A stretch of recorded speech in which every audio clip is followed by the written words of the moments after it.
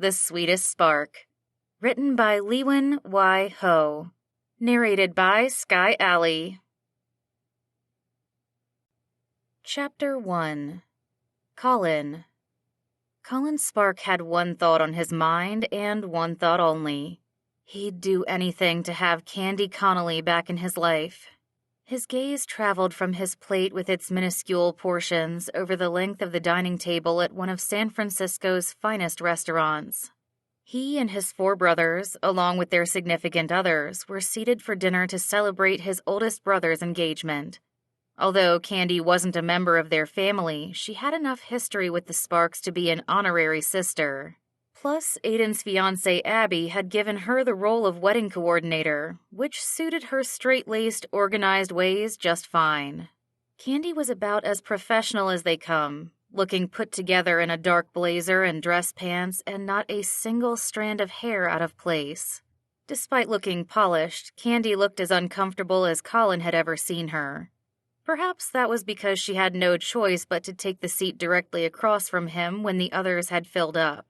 Everyone else around the table were paired up, leaving the 2 of them as oddballs out, which was suitable, considering they were the oddest pair present.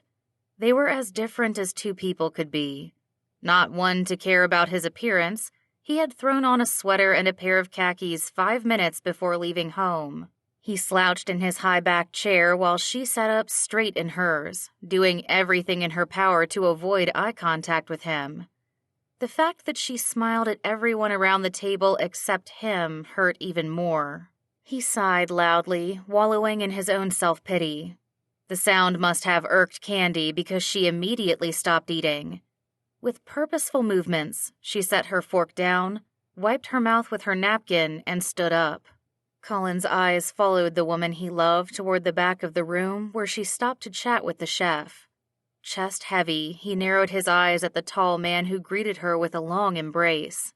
To his dismay, Candy seemed very interested in what the chef had to say, tilting her head to one side as she listened in earnestness. Colin bristled. Had she ever looked at him that way?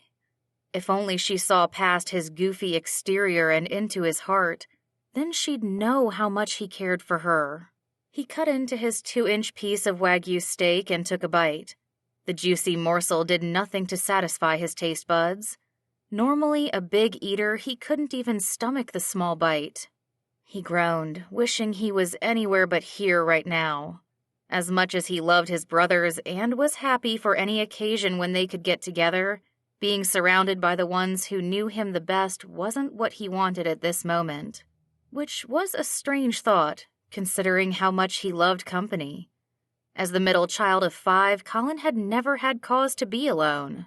He was the family jokester and thrived on being in the limelight. That's how the good Lord had designed him. Even though his brother Aiden was a pop star and Evan an actor, Colin liked being the center of attention just as much as them, if not more. Then there was Brandon, who was a successful romance author and the 4th youngest brother, Darren, a firefighter. All the Spark boys besides him seemed to have a good grip on their lives. His own career path hadn't taken him in that direction, though. His spontaneous nature wouldn't allow for a conventional route. On the cusp of turning 30, Colin was still finding his way, as his mother so kindly put it. He supposed that included finding his way around love as well.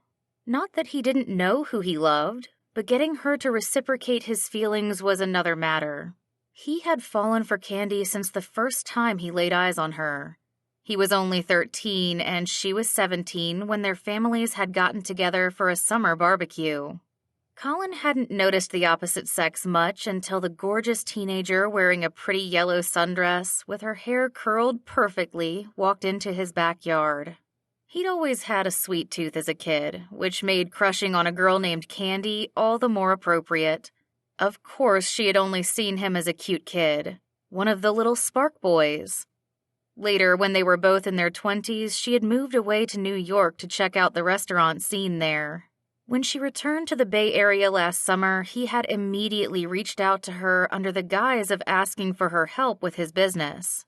They had spent plenty of time together, to the point where they walked the line between friendship and something more.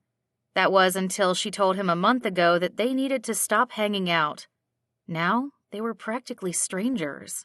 The chair across from him pulled out before the woman he had been thinking about sat down. Candy took the napkin next to her plate and placed it in her lap. She began cutting into her food with the proper fork and knife, taking care to take small, careful bites. Colin observed Candy as she ate, completely lost in her beauty. She had curled her chestnut brown hair so that it fell around her shoulders in soft, shiny waves. Her red lips, a color he loved on her, curved into a smile as she talked to the woman next to her. She had such a presence about her, always in command of a room even without saying a word. He supposed that's why he had been drawn to her from the start. Candy knew what she wanted and always went for it. He admired that about her. Oh, how he wished to be on the receiving end of her desires. "Can I have your attention?" The oldest spark, Aiden, stood at one end of the table and lifted his glass. He wore a fancy navy suit, a wide smile lighting up his face. "Abby and I want to thank you all for taking time out to celebrate with us tonight. It is so good to see everyone, especially Evan and Emma. It worked out well that you guys came up from SoCal for work this week." He turned to the brunette beside him. She stared up at him with adoring eyes behind her glasses. "Is there anything else you want to add, baby?" Abby lifted her glass as well in the direction of the rest of the table. "I can't believe Aiden and I have been together for over a year, and this is the first time all the siblings have been in one room. That means the rest of you need to get hitched so we have more reasons to get together in the future." "My fiancé makes a good point," Aiden chimed in. "If anyone needs help in that area, we're more than happy to help. But for now, let's enjoy this delicious meal." He lifted his glass. "Cheers, everyone." The rest of the table lifted their glasses in unison and replied, "Cheers." Aiden took a seat, then called out to Colin. "Hey, Colin, you know what? Now that I'm engaged and Brandon's married, you're next in line, brother." Colin scoffed and shrugged his shoulders. "No need to wait on me. If Darren or Evan want to go ahead, I'm not stopping them. I'm waiting for the right woman to come along, or the right one to realize she's the one for me." He snuck a look at Candy, who had started coughing as she drank from her glass. "You all right, Candy?" She shot him a wide-eyed glare and nodded curtly. "I'm fine, thanks." Her tone was controlled, as was everything else about her. She dabbed at her mouth with her napkin and replied, "Speaking of weddings, there's a lot we need to talk about. As the official wedding coordinator, I've put together a timeline of tasks that need to be completed over the next 5 months until July." She reached for her work bag and pulled out a folder. From it, she removed several stapled documents and passed them out on her right and left. "I've highlighted everyone's name in a different color, so be sure to keep an eye out for your responsibilities. Each task has been explained in detail, but if you have any questions, let me know." "Thanks for this, Candy." Darren piped up at the other end of the table. "I see here on page 3 that the wedding party has been paired up already. Is that in stone?" Candy shot him a disapproving glare. "Yes. Is there a problem with that?" "No problem. Just wanted to confirm, that's all." Darren smiled at the blonde woman sitting across from him. His broad shoulders and defined chest filled out his dress shirt, showing off his firefighter form. Despite his large stature, his voice was gentle and kind. "Looks like you're stuck with me, Danica." "That's totally cool," Danica replied with a pleased smile. Her cheeks flushed as she looked around the table. "It only makes sense. Brandon and Bria are married, Evan and Emma are dating, and Colin and Candy—" Colin noticed Candy's body tense considerably. Her complexion reddened as she took another sip of her water. He felt everyone's eyes on them both as the tension in the air of the restaurant thickened. There was complete silence, since Aiden had reserved the popular restaurant all to themselves for the evening. Several awkward moments passed until the servers came around, exchanging their empty plates with the next course. The tension broke as everyone marveled at the next dish, commenting about its presentation. In the midst of the chatter, Colin raised his eyes and met Candy's for a brief moment. Their gazes locked, making his chest tighten with longing. The words she had spoken when they ended their pseudo-relationship came back to him. "It's not you, Colin, it's me. I'm just not ready to commit to anything. I need to focus on my career right now. I hope you understand."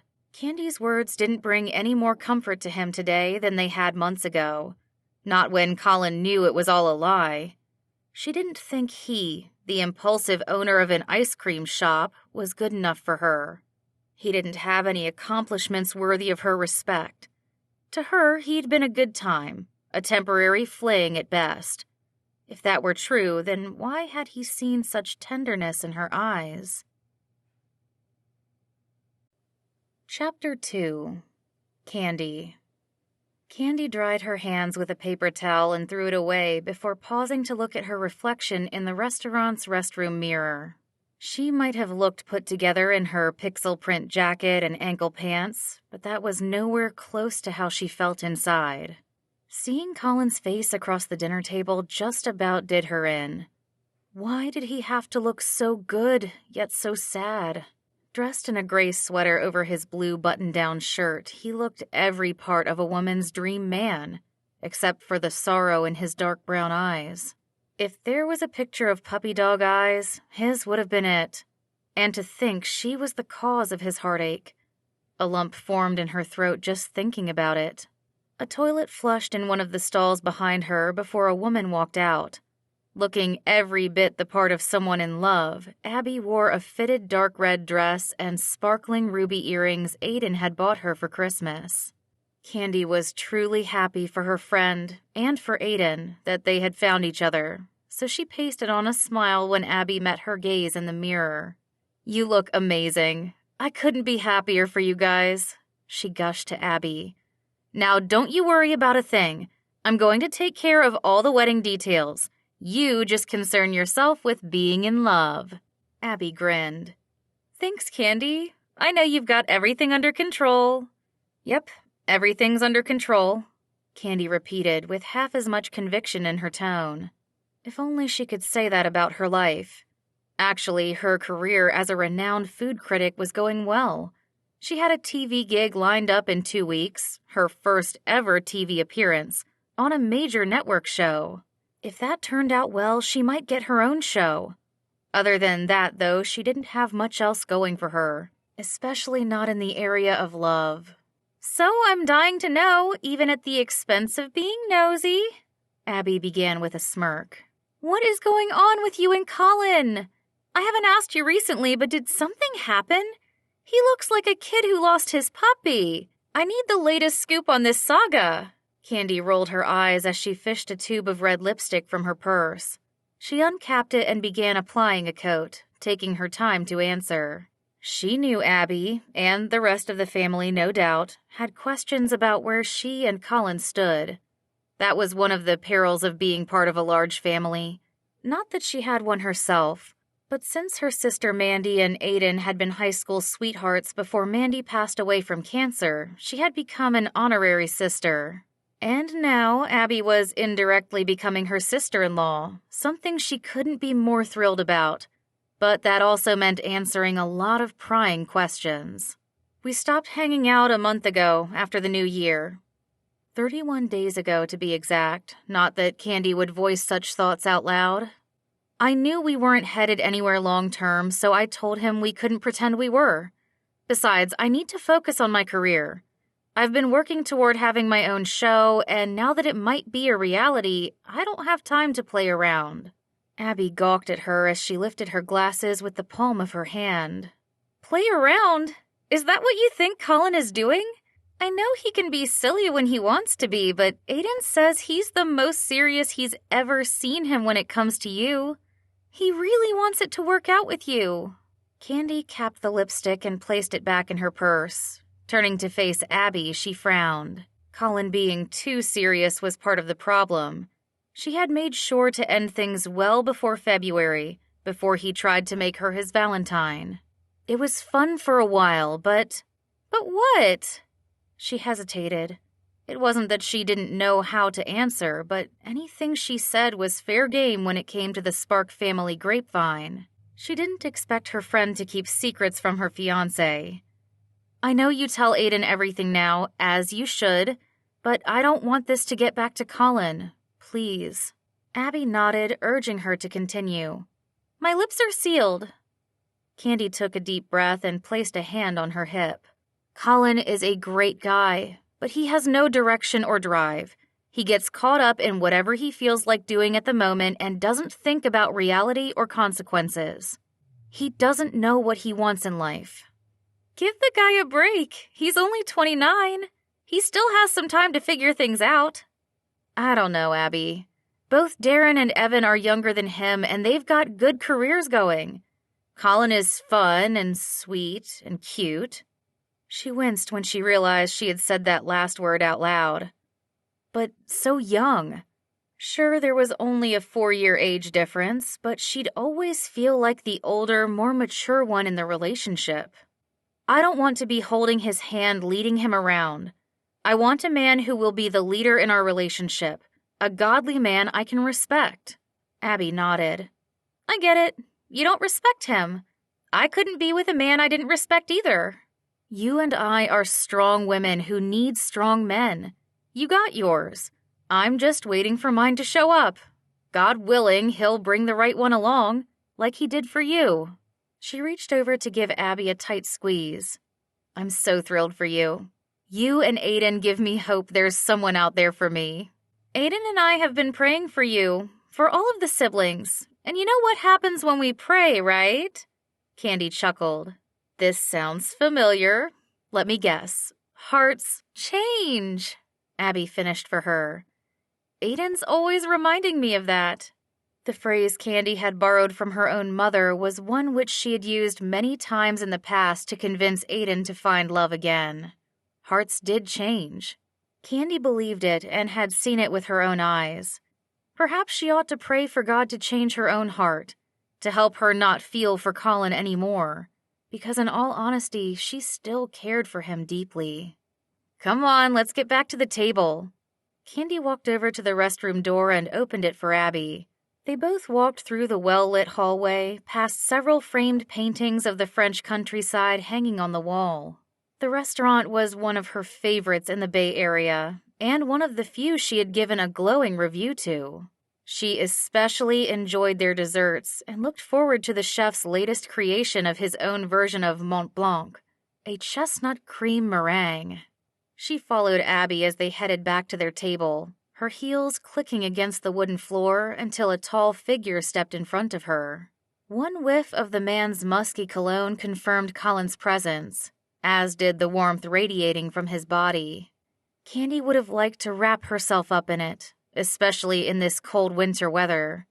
Instead, she stepped back, careful not to make contact with the man who had a way of worming his way into her heart.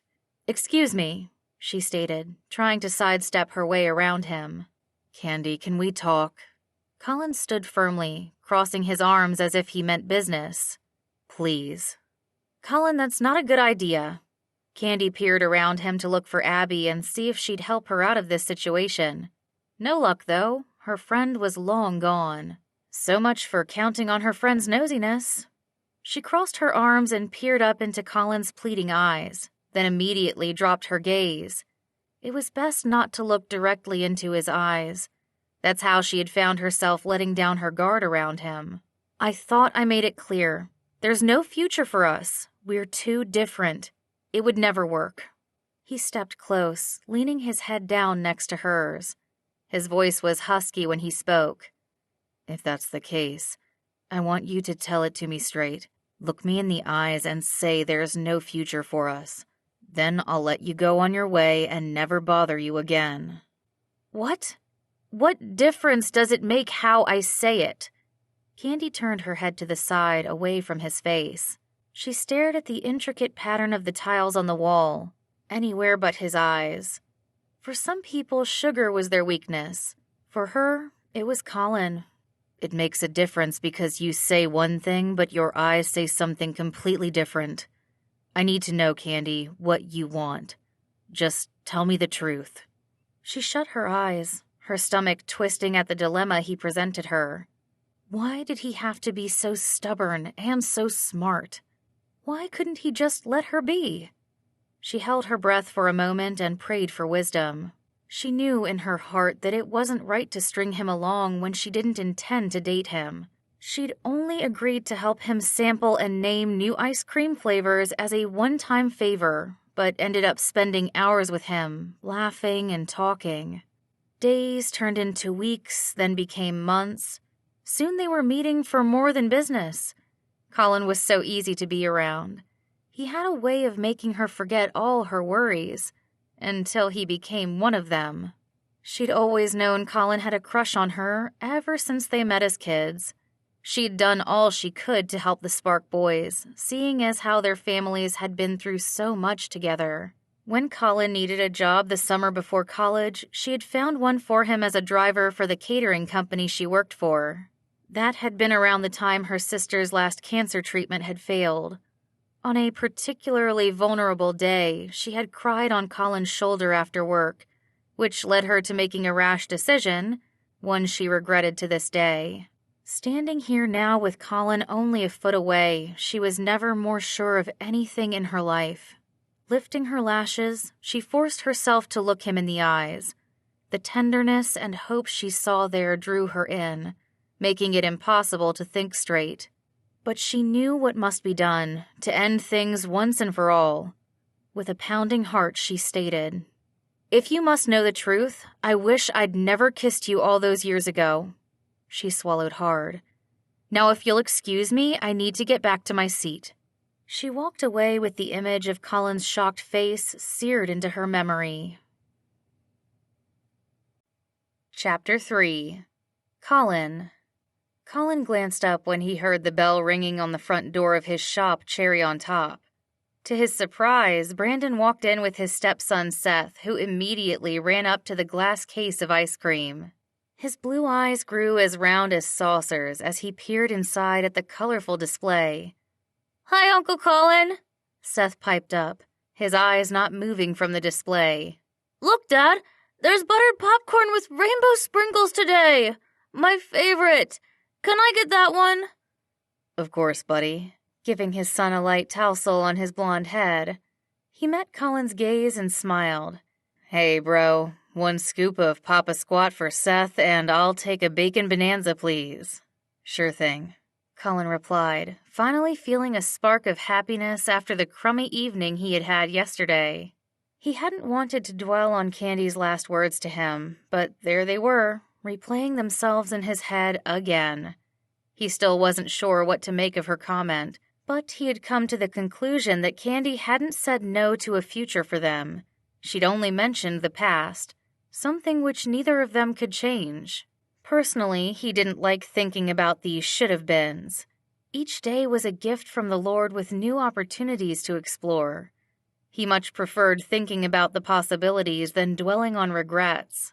Making up his mind to focus on the positives, Colin gave Brandon and Seth a wide smile. "Since you guys are my only customers so far today, I'll give you each a double scoop. How's that sound?" "Yeah!" Seth exclaimed before turning to Brandon. "Is that okay, Dad?" "Sure. We'll go play an extra round of miniature golf after this to burn off the calories." He pointed Seth to a nearby table and suggested he sit down. "I need to talk to Uncle Colin for a second." Seth's eyes brightened. "Oh, good luck with that." "What was that about?"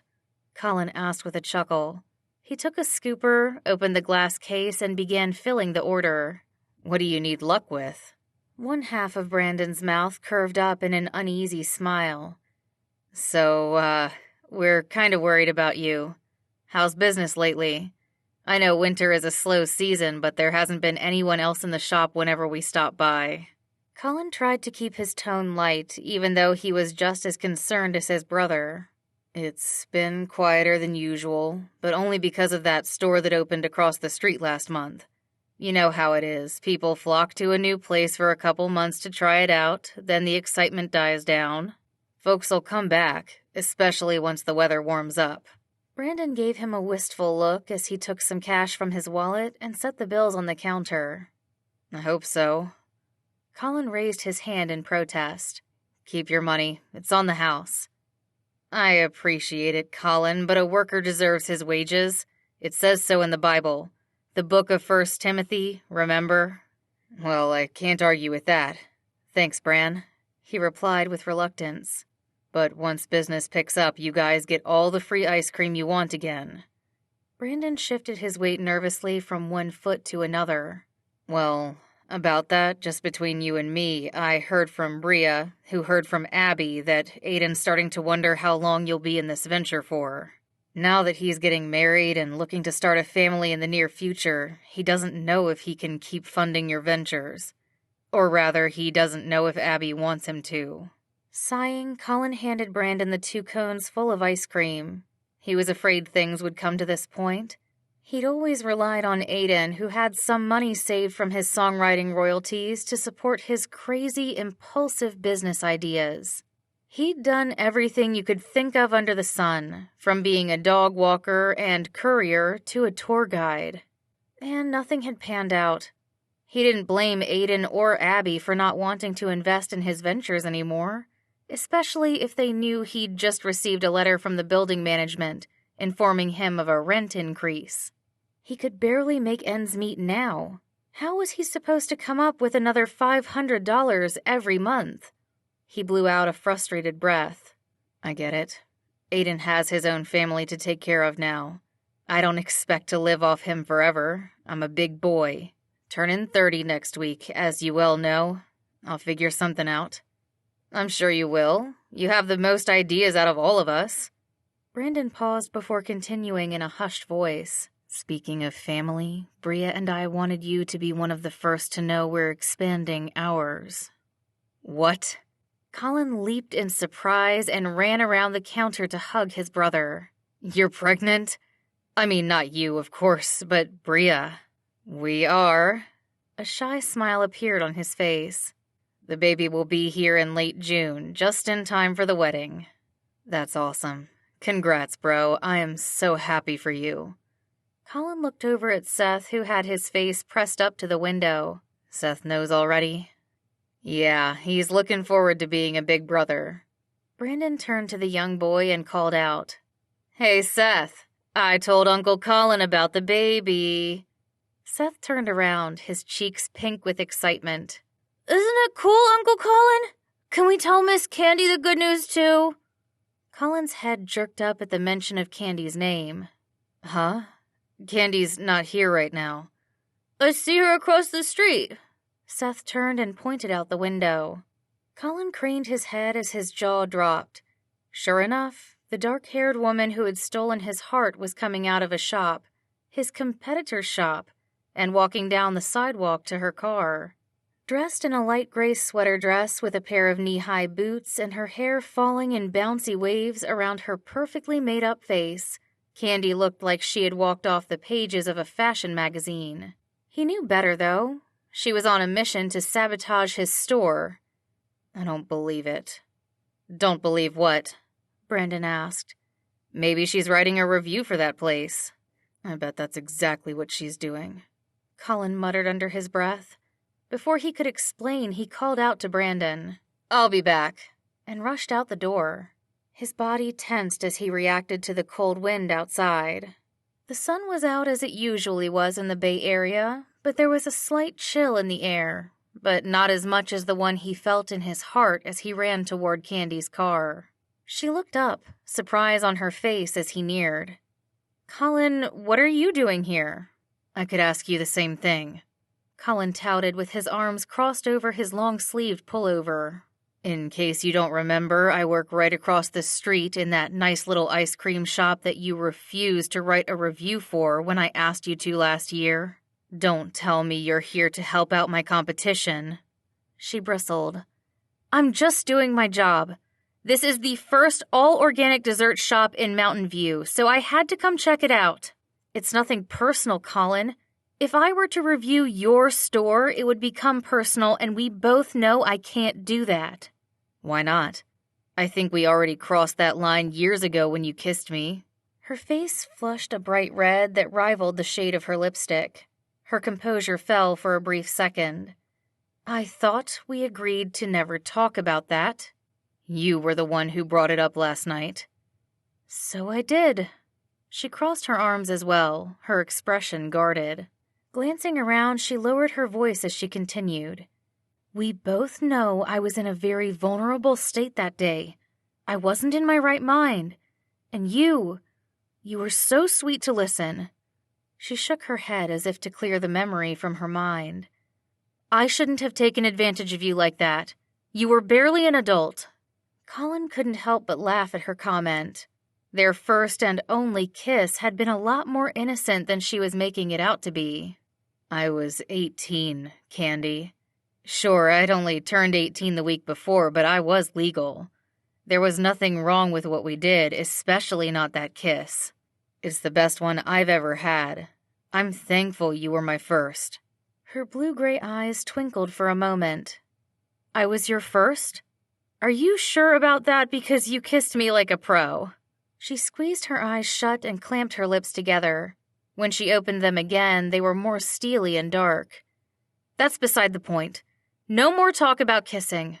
Okay, fine. No more talk about kissing. Even though one look at her full red lips made Colin want to do nothing but pull her into his arms and claim her mouth with his. Back to what we were talking about. She took a step back, her pupils dilated. Which was? He grinned, liking how his closeness made her flustered. About my competition. He stole a glance at the storefront with its dancing spoon logo. Tell me the truth. Are they the reason why I haven't had any business this whole week besides my brothers who come in just to pity me? He added a sigh for dramatic effect, which he hoped would tug on Candy's heartstrings.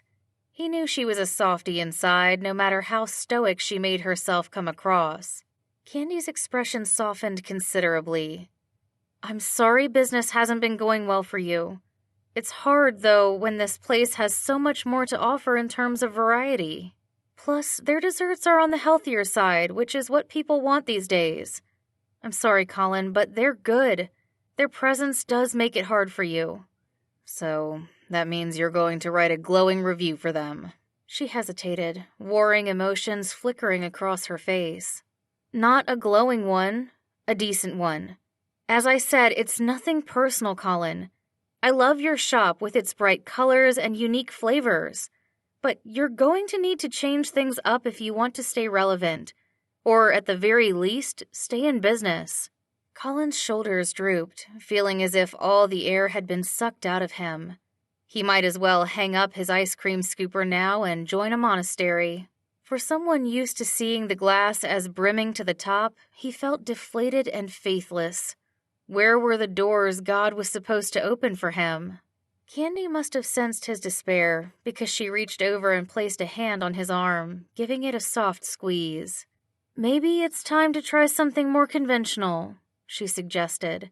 Something more adult. Her words shot straight to his heart, igniting a flame. So that's what this is about. I get it now. You don't think I'm adult enough for you. Her guilty expression told him exactly what he already knew. Chapter 4. Candy. Candy cringed. She'd never wanted to hurt Colin's feelings. Sure, she could be a bit brash at times and speak her mind too easily, but not with Colin. She couldn't do that to him. He'd seen her at her worst, when she was the most vulnerable and broken.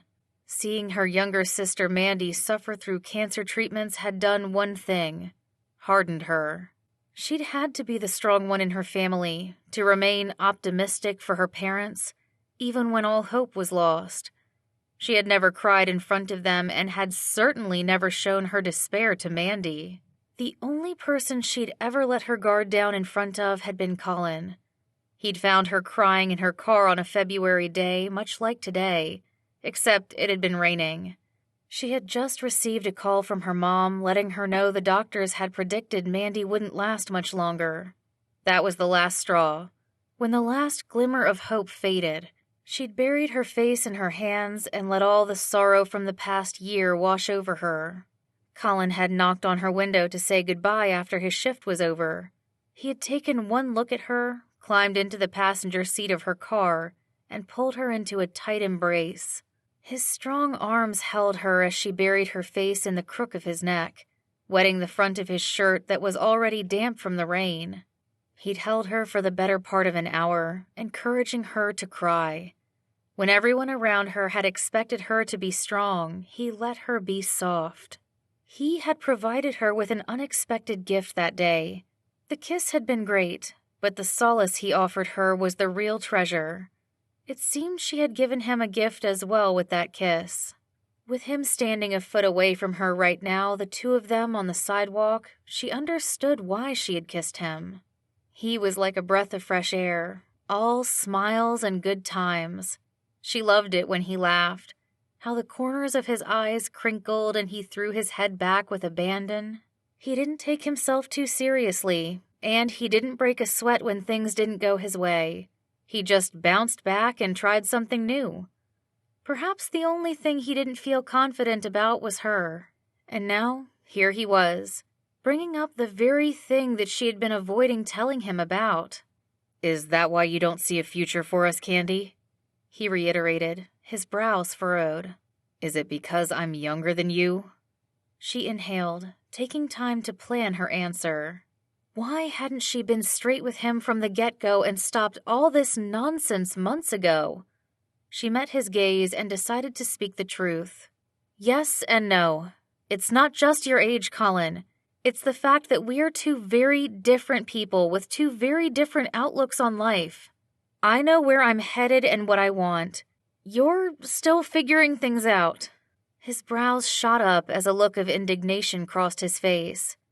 And what's wrong with figuring things out? I have a lot of interests that I want to explore. I also have a lot of strengths that make me good at different things. It's just taking me a bit longer to find my place. Not everyone wakes up when they're 5 and decides they want to be a food critic. She rolled her eyes. It was as she expected. He had excuses and reasons for everything. But what she needed were results. There's nothing wrong with trying new things, but there comes a time when you need to put your foot down and pick a path to go down.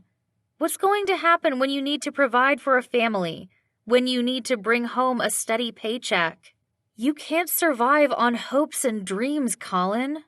He blinked and stepped back. His composure fell for a second, as did his gaze. He seemed to be taking her words to heart because he nodded in agreement. So, you want me to prove that I can provide for you, for our family? What? No, I wasn't talking about us. I was talking about a metaphorical family. It was an example. But you said you could see a future with us once I have a steady job. I didn't say that. You implied it. His teasing tone made her roll her eyes. She put her hands on her hips, not wanting to be swayed. You're putting words into my mouth. I'm interpreting what you said. So if I can show you I can get a steady income and provide financially for you, you'll agree to give us a shot? She groaned. This wasn't how she'd envisioned things going. No, Colin, you're supposed to say you don't need to change, and how I should accept you as you are, like how the good Lord made you. He said that line so often she knew he couldn't deny his own words. That's what you always say. He looked thoughtful for a moment. Sure, but it seems someone as stubborn as you needs a bit more convincing. And what you're saying isn't wrong. I do need to be more financially secure. I don't want to be depending on my woman to bring home the bacon. Not that I have anything against you working. I'm all for supporting my wife in her career, he added with a grin that implied so much more than he was saying. Candy gritted her teeth. She clenched her hands into tight fists, wishing she could rein in this conversation and steer it in the direction she wanted it to go. Colin Spark, you are out of your mind if you think I'm going to marry you. He raised his hands as if to say she was crazy to think she wasn't. You like me, Candy, and I like you. There is no denying our attraction, so I wouldn't even try. I see how you look at me. She huffed, her breath coming out in a white wisp of air. What Colin lacked in accomplishments, he more than made up with his ego. The sly grin on his handsome face tugged at her heart way more than she wanted to admit. He reminded her of her favorite actor, a guy who often starred in popular rom-coms. Like him, Colin had a fun-loving side that made the audience laugh, but also a sweet, endearing side that made women swoon. He was almost the whole package. Almost being the key word.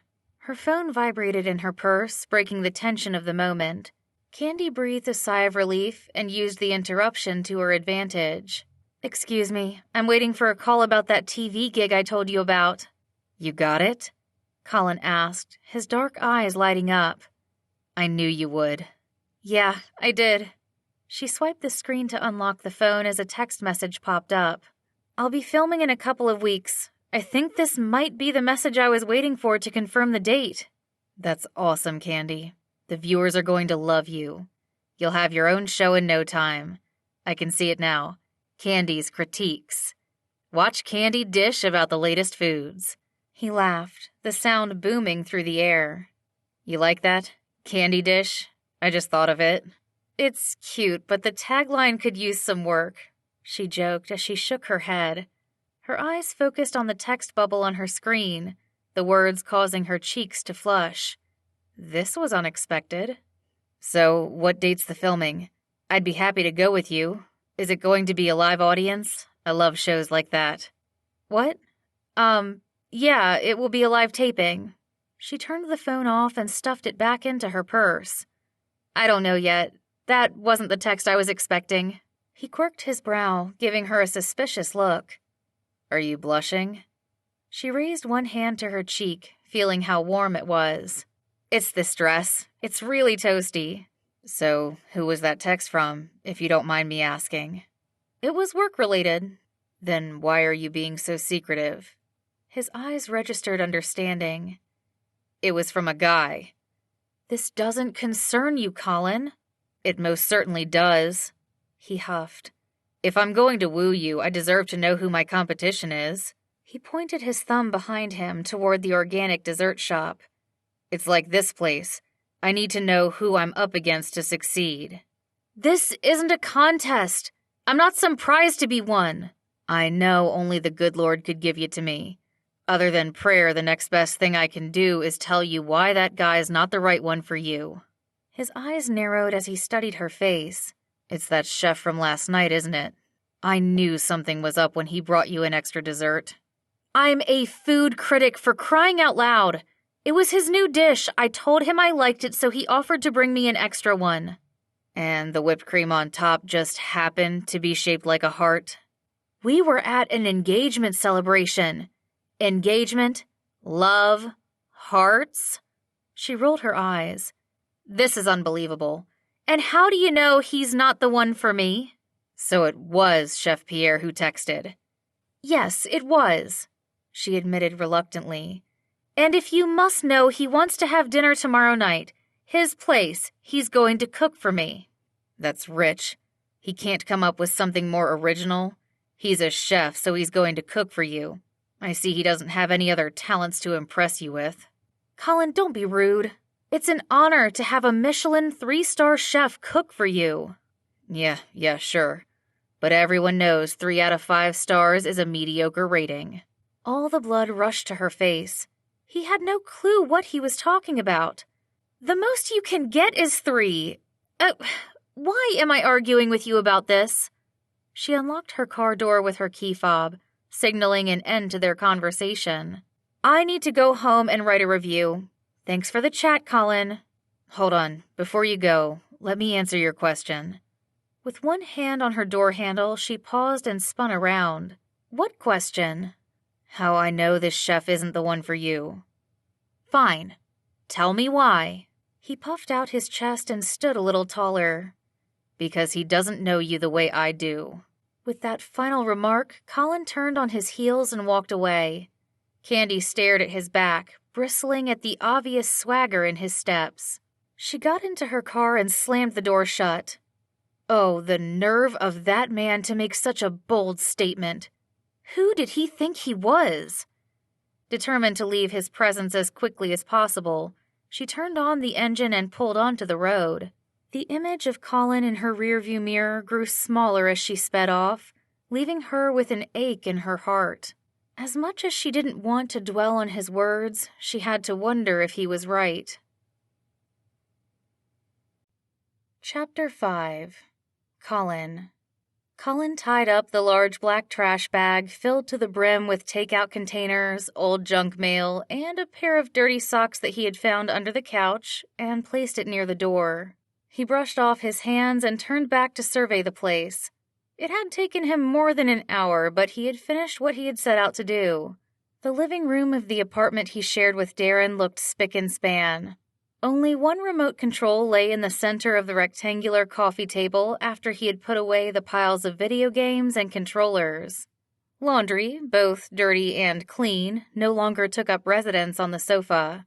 He'd also vacuumed the tan-colored carpet and wiped off the dust from the large flat-screen TV. The entire area looked clean enough to eat off of.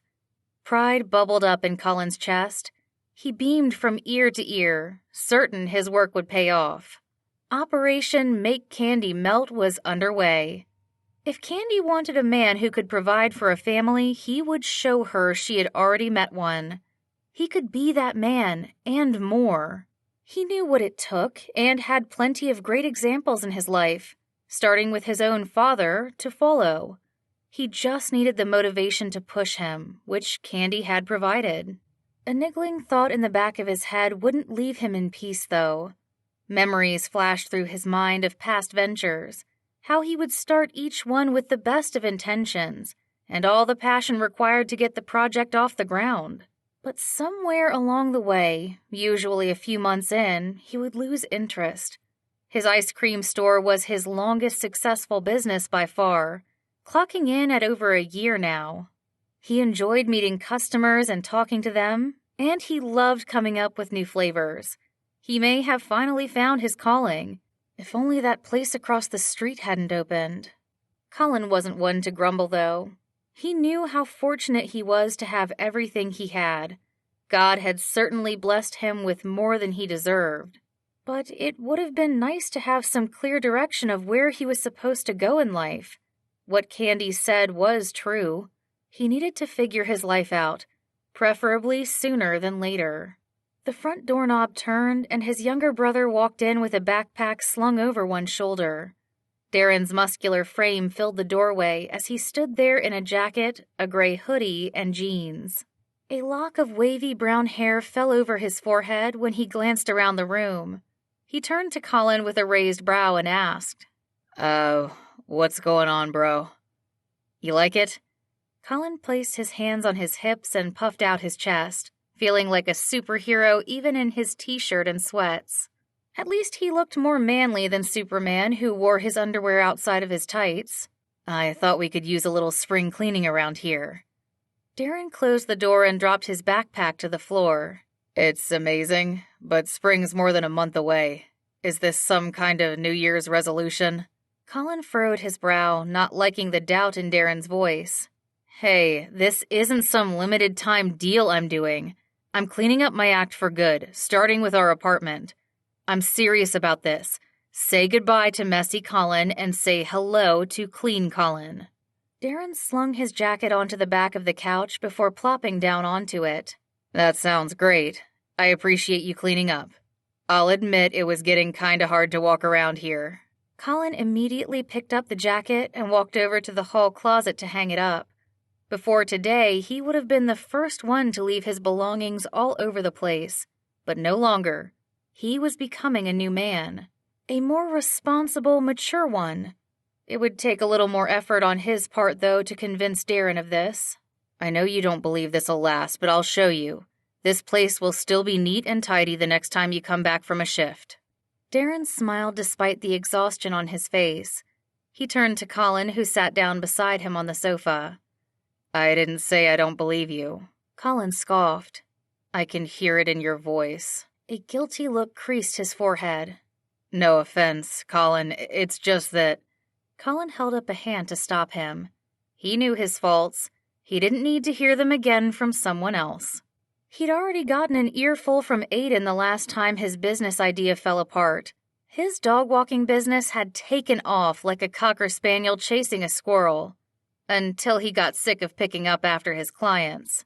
He realized performing mundane, routine tasks wasn't his forte, but he would learn to embrace them. "It's okay. I know my track record isn't all that great, but I'm here to show you people can change. Of course they can. God can change anyone's heart." Darren paused. "Can I ask what brought about this change?" Colin leaned back against the couch and laced his fingers behind his head. With a pleased grin, he replied, "Someone very sweet." "Ah, I see." Darren flashed him a knowing smile. "It's because of a woman. That seems to be the trend in our family lately." Colin chuckled. Darren was right. Just within the past year, 3 of the Spark boys had fallen for women who seemed to have a lasting influence on them. Colin understood the influence the opposite sex could have on a man, both good and bad. In their cases, though, it was all good. Seeing Aiden, Brandon, and Evan find love gave him faith that love could be possible for him, too. "It's a good trend, one you should consider following." A pained look crossed Darren's face. "Yeah, well, I won't be going down that path unless God does a miracle for me." He patted his brother on the arm. "God's all about the business of doing miracles, big and small ones. We'll keep praying." "Thanks, bro." He stood up and stretched. "I'm going to hit the sack now." Colin sat for a moment, thinking about his next move. He needed to figure out, fast, what to do about his shop. Should he wait it out until the summer and pray the heat would bring in more customers? That would mean going to Aiden and begging him for some money to tide him over until then. Or should he cut his losses and close the place down permanently? Bowing his head, he closed his eyes and did what he wished he did more often: pray. Sure, he prayed for his brothers on a regular basis, but he never really asked for direction for his future. He figured he just needed to take advantage of whatever opportunities popped up. Wasn't that how God opened doors? But for once, he considered asking for direction before he jumped into action. This required patience, though, something he wasn't strong in. But he'd give this praying and waiting business a shot. When he was done praying about his next step for his ice cream shop, he decided to pray for Candy. If anyone could change Candy's heart, it was the Lord. Colin figured God was as tenacious as, if not more than, she was. "Lord, would you give Candy peace and joy from her worries? I know she stresses out a lot about needing to be in control and being perfect, but she's already wonderful the way she is. Would you help her let go of her need for control and be free from the things that weigh her down? I love it when she laughs. The way her eyes light up and she doesn't seem to have a care in the world. I want to make her laugh like that for the rest of my life. If you're willing, I would be so grateful. I promise to take good care of her." A calm settled over Colin's heart as he voiced his concerns and heart's desires.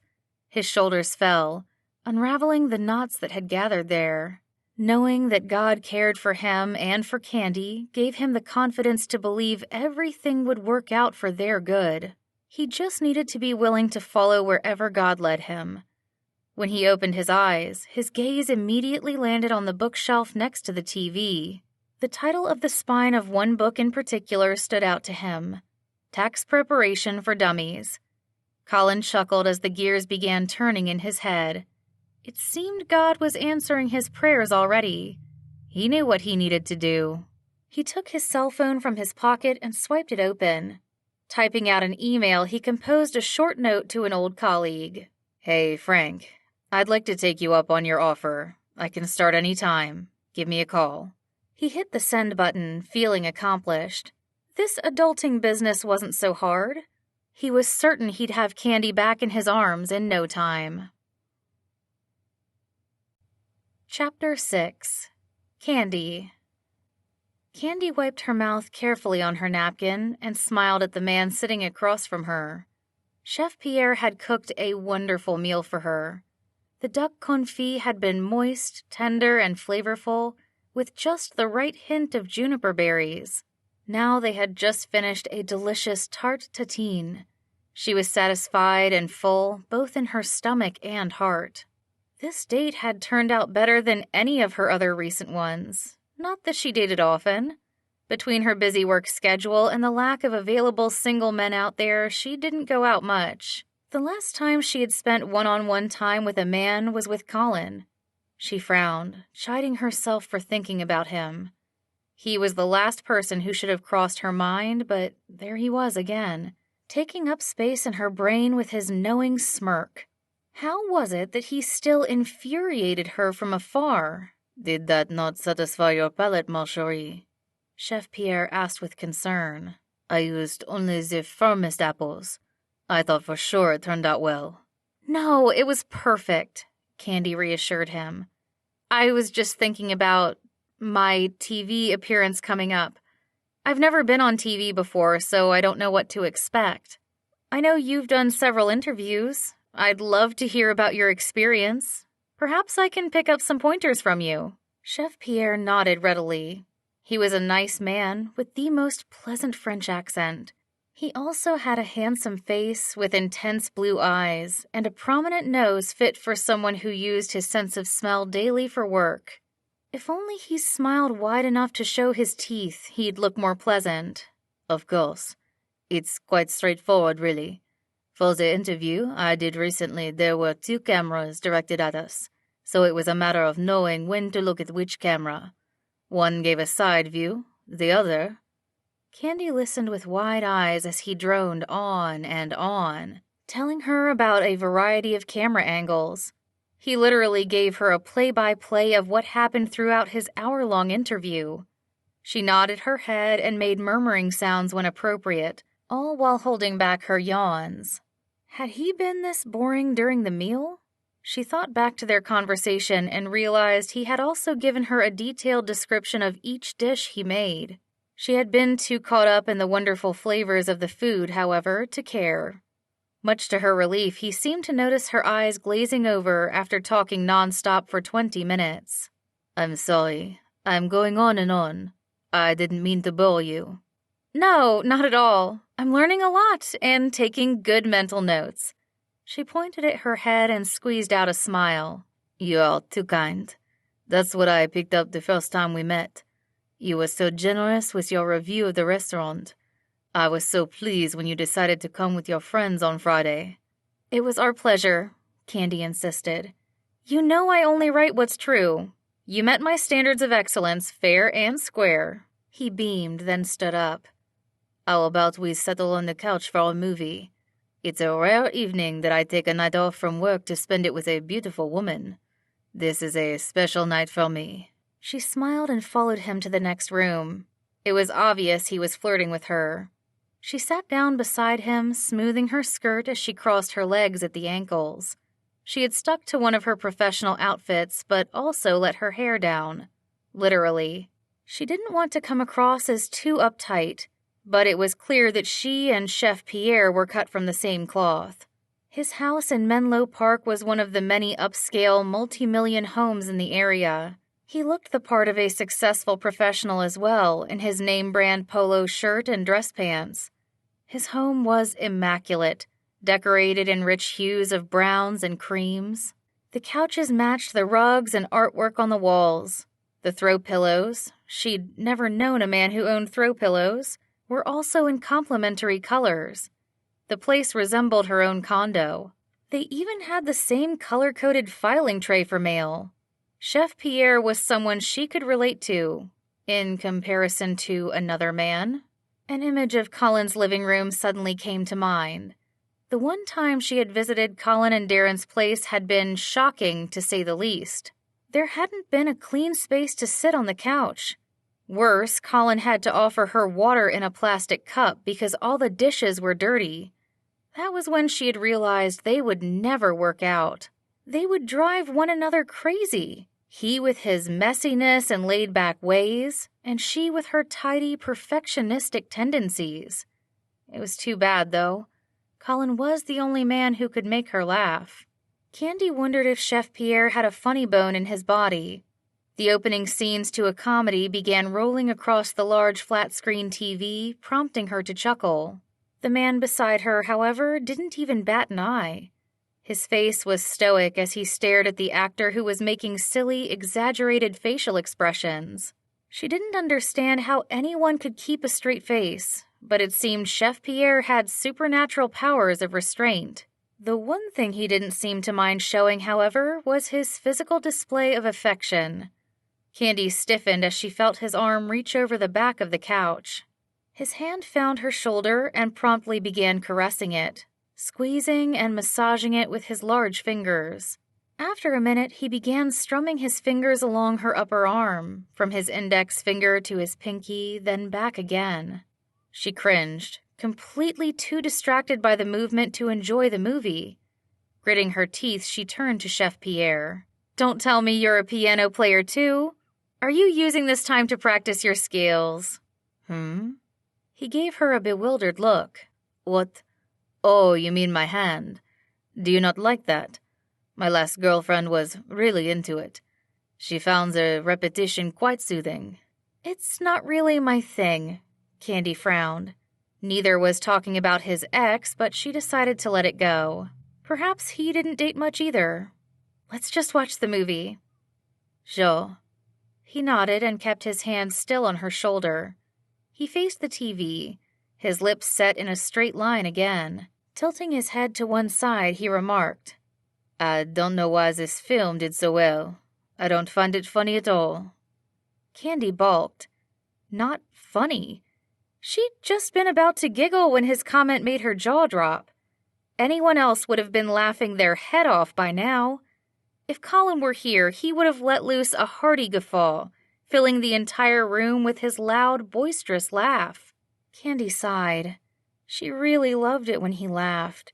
He had the ability to be so present and focused when he wanted to be, soaking in a moment for all it's worth. She recalled one day last summer when they had been coming up with names for a new peanut butter ice cream. He'd burst out laughing more than once at the crazy ideas that popped into his head. Utta Nutta, Mount Nutmore, Nuttin' But Trouble. Candy had had no choice but to laugh right along with him until her stomach hurt. She had no idea she could laugh so much until Colin helped her loosen up. Now things that she wouldn't have found funny before, she couldn't help but laugh at. "I'm actually enjoying it," she stated. "It has its moments." "I suppose so." Chef Pierre's droll tone did little to convince her he agreed. The yawn he stifled next revealed his true feelings. "Why don't we watch something else?" she suggested. "You don't mind?" A look of relief crossed his face. "I've got just the thing. I'm sure you'll love it." He grabbed the TV remote and changed the channel. Soon, a documentary about the Times New Roman font popped onto the screen. The announcer's monotone voice began spewing out facts about its origin, how it had been created for a British newspaper, The Times, and later became popular for books. And now there was an updated, easier-to-read version, The Times' Newer Roman, with each letter being 5 to 10% wider. Chef Pierre turned to her with an enthusiastic grin. "Isn't this great?" "Amazing," she replied with an eye roll when she realized he hadn't caught on to her sarcastic tone. Candy looked at Chef Pierre out of the corner of her eye, studying him. From the touch of gray on the sides of his head, he looked to be a bit older than her. She had thought that would be a good thing, to date an older man.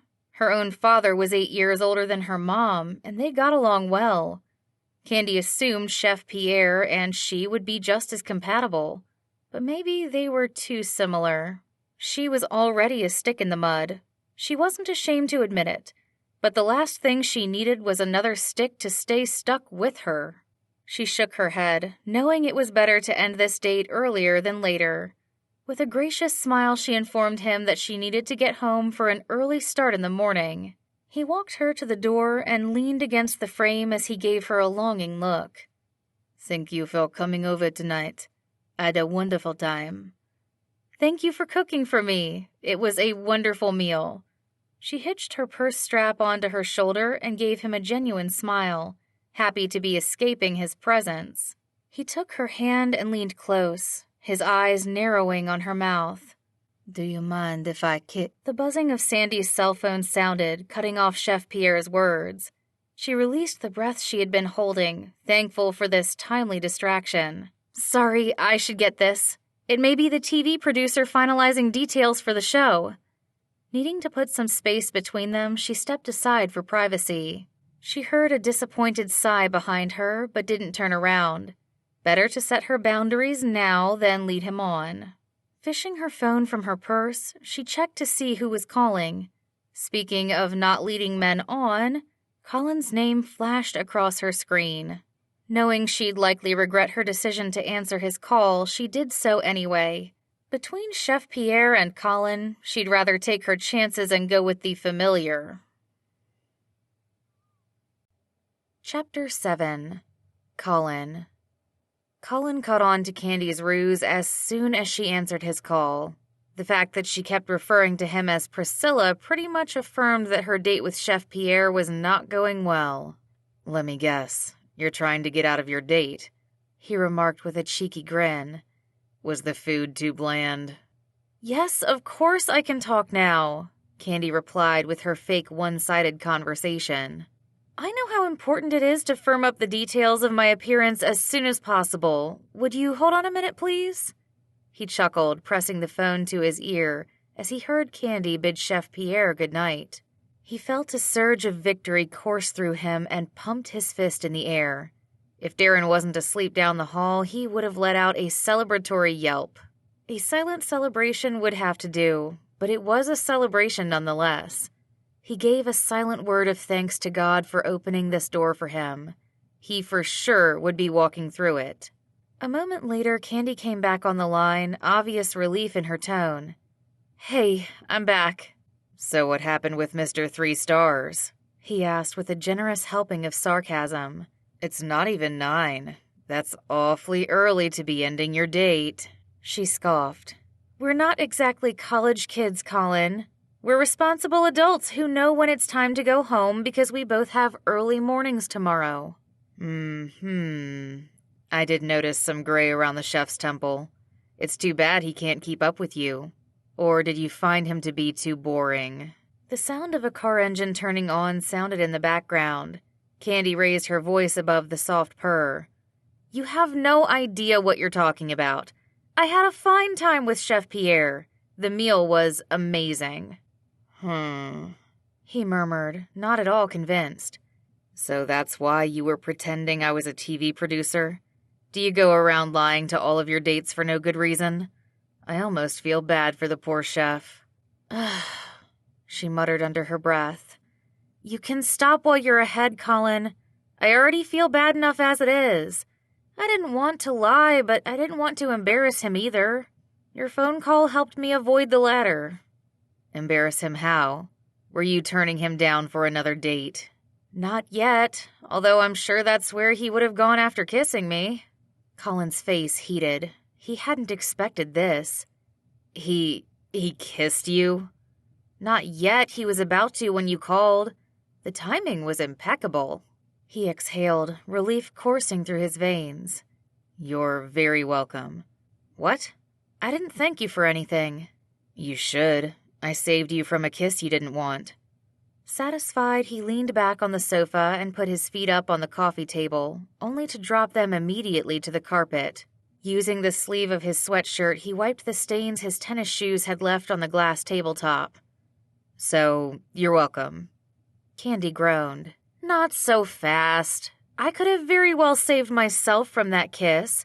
Or I may have just gone for it and let him kiss me," she added with a teasing lilt to her tone. "It might have been fun to kiss a man with facial hair." "Really?" Colin rubbed his chin, feeling the light stubble there. "Maybe I should grow mine out then." "Colin, we talked about this. No more talk of kissing." "I wasn't talking about kissing you." He kept his tone light. Two could play this game. "I just thought if you liked guys with beards, other women would too."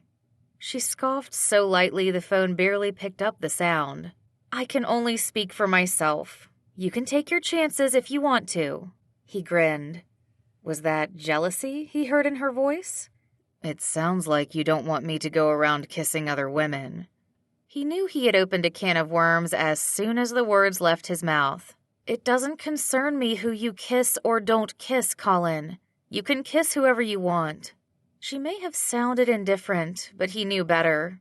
He could picture her eyes darkening to a steely gray as she stewed in her emotions. She tried so hard to keep herself in check, especially in front of others. That's why it had been so surprising to see her fall apart all those years ago when she cried in his arms. Even with streaks of black mascara running down her cheeks and her nose red from sobbing, Candy had never looked more beautiful to him. He had felt privileged to see her softer, vulnerable side. He had felt blessed that he could comfort her, that she trusted him enough to let down her guard. Trust was such a precious commodity for Candy. He felt bad messing with her emotions right now, but the truth needed to be said. I know I can kiss any woman I want to. I've kissed a lot since you. A lot? Exactly how many is a lot? Just asking out of curiosity. He bet she was curious.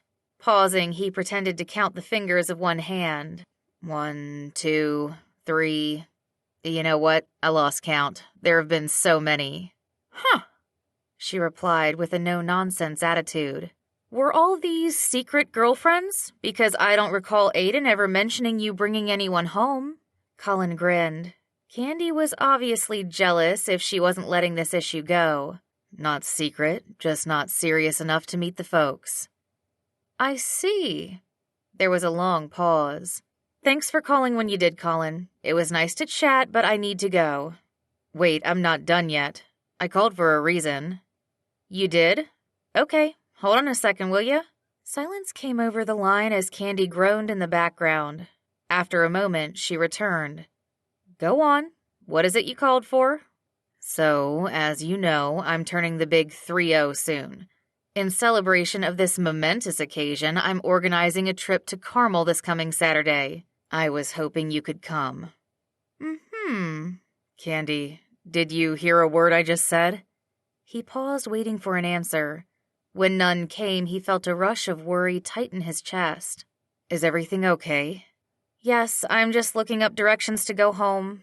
I thought I knew where I was, but I took a wrong turn just now. You're in Menlo Park, right? I used to do courier runs there all the time. Tell me what street you're on, and I can navigate you to the freeway. It's okay, I've got this. I have the GPS on my phone. Candy, just tell me the closest street sign you see. I'm fine, Colin. I can figure this out myself. I know you can, but I'd like to help you. It'll be much faster. I appreciate it, but I'll be fine. Colin sighed. How could someone so amazing be so infuriating? He wished he could reach through the phone and kiss some sense into Candy, because she was not making any sense at all. He slapped himself on the forehead and groaned. Candace Connolly, I know you are more than capable of taking care of yourself, but sometimes it's nice to let other people take care of you. It's very nice of you to offer, but like I said, I've got everything under control. Her voice was thin and strained, showing obvious signs of irritation. I don't need help. Why are you being so stubborn? I'm not being stubborn. Oh, yes, you are. No, I'm not. You're the stubborn one. Why is this such a big deal to you? We're talking about directions. I've been driving for half my life. I go places I'm not familiar with all the time when I check out restaurants. I don't know what the big deal is. Colin shook his head. Why was this such a big deal? Maybe because he wanted to feel useful. Or he always felt like she was the one who helped him out, and he wanted to do something for her in return. Probably a bit of both. But there was also more at the heart of the matter. He replied in a firm tone. I want to help you because I care about you. I've always cared about you, Candy. Those words seemed to throw her off because she was silent for several beats. When she finally spoke, her tone had lost its edge. Colin, you deserve so much more. You deserve a woman who will care for you the same way you care for her. He winced. He had to admit, hearing her turn him down again, even as nicely as she did it, hurt. But he wasn't going to let go, not when he knew she was the one for him. And you deserve a man who won't give up on you. Now, I know you don't need help getting home, but I'd like to stay on the line with you until you do. Just to give me something to do since Darren's sleeping and there's nothing good to watch on TV. Colin! He rushed on before she could protest. For the record, this has nothing to do with me helping you. You'd be saving me from boredom. Understood? She scoffed. Understood, she agreed with a hint of a smile in her voice. I guess it's your turn to thank me now. He chuckled, knowing he had won the battle. Now he only had to win the war for her heart. Chapter 8. Candy. Candy stood in front of the kitchen sink in her childhood home as she mindlessly ran a sponge over a dirty dish. The place looked exactly how it did years ago before she moved out after college. The same cherrywood cabinets, the same cream-colored linoleum floor that felt cool beneath her bare feet. The same framed photo of her and her sister Mandy when they were kids sitting on the corner of the counter. She had just finished dinner with her parents as she usually did on Tuesday nights. She reserved this day every week to see her mom and dad and catch up on their lives. As their only living child, she felt the extra burden of taking care of them as they were getting along in their years. Her father had retired to the living room to watch the evening news, leaving her and her mother to talk in the kitchen. She enjoyed these moments alone. If her sister's illness and passing had brought about anything positive, it was that her family had grown closer over the years. Her mom was the one person she trusted to tell her the truth and to speak it in love. And she had a knack for knowing when Candy had something on her mind. Here, let me, sweetheart. Her mom appeared at her side in a casual outfit of an emerald green sweater and dark jeans. Aside from her silver-streaked hair and some wrinkles around her eyes and the corners of her mouth, she could easily pass for Candy's older sister. Mrs. Connolly moved with the energy of someone half her age. She gently shooed Candy to the side and took the sponge and dish from her hands. At the rate you're going, you'll be washing dishes all night. You can do the drying and tell me what's got you so preoccupied. Candy washed some remaining soap bubbles off her hands, then grabbed the dish towel hanging from the oven handle. Shaking her head in chagrin, she took a seat at one of the bar stools. Before she could open her mouth, Mrs. Connolly asked, Is this about the boy who made dinner for you the other night? The boy? Mom, I'm 34. I don't date boys anymore. And Chef Pierre is most definitely not a boy. He's got to be in his 40s. You know what I mean, she chuckled as she handed Candy a clean dish. How did the date go? It was okay. Not exactly what I had imagined, she admitted reluctantly as she dried the dish and placed it into a cupboard. I hate to admit it, but I was bored out of my mind. Other than our love of food, we don't have much else in common. Well, at least you found out quickly. No point in dating someone you don't enjoy being around. Exactly. So, who is on your mind then? It wouldn't have anything to do with a certain Spark boy, would it? Candy scoffed. Her mother had recently discovered her hairdresser was none other than Colin's sister-in-law, Bria. Candy had a feeling her mom's recent trips to the salon included more talk about matchmaking than hairstyling tips. What have you and Bria been talking about now? Mrs. Connolly rinsed a glass cup under the tap water, then held it up to inspect before passing it along to Candy. She filled me in on your wedding party dinner, how things got a little tense between you and Colin. What happened? I thought you were helping him with his store. She flipped the towel around and stuck a dry corner into the glass, turning it around to dry up all the wet spots. I was, but I told him we couldn't hang out anymore. Why would you do that? He's such a sweet boy. I always thought he was the sweetest Spark. He is a sweet boy. Emphasis on boy, she remarked with an eye roll. But he wanted more from the friendship than I did, so we don't hang out anymore. Don't was probably a word she should use loosely, considering she had stayed on the phone with him for almost an hour on Sunday. It had been so easy to talk to him, she hadn't wanted to stop. He'd been sweet enough to keep her company as she drove home from Chef Pierre's. If only he weren't so young. I see. But you enjoy his company? She stated her words more as a fact than a question.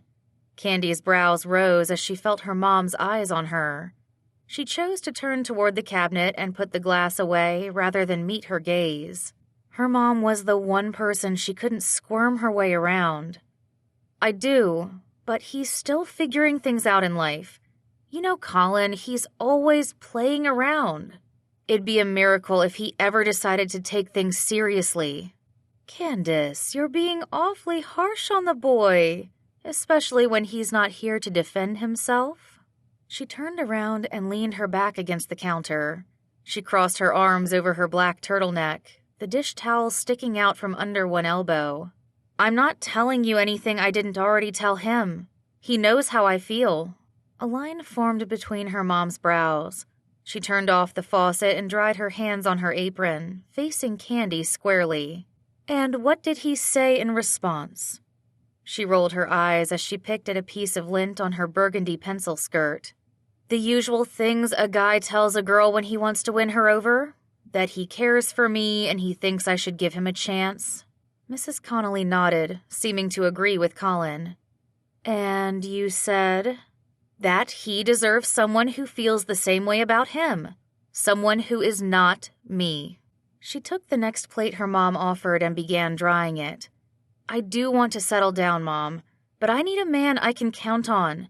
Someone like Dad who will be there for the family when times get hard. She punctuated her sentence with a sigh. Her mom's knowing look confirmed she understood what Candy was hinting at. Their own family had hit rock bottom more than once following her sister's diagnosis.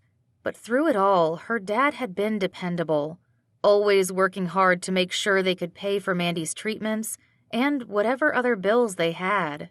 That's the kind of man Candy wanted in her life. What makes you think Colin isn't that person? Mom, he can't even keep his apartment clean. His business is also failing, just like his previous ones did. There's nothing reliable about Colin, except that he's notoriously unreliable. But you do like him. Mrs. Connolly gave her a pointed look. I can tell. You don't get this worked up about something unless it matters to you. You have that fiery look in your eyes. She moved her hands to her hips, straightening her posture. I don't know what you're talking about. It's okay that you find Colin attractive. He reminds me a lot of your father when I first met him. Tall, dark, and handsome, always a smile on his face. An image of Colin's smile flashed through Candy's mind, and warmth flooded her chest. He did have such an adorable face with his long lashes, the little dimple in his chin, and the light scruff along his jawline. She wasn't kidding when she said she liked men with facial hair. She shook her head free from her thoughts, embarrassed to be thinking about Colin like this, especially in front of her mom. She was supposed to be making an argument for why they weren't compatible, not thinking about how much she loved listening to his rich voice and enjoyed seeing him laugh. Why couldn't God have either made Colin less attractive or, better yet, more responsible, like her father? But Dad had a career and was living on his own when you guys met, she touted. Colin has neither of those. That's true, but your father also had a mountain of student loans and credit card debt. And he wore the same plaid shirt with a hole in one armpit day in and day out. Candy quirked a brow. You never mentioned that? Mrs. Connolly shrugged. It wasn't important. Your dad may not have been the total package when I met him, but his heart more than made up for it. And he changed over the years, became more responsible, and expanded his wardrobe. So don't be so quick to judge, Candy. Or too stubborn to give a boy a chance. Life is too fragile to demand perfection. She bristled, not liking how well her mom could pinpoint her faults.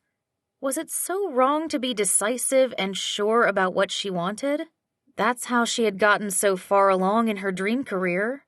But she admitted her high expectations made it hard for any man to live up to her standards. That explained why she'd never had a relationship longer than a handful of dates and why she was still single. What did it mean, though, to give Colin a chance? Could she overlook his shortcomings and pretend they didn't exist? Or should she accept them and him as is? Sure, he could change, but how long would it take and at what cost? These were questions she wished she had answers to, especially since she had already agreed to go on Colin's beach trip this weekend. She sure hoped she didn't end up regretting her decision. Chapter 9. Colin. Colin adjusted the navy tie around his neck, loosening it a bit so he didn't feel like he was choking. He swallowed slowly, still feeling the silk noose squeezing his Adam's apple. Or maybe it was just the drab walls and fluorescent lighting of this accounting office that made it impossible to breathe freely. Whatever the case, he needed to change his perspective. Shaking the tension from his shoulders, he reminded himself to focus on the goal. After his phone call with Candy on Sunday, Colin had made another call to Aiden for advice. With his older brother's blessing and financial backing, Colin decided to cut back on the hours for the ice cream store through the rest of winter. He also promised to explore other options for the business, whether it meant changing up his menu or closing up shop permanently. He had a month to figure everything out. His first step was to return to an old job he took from time to time when he needed extra money. It was only his second day back, though, and he was already wondering if he had made the right decision. Being a tax preparer was the farthest thing from anything he found enjoyable, even if he did have a good eye for numbers. It was easy, mindless work, although a bit mind-numbing. But if crunching numbers helped pay the bills and give him some credibility in Candy's eyes, so be it. A little discomfort and hard work could pay off big in the long run. He would suffer through this, suffer being the optimal word. Rubbing the scruff along his jaw, he perused through the 1040 tax form on his computer monitor, double-checking the figures he had just inputted for a client. All the numbers added up for this married couple who were filing jointly. 2 six-figure salaries, a hefty mortgage, 2 child credits, several donations made to charitable organizations. This picture-perfect profile reflected many families living in the Silicon Valley that he had come across in this line of work. Unfortunately, he wasn't part of that 50%. Colin couldn't help sighing in frustration. It wasn't that he wanted a high-paying job per se, and especially not the ridiculous mortgage, but he did hope to one day have a family. A wife, and however many children God would bless them with. At this point in his life, however, he was struggling to provide for himself, let alone anyone else. Candy was right. He wasn't cut out to be a family man. Yet. He couldn't support a family on love or laughter, no matter how much he had of both those things to give. He needed a steady income, but could he find something he loved to do that would make enough money? Surely if his brothers had, he could as well. A couple of verses he had read that morning from Proverbs came to mind. One about trusting in God and submitting to Him in every area so that God would make your path straight. The image of a well-paved road, one free from twists and turns, sounded great right about now. He really needed to give this part of his life over to the Lord and trust Him to open the right doors for him. He was tired of walking around in circles. All his rash decisions in the past had gotten him nowhere. He felt like one of the Israelites who had wandered in the desert for 40 years after God brought them out of Egypt. He only hoped it wouldn't take him as long as them to reach the promised land that God had for him. He shifted in his hard plastic chair and raised his arms over his head, feeling the effects of sitting still for 4 hours. Rolling his head to either side, he stretched his neck muscles until he heard some joints pop. He used to joke with his brothers that working around sugar all day was hazardous to his health, but now he was certain a desk job would do him in. Both the sedentary lifestyle and the boredom were aging him fast. He looked around the office at the other tax preparers who were dressed in business attire of neutral colors, their expressions as drab as the white walls. It was almost a comical sight, except there was nothing funny about the situation. The one pop of color in the whole place was the bright orange tie an elderly gentleman across the room wore. Colin grinned when the man caught his eye and walked over. "Hey, I'm so glad you decided to join us again this year, Colin." His boss Frank greeted him, his bald head glistening under the lights. With a pair of round glasses and a long white beard, he resembled a wise wizard.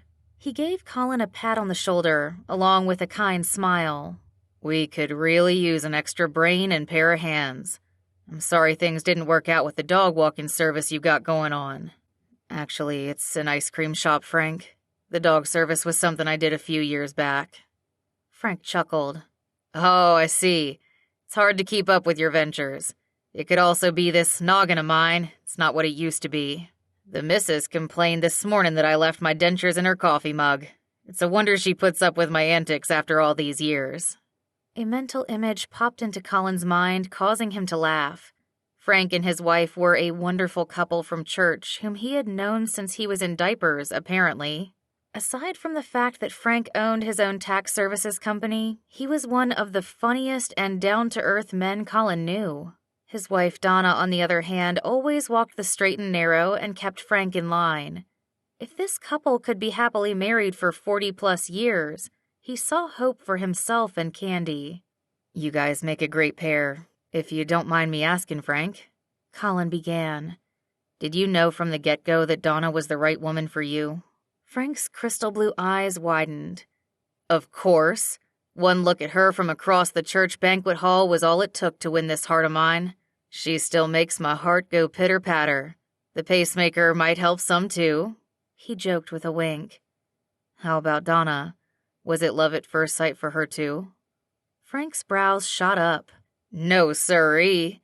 She took her time to realize I was the one for her. I still tease her about it to this day. She missed out on loving this bit of God's creation for 4 whole years. Completely her loss." "She sure didn't know what she was missing," Colin ribbed, thinking how familiar Frank and Donna's story was to his own. Except Candy had already had 10 years to come to her senses, and she still didn't want him. What is it with men who fall for women who don't seem to appreciate us for who we are? Frank gave him a knowing look. "You're referring to Candy, aren't you?" Colin's jaw dropped. For someone who couldn't locate his dentures, Frank was well aware of things going on around him. How did you know?" "Donna brought it to my attention several years ago. She's got a keen eye, my wife does. Nothing gets past her. She sees the way you look at Candy. Reminded her of how I used to stare from across the room at her when she was still dodging my advances." He rubbed his chin as he thought, seeming to get lost in his memories for a moment. When his eyes refocused on Colin, he smiled. "I loved the thrill of the chase. That's one of the best parts of a relationship." Colin laughed drolly. "Looking back, sure. At this point, though, I just want to know if it's even possible to catch Candy. She keeps giving me mixed signals. She's hot one minute, cold the next, and impossibly adorable all the time." His stomach clenched as he thought about their times together. Just when she's ready to jump in with both feet, something holds her back. I don't get it. What could be so hard about accepting love from someone who is crazy about you? Frank nodded, his expression sympathetic. "You need to be straight with her, Colin. Tell her why you love her. Have you ever told her why?" Colin paused. Actually, he had never come out and told Candy exactly how he felt. "I haven't. No. But she knows how great she is. Do I really need to spell it out? It's pretty obvious why any guy would fall for her." "It's obvious to you because you see her through your lenses." Frank tapped the edge of his thick glasses and remarked, "I'm not talking about these things, mind you. It's the rose-colored ones that make you see all the best in her. The things about herself that she doesn't recognize as being lovely.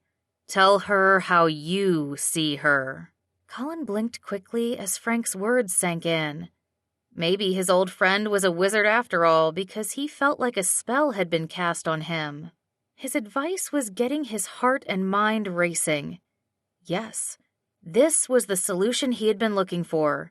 He would tell Candy just why he loved her. How appropriate that Valentine's Day was a week from today. With the beach trip in 2 days, he'd hatch a plan to take Candy aside from the rest of the group and pour out his heart to her. Perhaps it would be just in time to make her his Valentine. Chapter 10. Candy. Candy knew the moment she arrived at Colin's apartment that things looked a little fishy. The whole place was spotless, not a patch of dust to be found or a single sock left lying on the carpet. She walked past Colin into the living room, turning around to take in the odd sight. Could it be that she had stepped into an episode of The Twilight Zone? Or maybe she was in Wonderland because she spotted Colin grinning at her like a Cheshire cat. Narrowing her eyes, she asked, "What's going on here? Am I in the right apartment?" He scoffed good-naturedly. "Yes, you are. I tidied up a bit the other day. Are you impressed?" She couldn't help smiling when their eyes met. Colin was so cute with the way he puffed out his chest with pride. Plus, he looked amazing in a pair of black track pants and a navy compression top that fit his torso like a second skin. She could see every bulge of his pectoral muscles and the flat plane of his abs. The sight was even more impressive than the clean apartment. How an ice cream store owner stayed so fit was beyond her. As much as she wanted to stare, though, she forced her gaze away. The voice of reason in her head reminded her not to get caught up in superficial things. Colin wasn't the man for her. Sure, she had cleaned his apartment, but how long would it stay this way? This attempt at adulthood was nice, but she doubted it would last. She bit back the sarcastic remark on the tip of her tongue and tried to sound positive. It was his birthday, after all. "I am impressed. Happy birthday, by the way." "Thanks," he beamed. "It's been a great one so far, and even better now that you're here. Have a seat. Darren's changing, and we're still waiting for Danica to show up. Everyone else said they'd meet us in Carmel." She sat down on the couch, noticing the new throw pillows there, specifically ones made from a fabric printed with gumdrops, jelly beans, and other colorful candies. She raised a brow as she ran her hand over the polyester poplin. "Nice pillows," she remarked drolly, knowing full well why he had chosen them. "I thought ice cream cones were more your style." He chuckled, taking a seat next to her. "I have a weakness for all sugary treats, especially candy." She rolled her eyes and tried not to laugh. He did have a sense of humor, she had to give him that. "You don't know when to give up, do you?" His expression immediately sobered. "Not in something I believe in." Candy swallowed hard as heat rushed up her neck. The way Colin looked at her made her stomach drop. No man had ever made her feel like she was the only person in the room. Well, technically, she was the only one there at the moment, but Colin gazed at her like she was the best thing he'd ever laid eyes on. There was a sweet reverence to his demeanor as he sat with his elbows resting on his knees, body twisted to one side to face her. He had truly grown into a handsome man. There was no denying her physical attraction, but a relationship had to be based on more than sparks and tingles. Her mom's words came back to her, cutting through her doubt. Don't be too stubborn to give someone a chance. If she were honest with herself, she liked Colin for more than his looks. He had such a tender heart, and he made her happy. If only... She shook her head free from that phrase. Perhaps it was time to let go of the if-onlys and take what God was already giving her. "Candy," Colin began in an earnest tone as he reached for her hand. "There is so much I want to say to you." Candy inhaled sharply as a pleasant shiver traveled up her arm. She surprised herself by not pulling away. Colin laced his long fingers between hers and gave her hand a gentle squeeze. He leaned in, bringing his knees so close to hers that she could feel that heat emanating from his body through her black leggings. The yearning in his dark brown eyes made her wonder if he wanted to do more than talk. He was likely one breath away from kissing her. In that moment, she didn't mind if he did. She wondered if he was a better kisser now than he was at 18, although he had already been amazing in her book. On that fateful rainy day, Colin had looked at her with a similar expression, but one laced with the innocence of youth. Barely an adult, he had held her against his lean body with his lanky arms. His hands had stayed on her back, clumsy and comforting at the same time. She recalled how he smelled of spicy aftershave, even though she doubted if he needed to shave much at all. He had murmured to her in a voice that had only recently deepened, "It's okay, I've got you. Just let it out." He listened while she poured out her cares, putting words to the grief in her heart that she had never spoken out loud before to anyone. He listened without judgment, only reassurance. When she had finished crying, he gently wiped away her tears with the edge of his sleeve. His sweet, accepting smile caused a flurry of emotions to rush through her. In the warmth of his arms, she felt so safe, the safest she had felt in a long, long time. He'd allowed her to be vulnerable, to show a side of herself that no one had seen before. She sensed the love he felt for her, a love so sweet and pure and secure. That's when she took one look at his mouth and made herself at home, on his lips. Sure, she had kissed a handful of college guys before him, but no guy had kissed her as gently as Colin had. Granted, knowing now that she had been his first kiss, he had probably not known what to do. But it was his reserve, the way he had held back and didn't rush, that did her in. The softness of his lips as they explored hers with reverence and care warmed her to the core. They had kissed in her car for a good minute while the windows steamed up from their warm breaths. Only when the raindrops turned into pounding hail on the windshield, surprising them with its volume, did they break apart. It had been that good of a kiss. Sitting on the couch now with Colin's face only inches away from hers, Candy wondered if he was thinking the same thing she was, because his eyes were narrowed in on her mouth and he was leaning in close. Her stomach dipped when she realized he was going to kiss her, and she wanted him to. "Hey, guys." A deep voice called out from the hallway, cutting through the silence. Darren strode up to the couch, his eyes covered for a second by the sweater he was pulling over his head. Candy immediately dropped Colin's hand and flashed Darren a tight smile. "Hey, Darren. Morning. Are you ready to go?" Darren fished around in his jeans pocket until he pulled out a car key. A grin lit up his brown eyes as he glanced at Colin, then at Candy. "I feel like I just interrupted something." "Not at all," Candy replied. "You sure did," Colin stated at the same time. Candy flashed Colin an exasperated look as she pulled the zipper of her gray fleece hoodie up to her neck. What had she been thinking? Wanting to kiss this man who made her want to roll her eyes more than anyone else she knew. It was a good thing Darren had interrupted them when he did. "It was nothing," she reiterated. "Just small talk about your new throw pillows." "Yeah, those are a nice touch." Darren nodded. "It's amazing what Colin's done with the place. It's been a whole week, too, that the apartment stayed clean." Candy squeezed her lips together at the indignant look on Colin's face. He took one of the pillows and chucked it at his brother, who caught it in midair. "You know he's speaking the truth in love, Colin." "Well, I'm not feeling much of the love or respect for privacy," Colin replied with an exaggerated pout as he caught the pillow Darren tossed back his way. "I get no appreciation around here, not even a word of thanks," he quipped. "You know, it's hard work cleaning up after you." "Especially when I only live here half the week," Darren chuckled as he opened the hall closet and grabbed his jacket. "I need to run. Danica just texted me saying her car broke down and she needs a ride." "Wait," Candy piped up. "I thought we were all going together." Darren hesitated. "I've, been instructed to tell the two of you to go ahead." "Instructed?" Candy crossed her arms over her chest. "By whom?" "Aiden and Abby." Holding up his hands in a gesture of peace, Darren added, "Don't shoot me. I'm just the messenger. So I'll see you guys in Carmel. I'll text you, Colin, when we get there."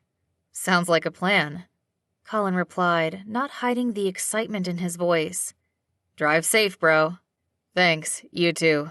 See you guys later." He stepped through the front door and waved at them before closing the door behind him.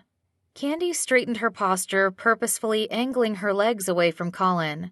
The more distance between them, the better.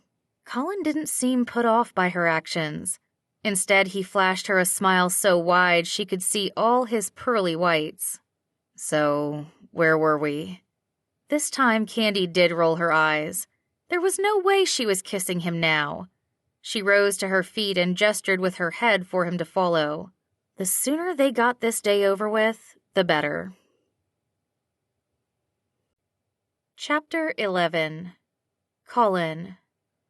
Colin looked over at Candy sitting in the passenger seat of his sedan and let loose a happy sigh. This was the way it was supposed to be. Just the two of them in his car alone. He was going to have to thank his brothers for playing an important part in getting him and Candy together. Oh, he was sure about where they stood now. He knew without a doubt that she had wanted him to kiss her when they were sitting on the couch in his apartment. The way she had stared at his mouth while biting down on her lower lip told him everything he needed to know. She had the same earnest look in her eyes as that day they kissed in her car so many years ago. He recognized the way her pupils dilated, as they often did when he was near. There was no denying their chemistry.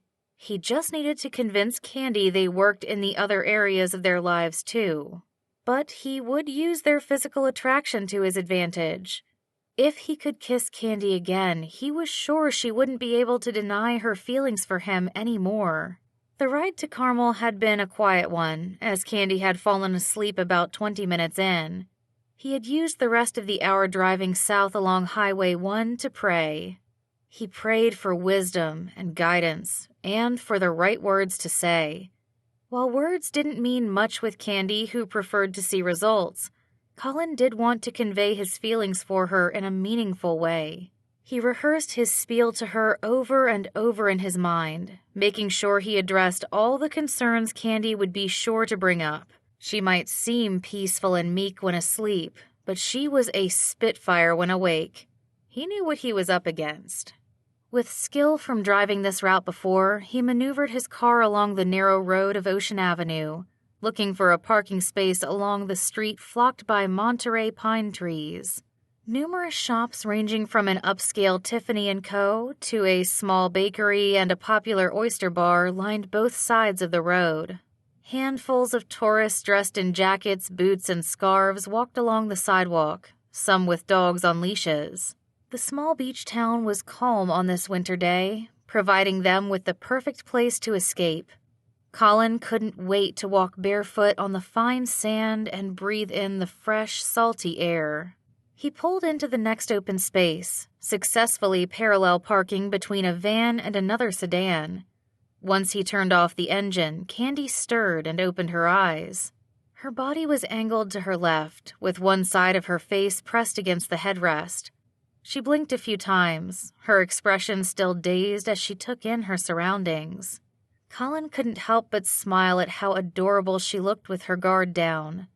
This was the Candy he knew and loved, the one who didn't always have it together, despite the fact that she was breathtakingly beautiful. With her oval-shaped face, straight nose, and full lips, she could easily pass for a model. That was before you took into consideration her gorgeous curves and the way she pulled off any outfit, dressed up or down. Personally, he preferred casual Candy, with her hair down and a bit mussy like it was now. She'd switched out her usual red lipstick for a light pink shade that matched the color of her cheeks. Her only jewelry was the silver necklace that she always wore, which held a photo of her sister in its round locket. "Hey, sleepyhead," he greeted her gently. "How was your nap?" Her head snapped up at the sound of his voice, and she straightened in her seat. "Are we here?" "Yep. Looks like you slept well." Yeah, I did." Confusion lingered in her eyes. "Why are you staring at me?" Her lips pressed together in a tight line as she put up her emotional walls. The only sign of her vulnerability was a small trail of dribble along her chin. "You've got a little... Here, let me." Grinning, Colin reached over and wiped away the drool. He let his thumb linger on her soft skin for a moment before dropping his hand. Her brows shot up as she ran a hand across the lower half of her face. She blushed furiously, completely mortified. "Don't worry, I got it all," Colin reassured her with a soft chuckle. I kinda liked that look, though. Showed a different side of you. Embarrassment clouded her eyes. I don't appreciate being laughed at. I wasn't laughing. Colin began to protest, though he had a hard time keeping a straight face. Really, I wasn't. It's just that you look so cute. He swallowed his words when she flashed him a stern look. Waving his hands in surrender, he backed down. He wasn't dumb. He knew when it was safer to keep his mouth shut. Instead, he sat back and watched as Candy checked herself in the mirror of the car visor. Once she was satisfied with her appearance, she closed the visor and grabbed her purse off the floor. She pulled out a tube of lipstick and applied a coat before popping a mint into her mouth. She combed her fingers through her hair, then adjusted the neckline around her neck. When she was done, she quirked a perfectly arched brow in his direction. In a steely tone, she remarked, "Ready to go?" "Sure." Colin followed her out of the car and onto the sidewalk. He paused as he stood beside her, wondering if he should keep his distance. Her steely blue-gray eyes followed his every move, flashing their disapproval. He winced. So much for his act of kindness. He thought he had been doing her a favor by wiping her chin. Lesson learned. Next time he'd leave the drool on her face, assuming there was a next time. With her hands planted on her hips, Candy looked around at the parking area. Where is everyone? Shouldn't they be here by now? Colin followed her gaze, searching for his brother's cars. He checked his phone for the time and realized he had missed a text from Aiden. He held up the screen for Candy to see before he swiped it open. She peered over his shoulder as he read the message. "Hey, Colin. Sorry we can't make it. Abby's not feeling well. Might be something she ate last night." Before he could reply, his phone dinged as another message came in from Evan. "Hi, bro. Emma and I got called in to reshoot a scene. So sorry we have to miss your beach day. Catch up with you later?" Colin released a heavy sigh. Both Evan and Emma, actors who lived in Southern California, had stuck around the Bay Area an extra week to shoot a special episode for their TV show. Colin had thought the timing was perfect, since it meant all his brothers would be around to celebrate his birthday. But apparently his plans were changing. Big time. "What? Are you serious?" Candy huffed as she met his eyes over his phone screen. "They're not coming?" Colin shrugged, disappointment settling in his stomach. His hope for a fun family beach day were dissolving faster than ice cream left out in the sun. "I guess not. It's too bad. I was really looking forward to everyone being here. At least Darren and Danica are on their way." Or so he hoped. Candy gave him a disbelieving stare. "You're sure they'll make it? Or maybe Darren's car will also mysteriously break down? Or he and Danica will both get food poisoning or get called into work?" She glared at him like he had just served her a plate of raw chicken. "Really, Colin? Are these the lengths you're willing to go to so you can be alone with me?" He balked, not believing his ears. "What? What are you implying? That I asked my family to come today, then told them not to show up? That's absurd." "Then how is it that everyone you asked to come just so happens to not be able to make it, She leaned toward him, her eyes narrowing. "What are the odds of that happening?" I have no idea."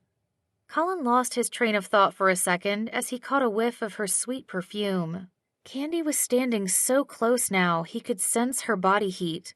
Or maybe it was the heat from her wrath, because she was angry. More angry than he had ever seen her. But the reason why was simply ridiculous. "I didn't plan for this to happen, Candy. Of course I want my family here.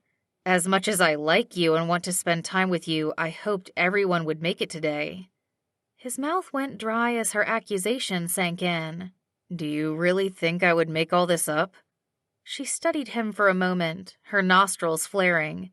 The emotions flashing across her face seemed too great for her petite frame to contain. I don't know. You're desperate to get my attention. You cleaned your apartment, for goodness sake. You never clean. That is so completely out of character for you. I wouldn't put it past you to tell a few fibs to get what you want."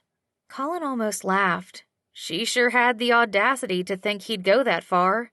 So maybe he did have a plan in mind to woo her, but he wasn't desperate enough to lie. Listen to me, woman. There is no reason why I'd need to lie. You already like me. Need I remind you that it was you who kissed me first? A white puff of air emerged from her mouth, or maybe it was a puff of smoke from her fire-breathing nostrils. She shook her head adamantly. It's not fair for you to bring that up. That was a one-off situation. One-off, huh? He challenged her, not caring that they were drawing the attention of some nearby tourists with cameras hanging around their necks. Then why do you look like you want to kiss me again? Right now. I have no idea what you're talking about. Her voice rose high, as did her eyebrows on her forehead.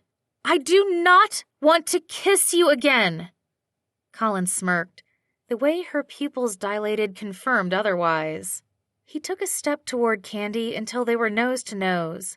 The cool scent of mint filled his senses, contrasting greatly with the fire in her eyes. A spark of electricity seemed to ignite between them, drawing him closer. Before he could speak another word, Candy took his face with both hands and planted her mouth on his. It took but a second for Colin's mind to register the action and for his body to relax. With his next heartbeat, he pulled her flush against his chest and returned the kiss. Candy's hands moved to the back of his neck. Her fingers splayed in the ends of his hair. As her lips explored his, they left traces of minty sweetness with every point of contact. A sweetness that could only be attributed to a woman named Candy. Colin's head spun, and his heart raced like he was on a sugar high. Kissing Candy was everything he had dreamed about for the past decade, and more. That is, until she stiffened and drew back. Her hand flew to her mouth as she shook her head in disbelief. With both hands on his chest, she pushed him away and took off running toward the beach. Chapter 12. Candy. Candy's heart pounded wildly in her chest as her feet flew along the beach. Without rhyme or reason, she ran, needing to flee from Colin as fast and as far as possible. The soles of her sneakers hit the firm, dry sand with dull thuds as she charged down the large hill leading to the ocean. Miles of clear white sand lay to her right and left, with the sparkling blue waters of the Pacific up ahead. Several people dressed in warm workout gear ran along the edge of the water, along with a dog here and there. A young couple snuggled together on the sand, their bodies huddled together. Noisy seagulls flew across the sky below wispy cirrus clouds, leaving their marks like white feathers on a blue backdrop. The air was fresh and crisp, with a hint of salt. Everything about the day was perfect. Candy should have been enjoying God's handiwork, but all she could think about was how her emotions had taken the best of her. This wasn't like her. She thrived on being in control of everything in her life, including her feelings. But when Colin was in the picture, all rhyme and reason flew out the window. What was it about him that drove her to do crazy, unexplainable things? She wasn't supposed to kiss him, again, and she wasn't supposed to let him get under her skin. She was being petty and impulsive, she admitted it. She'd reacted badly and more than she should have to him wiping away the drool on her chin. But why had such a simple act unnerved her so? In her mind, she could see his face in that moment when she woke up from her nap. He had tried so hard not to smile, but the laughter was still there in his eyes. The situation had left her completely out of sorts. She hated feeling vulnerable, but more than that, she hated feeling vulnerable with Colin. It was another reminder of how he had seen her at her worst, and a reminder of all the grief she had bottled up inside of her, grief which always tried to seep out of the walls she had built around her heart. With hot tears gathering in her eyes, she reached for the locket around her neck. She clutched the small piece of metal in her hand, trying desperately to keep her emotions in check. She reached the bottom of the hill, her chest heaving as she gasped for air. Pausing for a moment, she heard Colin calling out to her in the distance. His usually boisterous voice was laden with sorrow and urgency. She turned back and saw him running down the hill toward her, followed by 2 others. Embarrassment and shame pushed her forward again, this time down the shoreline. She ran along the space where the waves crashed onto the shore, creating white foam on the sand. She couldn't stop. She didn't want to face Colin.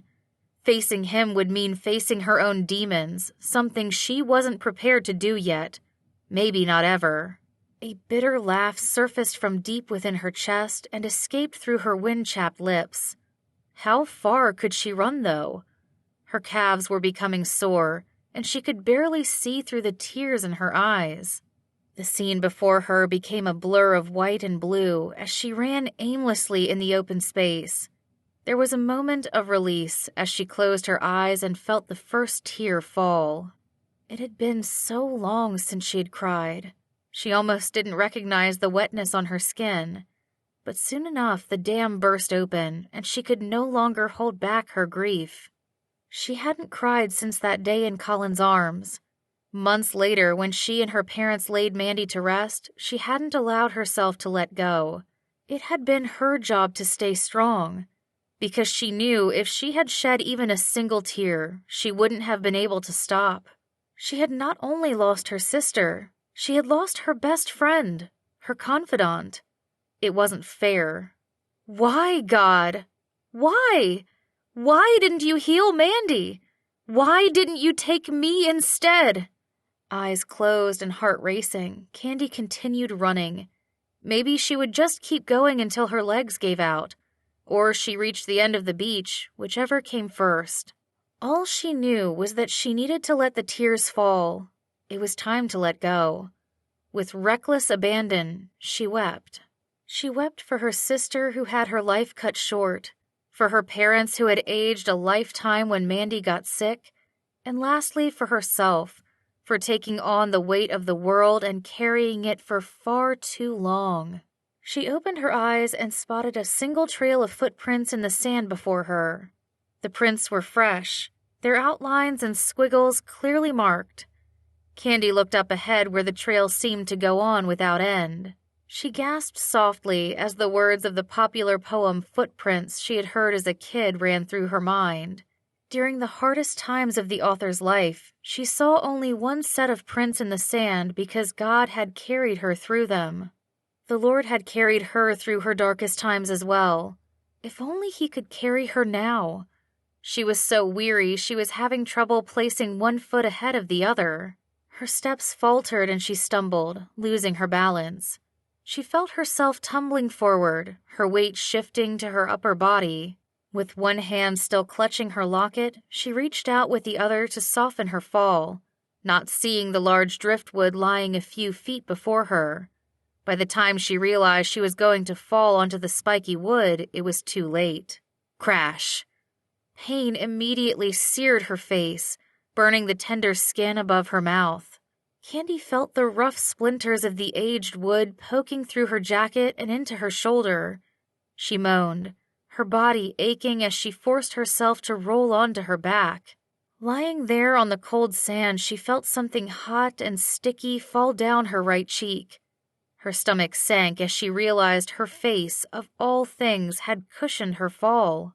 Hot tears filled her eyes once more as the wound around her mouth throbbed. Anger and frustration coursed through her, propelled by the adrenaline pumping through her veins. She had never been good with physical pain, and in that instant she feared she might pass out. As if things couldn't get any worse, she heard Colin calling out her name again.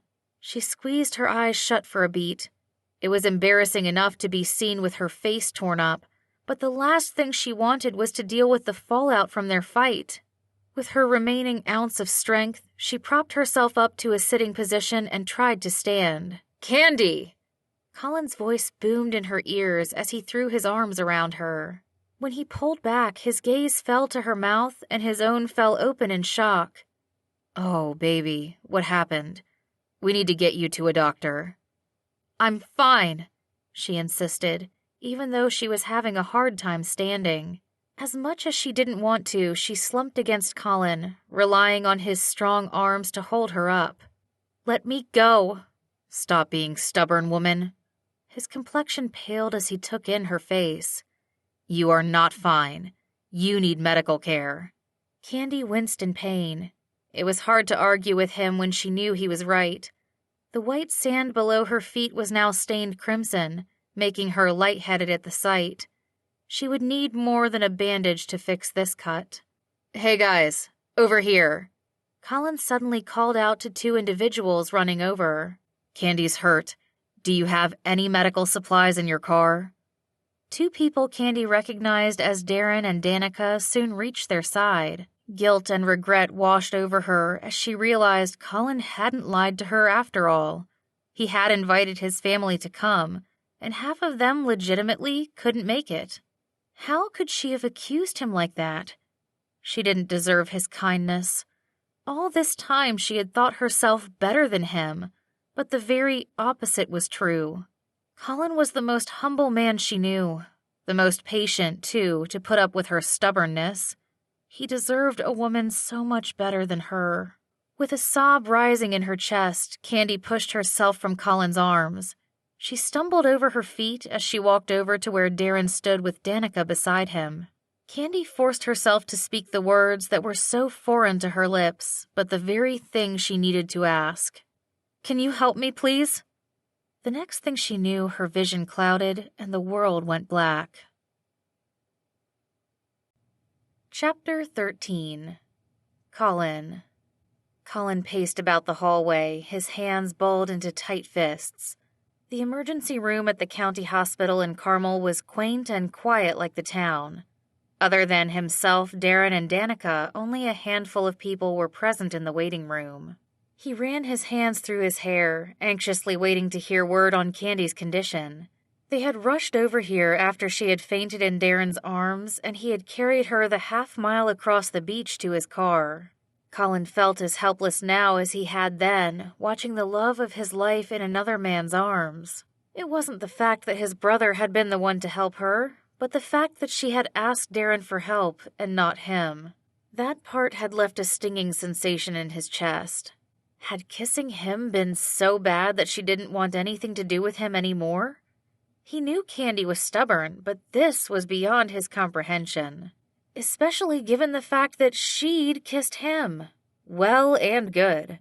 She had wanted that kiss as much as he had, but maybe the timing hadn't been the best. He groaned, wishing for relief from the tangle of emotions rushing through his body. A large hand rested on his shoulder and squeezed it lightly. He stopped in his tracks and turned to face Darren, the rubber soles of his running shoes squeaking against the linoleum. "Hey, any word? Did the doctor come out?" "Not yet," Darren replied with a small smile. "Take a deep breath, bro. She'll be all right. I've seen a lot worse happen to people and they pulled through. She'll need a couple of stitches above her lip, but she'll be as good as new." "Yeah, thanks. I know it's not too serious, but I just want to make sure she's okay. I don't like leaving her alone." Darren smirked. "This is Candy we're talking about? She's tough, maybe even tougher than some of the guys I work with. She'll be fine." Colin stuffed his hands deep into his pockets and sighed. He knew better. He'd seen the despair in her tear-filled eyes when he found her lying on the sand. Candy might make herself appear as hard as nails, but she was vulnerable inside, as soft as melted chocolate. But he couldn't tell his brother this. He simply nodded. "I'm going to ask if I can go back to see her." "Sure," Darren replied. "Danica and I will wait out here. Why don't you guys go have fun in town? There's no need for all of us to be stuck inside on a nice day like today." "It's no problem. I want to make sure Candy's all right. I'd prefer to do a group thing anyway." Colin eyed his brother and considered giving him a piece of his mind for not jumping at the chance to spend some one-on-one time with a woman who was obviously interested in him. What he wouldn't do to be in Darren's shoes. "Your choice. I'll be back." He strode over to the reception window with purpose in his steps. Having something to do was better than sitting around. Hopefully the gray-haired woman typing slowly on her keyboard would let him through to see Candy. "Hi there, ma'am. I'd like to inquire about a patient.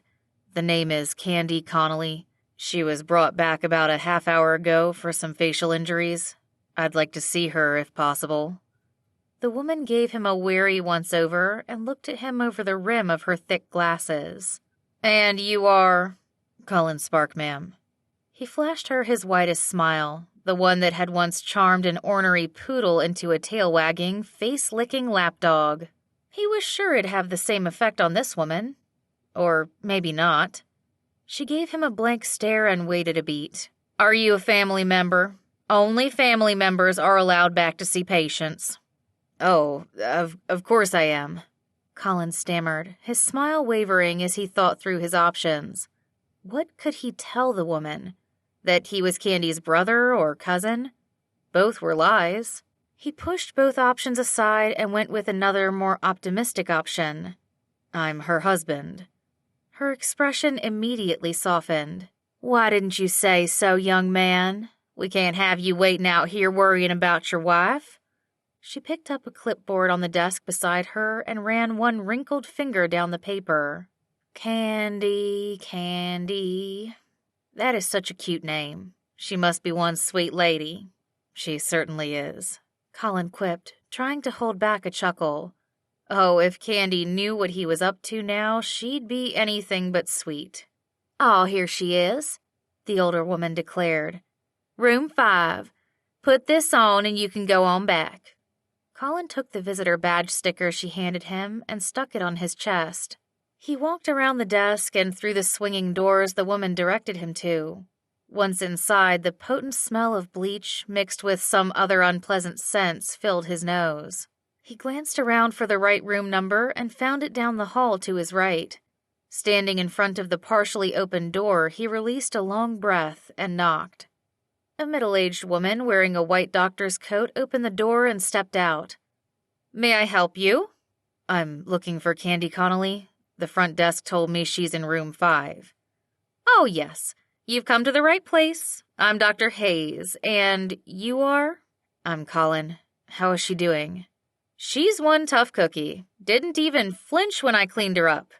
The doctor held the door open for Colin and allowed him to pass into the small exam room. She poked her head around the white curtain and announced, Miss Connolly, there's a gentleman here to see you. Your brother, perhaps? My brother?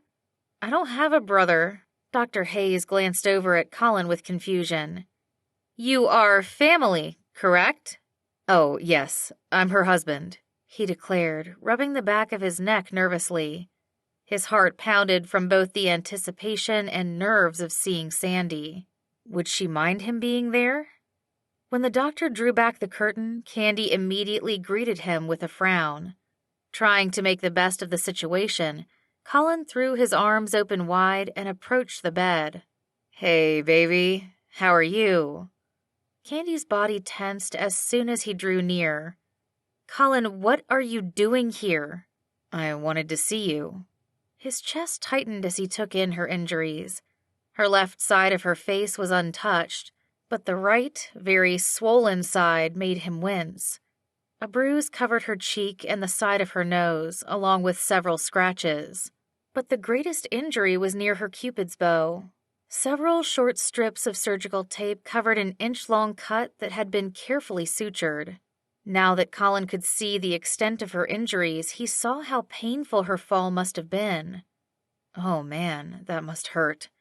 Are you okay? I'm perfectly fine, Colin. You didn't have to come back here. Of course I did. I was worried about you. You don't need to worry about me. But I want to. He reached out to touch her face, only to have her shrink back. Was that shame in her eyes, or maybe guilt? Oh, how he wished he knew what she was thinking. He stuck his hand in his pocket instead and sat on the edge of the bed. I care so much about you, Candy. What part of that don't you understand? Dr. Hayes glanced at the two of them. Is everything all right here? Do you prefer your husband to wait outside, Miss Connolly? He's not my husband. He's just a friend. A friend? I'm sorry, sir, but only family is allowed back here. The doctor gave Colin a reprimanding look. I'll have to ask you to return to the waiting room. Colin stood reluctantly and nodded. I didn't mean to break the rules. I just wanted to see how she was doing," he explained to the doctor.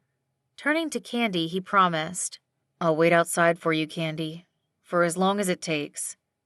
As he left the exam room, he thought over his last words. Did he have what it took to wait for her to come around? He thought he had, but it was obvious she didn't want anything to do with him. She'd shut the door on his face with the words, "Only a friend." Perhaps it was time to hang up a closed sign on the door to his heart as well. Chapter 14. Candy. Once Colin left the exam room, Candy released the breath she had been holding. She must have been visibly upset, because Dr. Hayes eyed her with concern etched in the lines on her forehead.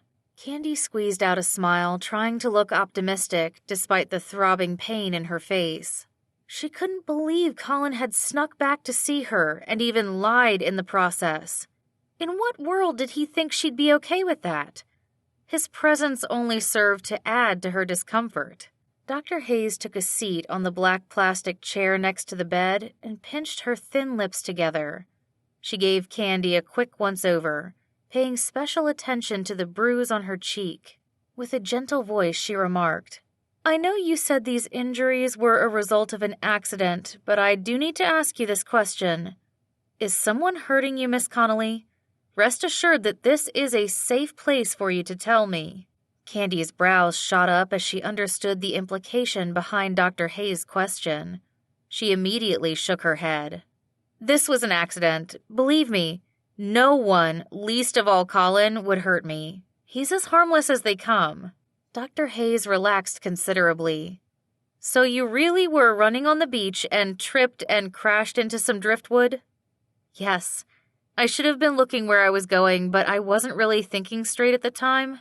Her fingers subconsciously went to her mouth, touching the spot where she could almost still sense the warmth from Colin's lips. Heat rushed up her neck to her cheeks at the memory of their kiss. It had been wonderful. She had to admit that. So wonderful that she'd allowed herself to enjoy it. But no more. Being around Colin made her reckless. So reckless that she'd gotten herself hurt. She didn't want to imagine what other regrettable things she might do because of him. It was time to set some firm boundaries once and for all. No more emotions and no more playing around, and definitely no more throwing herself at his mouth. At least her facial injury prevented her from kissing anyone anytime soon. That was a small blessing in disguise. "Well, thankfully your injuries weren't worse," Dr. Hayes continued. "It's a good thing your friend was there to help you." "He wasn't with me at the time, but he found me soon after. He really did try to help, but it's a long story." She sighed, not knowing how to explain their situation. "Colin and I are like oil and vinegar. We might go well together, but we just don't mix." Dr. Hayes cocked her head of frizzy blonde hair to the side and smirked. "Well, for whatever it's worth, I think you have a good man there." Candy bristled at Dr. Hayes' comment. If she hadn't known better, she would have thought Colin had put the doctor up to this. "I appreciate your input, but it's a complicated matter." She nodded and stuck her hands into the pockets of her white jacket. "Got it. I didn't mean to pry. It's just that I see plenty of guys come through here, many of whom don't care about their women half as much as yours does. Trust me, the good ones are hard to come by." Candy nodded with chagrin, hoping the doctor would change the subject. To help her out, she asked, "So when will I be able to get my stitches out?" "In 1 week. I'll write a referral for your local doctor so you can get that done near your home." Dr. Hayes paused to retrieve some medical supplies from a cabinet behind her. After placing some extra bandages and gauze into a large plastic bag, she handed it to Candy. She also gave her instructions on how to keep her wound clean. Candy made mental notes of everything Dr. Hayes told her. One important question that she hadn't addressed weighed on her mind. "And how long will it take to heal?" "Fully heal? It'll take a good couple of months. You'll want to keep the wound moist with petroleum jelly and stay out of the sun as much as possible to minimize the possibility of scarring." "Scarring?" Candy gasped. She hadn't even considered that. Her TV appearance was in 10 days. What was she going to do? How likely is it that this is going to leave a scar? Dr. Hayes gave her a reassuring smile. Not likely, but only time will tell. Just follow my instructions and take proper care of the wound. You should be fine. Now, if you don't have any more questions, you're free to go after the nurse brings in your release forms. Forcing a smile onto her face, Candy nodded. Thank you. Take care of yourself, Miss Connolly. And remember what I said earlier. The good ones are hard to come by. Dr. Hayes added before she left the room. Those last words replayed in Candy's mind, even while a nurse discharged her and as she walked out to the waiting room. She knew in her heart the doctor was right. It didn't take a medical degree to know good men were hard to find. Sure, the Spark family was blessed to have 5 of them, but other than their family, she hadn't met many men who loved the Lord and cared for others as much as they did. And Colin was the sweetest of the Sparks. He had seen her at her worst and still wanted her. Who did that? As soon as she pushed open the heavy metal door, Colin stood from the wooden chair he'd been sitting in. His brown eyes lit up as he approached her, but a solemn smile replaced his usual beaming one. He reached her side and greeted her with a slight nod of his head. The front of his dark hair stood on end, as if he had been running his hands through it the whole time he'd been waiting for her. Ready to go? Yes, I'm all set. Candy took a deep breath. Gratitude suddenly welled up in her heart for this man who had done so much for her. She spoke her next words with sincerity. Thanks for waiting, Colin. And for bringing me here. I didn't get to thank you with everything going on. Of course. His words came out curt, devoid of his usual enthusiasm. Sorry about earlier. I shouldn't have lied to the receptionist about being your, husband. As if knowing they were talking about her, the receptionist called out to Candy. Your hubby is the sweetest man, and you two make the cutest couple. I hope you feel better soon, dear. Candy gulped. The guilt on Colin's face made her swallow the truth that she really wanted to say. Instead, she said, He sure is. Thank you, ma'am. Colin stood up a little straighter at her words. Do you really think so? Huh? She met his gaze and saw hope in his eyes. Knowing that she couldn't lead him on, she said the words that would extinguish it. I was just playing along for her sake. His posture slumped again. Of course you were. She shrugged off the guilt eating away at her gut and reminded herself this was for the best. Colin was better off without her. The sooner she helped him realize this, the better. So where are Darren and Danica? They're grabbing a bite to eat in the cafeteria. Do you want to join them? His bland, lifeless tone cut straight to her heart. What happened to the funny, optimistic Colin she knew? She hated seeing him like this, especially on his birthday. Even if there was no future for them romantically, they were still friends. And as his friend, she would try to make this day as special for him as possible. I'm open to whatever you want to do. You're the birthday boy, she added with a playful lilt, hoping to make him smile. You decide. Birthday boy. Right, he reiterated, his voice falling even more if that were possible. He avoided her eyes and instead took out his phone. He swiped at the screen and began typing. When he was done, he lifted his gaze and met hers for the briefest of seconds. I just let Darren know you're done and we'll be heading back. You should get some rest. It's been a crazy morning. Are you sure? It's all good. I'll come back sometime on my own. Really, it's not a big deal. A pained look crossed his face, etching lines across his chiseled features. We can go. Candy followed him out into the parking lot, squinting as her eyes adjusted to the noonday sun. The sky was now clear, though a chill hung in the air. She got into Colin's car, thanking him for opening the passenger door. Once he shut it, her eyes followed him in the side mirror as he rounded the back of the car to the driver's side. Her stomach twisted when he dropped out of view, surprising her with a sense of longing at his absence. Her longing still grew, however, even as he sat next to her on the drive home. The mood in the car was quiet. Too quiet.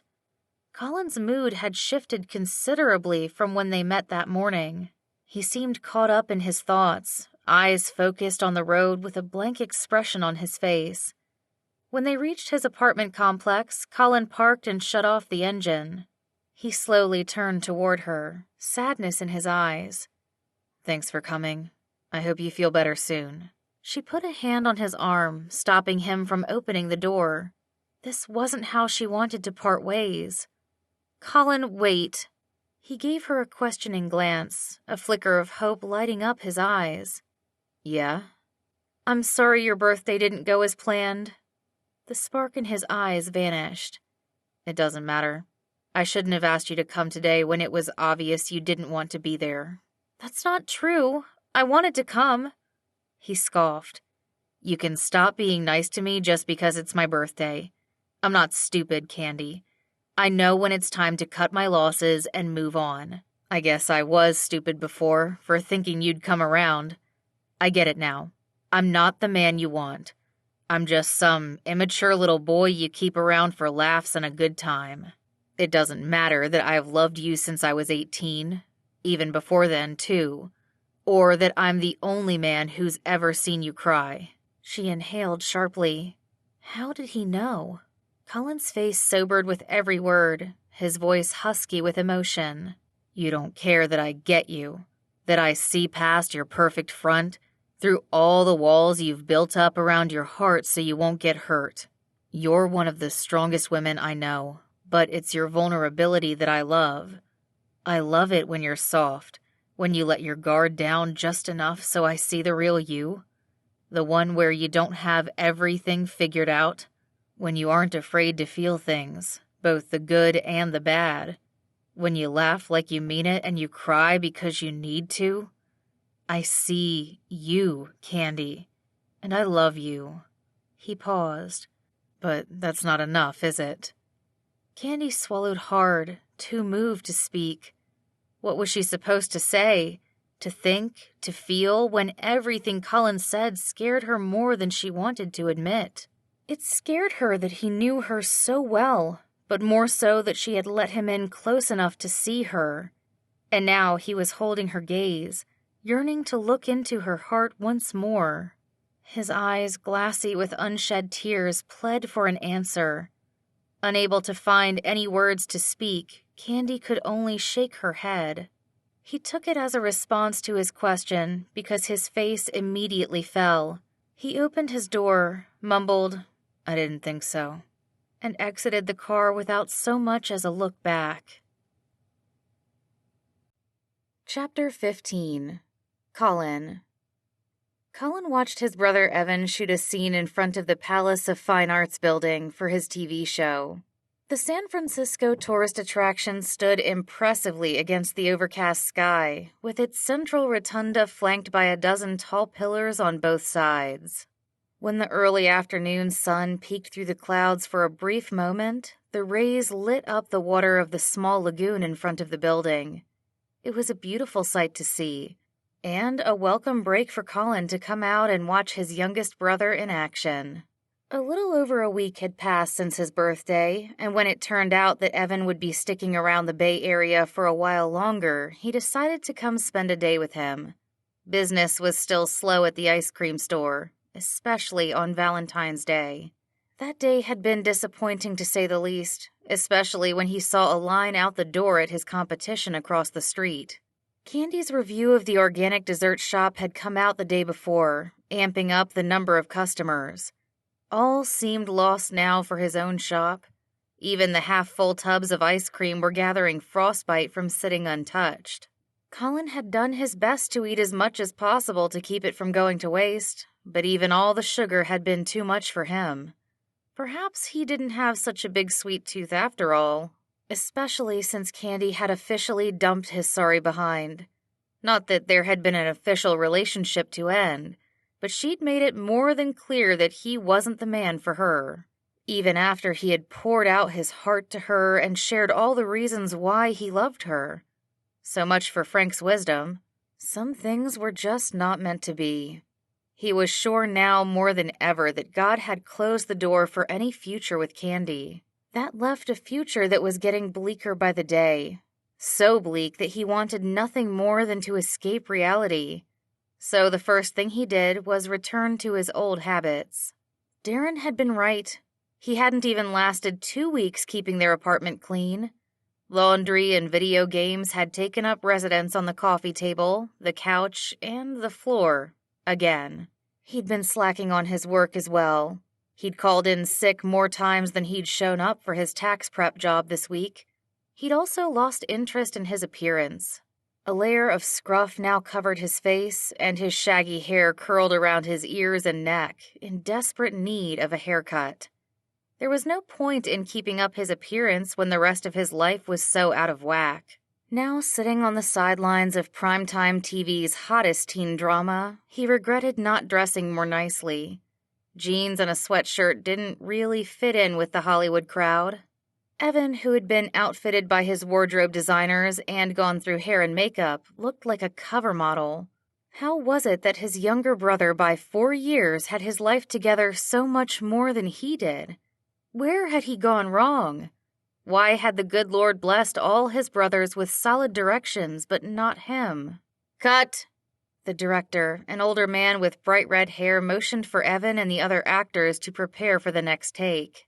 Evan ran over to Colin, his cheeks flushed red.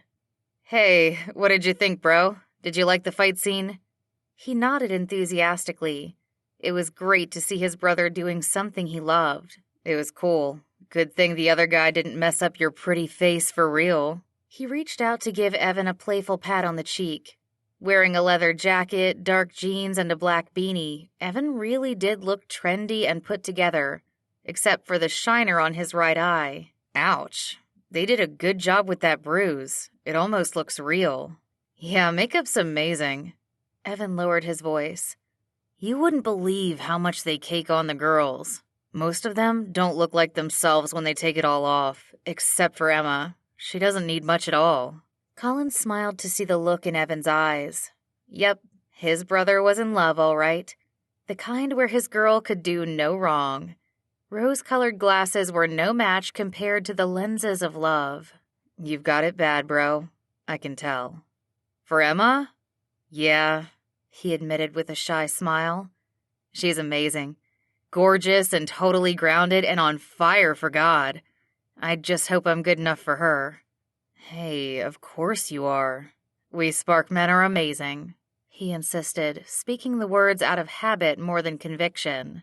Every one of us was created by the good Lord himself, Evan finished with a chuckle. I know, that's the best line ever.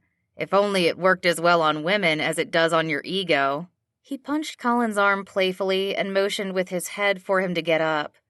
Come on, I need to get to makeup and have my bruise redone. It's supposed to be a different color for the next scene we're shooting.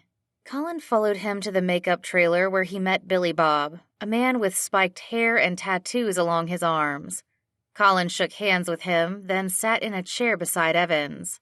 He watched in awe as Billy Bob removed the layer of purple and blue paint around Evan's eye and began applying new colors to it. Over the course of half an hour, he built up another bruise on Evan's skin, adding shades of yellow and green to form an older injury. When he was done, both Colin and Evan stared at Evan's image in the mirror in front of them, amazed at the result. That's a masterpiece right there, Colin exclaimed. I'm impressed. It's just like painting, except your canvas is living and breathing. Thanks, man, Billy Bob grinned. I used to paint for a living, but I find doing makeup more fun. Each canvas is different, with its own unique bone structure and complexion. Makes the process more challenging. I can see that. Colin glanced at the variety of colors in the makeup palette on the counter. He had never seen so many brushes in one place before. The whole sight was very inspiring. For a moment, he contemplated trading in his ice cream scooper for a brush. Granted, he had never picked up a brush of any kind in his life, but he could learn, right? As if Evan could read his mind, he immediately piped up. Uh-oh, I can see the wheels spinning in your head, bro. Don't tell me you want to be a makeup artist now. Hey, what's wrong with that idea? Our man Billy Bob here is making a living off it. Why can't I? Billy Bob smirked. It's doable, but it takes some work. Actually, lots of work. I didn't start out working on celebrities like your brother. I started out practicing on myself and uploading tutorial videos online. I only got discovered a few years ago from that. I'm not saying you can't try it out, though, but it will take time to do it well enough so you can profit from it. Colin grimaced. Of course. What had he been thinking? Nothing was that simple, especially for him. Had he forgotten all the time and money he had lost on his previous ventures? And anyway, he wasn't supposed to jump into another venture again without consulting God. With a heavy sigh, he nodded. Yeah, I know all good things take time. I should probably stick to my current thing, even though it's not exactly going as planned.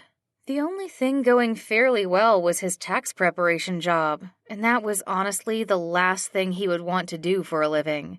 He'd long lost the appeal of crunching numbers. The only numbers he wanted to calculate were the ones for his shop, yet they were too dismal to think about. Candy had been right in calling him a birthday boy. He was nowhere close to being a man. A grown man would have a stable income and a bright future in front of him. He would have the means to provide for his family. All he had to look forward to was stale ice cream and empty arms. Maybe there had been a missing piece in his design when God made him, because he certainly felt lost. Hey, I'll pray for you, man. Billy Bob placed a hand on Colin's shoulder and patted it. Have faith. God's not done with you yet. He made you for a purpose. Colin raised his brows in surprise. Now that he was close enough to Billy Bob's face, he saw a tattoo above his right eye that said John 3:16. It was a blessing to meet another believer in Christ. I'd appreciate that, thanks. Hey, could I get the link to your website? I'd love to check out your videos sometime, just for fun. Sure thing. Billy Bob jotted the link down on a piece of paper and handed it to Colin. If you ever need any ideas for a costume, you'll find some cool ideas there. And I can give you tips on where to buy the right makeup and brushes in whatever price range you want. Most of the looks can be done with drugstore products. My email's on the site if you need to reach me. Thanks, man. For the prayers, too. Colin shook Billy Bob's hand before he and Evan headed out of the trailer. Evan turned to him with an amused smile. So you are or you aren't going to try becoming a makeup artist? No, Colin replied. I'm barely making ends meet as it is. I need to be realistic about my choices. Nothing comes easy. Everything requires hard work and commitment. Yeah, totally, Evan agreed. Speaking of, I need to run and shoot another scene. Do you want to stick around and grab a bite to eat after? Colin considered his brother's offer for a moment before he spotted a red-headed woman coming their way. Seeing Evan's eyes light up at the sight of his girlfriend Emma helped make up his mind for him. I'm gonna run. Thanks for letting me hang out here today. With a quick hug for Evan and a wave goodbye to Emma, Colin strode away from the TV set, feeling lower than ever. He must have loser vibes coming off him if a complete stranger offered to pray for him. Each one of his steps felt loaded with lead, weighing him down with the reality that he might never find his way in life. Just as he was crossing the street to his car, his phone buzzed. He took it out of his pocket when he reached the driver's side door and swiped it open. A surprising message popped up on the screen. Colin, this is Mrs. Connolly. Please give me a call when you're free. What was God doing now? Taking a seat behind the wheel, he dialed Candy's mom's number and waited expectantly for her to pick up. Chapter 16. Candy. If Candy had thought she was an emotional wreck a week ago, she was disillusioned, because the woman staring back at her in the vanity mirror was a perfect reflection of how weary, drained, and depressed she felt. Her bloodshot eyes blinked slowly, surrounded by dark circles underneath. Her nose and cheeks were patchy and red from crying. The bruising along her cheek cast a pale yellow color to her complexion, and the wound above her mouth was now a dark red line stretching from the center of her Cupid's bow to the side of her nose. It was not a pretty sight, at all, which was why Candy had been locked up in her condo every day. Thanks to modern conveniences, she didn't have to go out at all. She had her groceries delivered to her front door, along with any other purchases she made online. Her freelance job allowed her to work from home. She'd only ventured out to get her stitches removed yesterday, then snuck back home to hide behind her drawn shades. If she could stay here forever, she would, except that she had agreed to show up for the TV gig tomorrow. Her hand went up to her chest out of habit, searching for the necklace she often clutched when she felt lost. When she only grasped the fleece fabric of her pajama top, her stomach sank. She still couldn't believe she had lost her locket that day at the beach. For all she knew, it was sitting on the bottom of the Pacific Ocean by now. As much as she hated how she looked at the moment, it was nothing compared to losing her sister's last gift to her. The loss weighed heavily on her heart, adding to her growing hopelessness.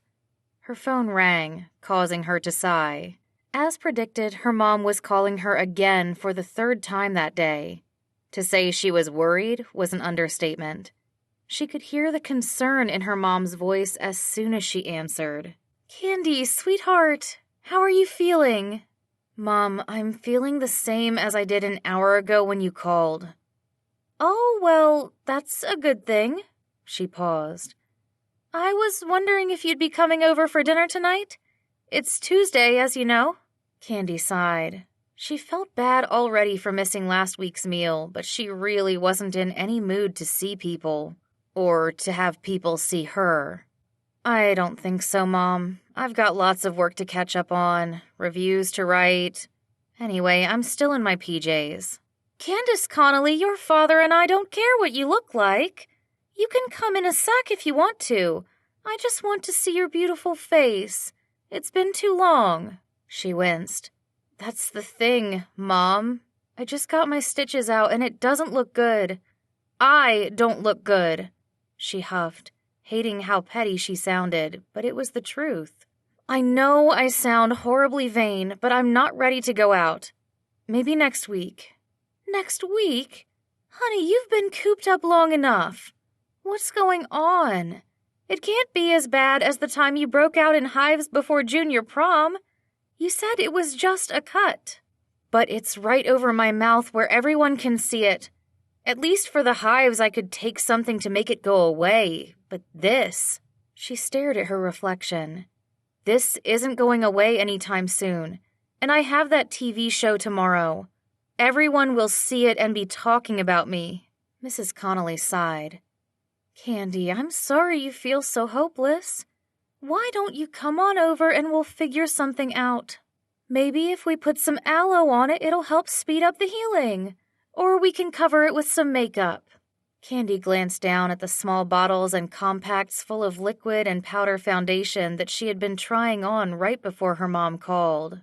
None of them, not even the most expensive products, had done their job of covering up the wound. "I've tried, Mom. Nothing works." A long silence came over the line before her mom spoke up again. "Candy, you know it's what's inside that counts. People may care about appearances, but God looks at our hearts. That's all that matters. Your sister used to say that all the time after she lost her hair."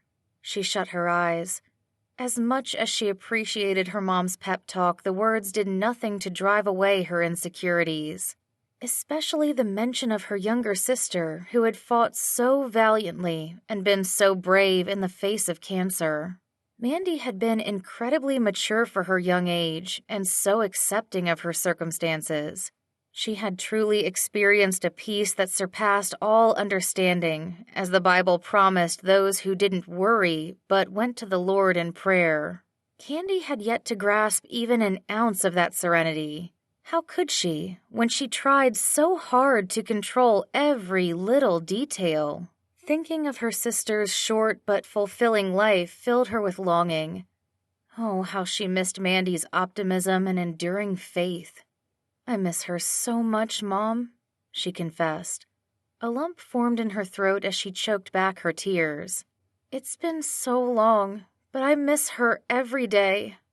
"Oh, honey, I had no idea." Mrs. Connolly sniffled. "I mean, I was sure you did, but you never talk about her. You and Mandy were so close. She was your best friend. Of course you miss her. I do too. We all do. Candy's hand went to her chest and her heart immediately sank. Mom, I lost the locket she gave me that day at the beach. It must have fallen off when I fell. For all I know, it's buried in the sand or washed out to sea. All I know is that it's gone. The last gift Mandy gave me is gone. I know it shouldn't matter. I mean, I have so many other things of hers, but I wore that necklace every day for the last 13 years. I just can't believe it's gone. Oh, sweetheart, that necklace meant so much to you. She paused. Have you checked with Colin? It could very well be sitting on the floor of his car. A flicker of hope lit in Candy's chest, but it died as quickly as it came. No, I can't ask him. We're not exactly on talking terms right now. What happened? Cradling her head in her hand, she sighed. It's complicated, Mom. It's always complicated with him. You know why, don't you? It's because you like him. Candy scoffed. You like him. Those 3 words said so much and so little, all at the same time. Could liking Colin be enough? Her chest tightened to think of the way he had poured out his heart to her last week. Why hadn't she said something? Why had she let him walk away thinking she didn't feel something for him, too? She was a coward, that's why. A coward and a control freak. She glanced around her bedroom, her gaze landing on her closet. A row of tops hung on matching hangers in a color-coordinated pattern with white on one end, black on the other, and the remaining colors in between. Her dozen pairs of shoes had also been organized and placed neatly by color and style on the shoe rack below. Not a single item was out of place. If only she could keep romance as tidy and compartmentalized as her belongings. Instead, it seemed that love was like melted ice cream, dripping and leaking without care. She couldn't turn her emotions on and off at will, as much as she wanted to. The way she felt about Colin and how he made her feel in his presence couldn't be contained either. When she was with him, the joy he brought her seemed to seep into the cracks of her heart, filling them up. When he was gone, it was harder to smile, especially now when her smile was so disfigured. Can't love be easier than this? Why is it so hard and confusing? Mrs. Connolly chuckled. Honey, love is not supposed to be easy. Do you not remember the passage in 1 Corinthians 13? Love requires you to be patient, kind, not proud nor self-seeking. Love protects and perseveres. That's what makes love the most precious gift you can give someone, and the most precious one you can receive. If you think about it that way, it makes all the sense in the world why it's not easy. It means so much more to love someone when it's hard to love them. Thanks, Mom, she answered drolly. I was asking a rhetorical question. Oops, and there I went giving you half a sermon, she laughed. All right, I'm going to go make dinner. I'll see you in an hour? Sure. And do yourself a favor and change out of your sweats and brush your teeth. Trust me, you'll feel better. Anything else you think I should do? She asked with an eye roll. Well, since you asked. I was kidding, Mom. I'll see you soon. She paused and added, Thanks for listening. Any time, sweetheart. Make sure you brush your hair, too. Bye, Mom. Candy crooned into the phone before she hung up. She caught a glimpse of herself in the mirror and was surprised to see herself smiling for the first time in a week. The action caused a little tugging feeling above her mouth at the sight of the wound, but it didn't stop her from smiling more. Leave it to her mom to talk some sense and comfort into her. Her mom was right, though. As much as loving Colin didn't make sense to her mind, it made perfect sense to her heart. The only question now was if she was brave enough to follow. Chapter 17. Colin. Colin pulled up to a ranch-style house on the quiet suburban street. Memories flashed across his mind to see the familiar maple trees lining the sidewalk, their branches bare. He spotted his former childhood home across the street from the Connollys, and the upstairs window from where he looked out for candy sightings, as Darren used to tease him about. He scoffed under his breath, thinking about how hung up he had always been on her. That was a side effect of being too optimistic. If he could only tell his 18-year-old self what he knew now, that he should have tried pursuing a more realistic career path so he wouldn't be in his current position, being rejected by an older, more successful woman. Sure, he could make Candy laugh, but he couldn't support a family on humor alone, unless he became a comedian. He turned off the engine and leaned back in his seat as he pondered that option for a split second. Reality set in quick, though. He didn't have time to start a career from scratch. He'd wasted all of his 20s already. Any effort he put in now felt too little too late. With a loud sigh, he pulled down the car visor and checked out his appearance in the mirror. When he had talked to Mrs. Connolly an hour ago, she'd mentioned there was a possibility that Candy would be over when he stopped by to pick up her tax documents. He smoothed his hands over his hair, using his fingers to comb through a cowlick that didn't want to cooperate. Sighing, he rubbed a hand over the scruff along his face, wishing he had had time to stop by home to shave first. Oh well, what did it matter anyway? He wasn't going to impress Candy, no matter how hard he tried. He closed the visor and made his way out of the car. 20 steps later, he found himself at the front door of the Connollys, with its no solicitation sign hung above the doorbell. He knocked loudly and pulled back his shoulders. Nervous energy raced through his veins as he waited for the door to open. One would have thought he was coming to pick up his date and meet her parents for the first time, not visiting old friends. The door swung open and a bald man wearing a blue flannel shirt and jeans beckoned him inside. Mr. Connolly gave him a firm handshake before closing the door. "Colin, I've missed seeing you. How are you, son?" "Fine, sir. Yourself?" "A lot better now that you're here to take over our taxes." He gave a hearty laugh that produced crinkles around his blue eyes. The sound seemed mismatched with his tall, lean frame. "We appreciate you helping us out. Let me ask the missus where she put the paperwork. Why don't you follow me? We just sat down to dinner and would love to have your company." "Thank you, sir." He cleared his throat as his eyes darted about the cozy living room, with a fire going in the brick fireplace and mismatched furniture with crocheted blankets draped across their backs. It had been a few months since he had visited the Connollys, but everything looked the same. There was no sign of Candy's purse or other belongings indicating she was here. He released a sigh of relief as he planned his exit. "I've got some leftovers at home calling my name. I'll just get the paperwork and be on my way."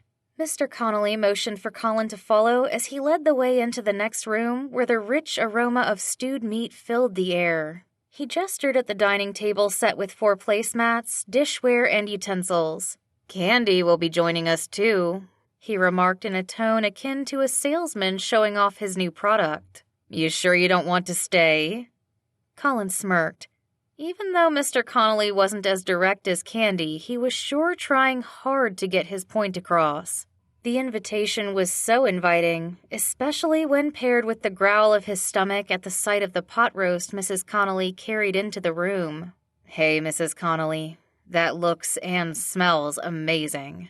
The older woman smiled and set the large dish on the table. She took a step back and wiped her hands on the flowery apron tied around her waist over a dark pair of jeans and a cream sweater. Greeting him with a quick hug, she gave him an approving once-over. "Thank you, dear. When your mom mentioned you were doing taxes again, I was so thrilled. You're a lifesaver." "No," he protested. "Just doing what I need to do to pay the bills." "You'll stay for dinner, won't you? Candy's coming."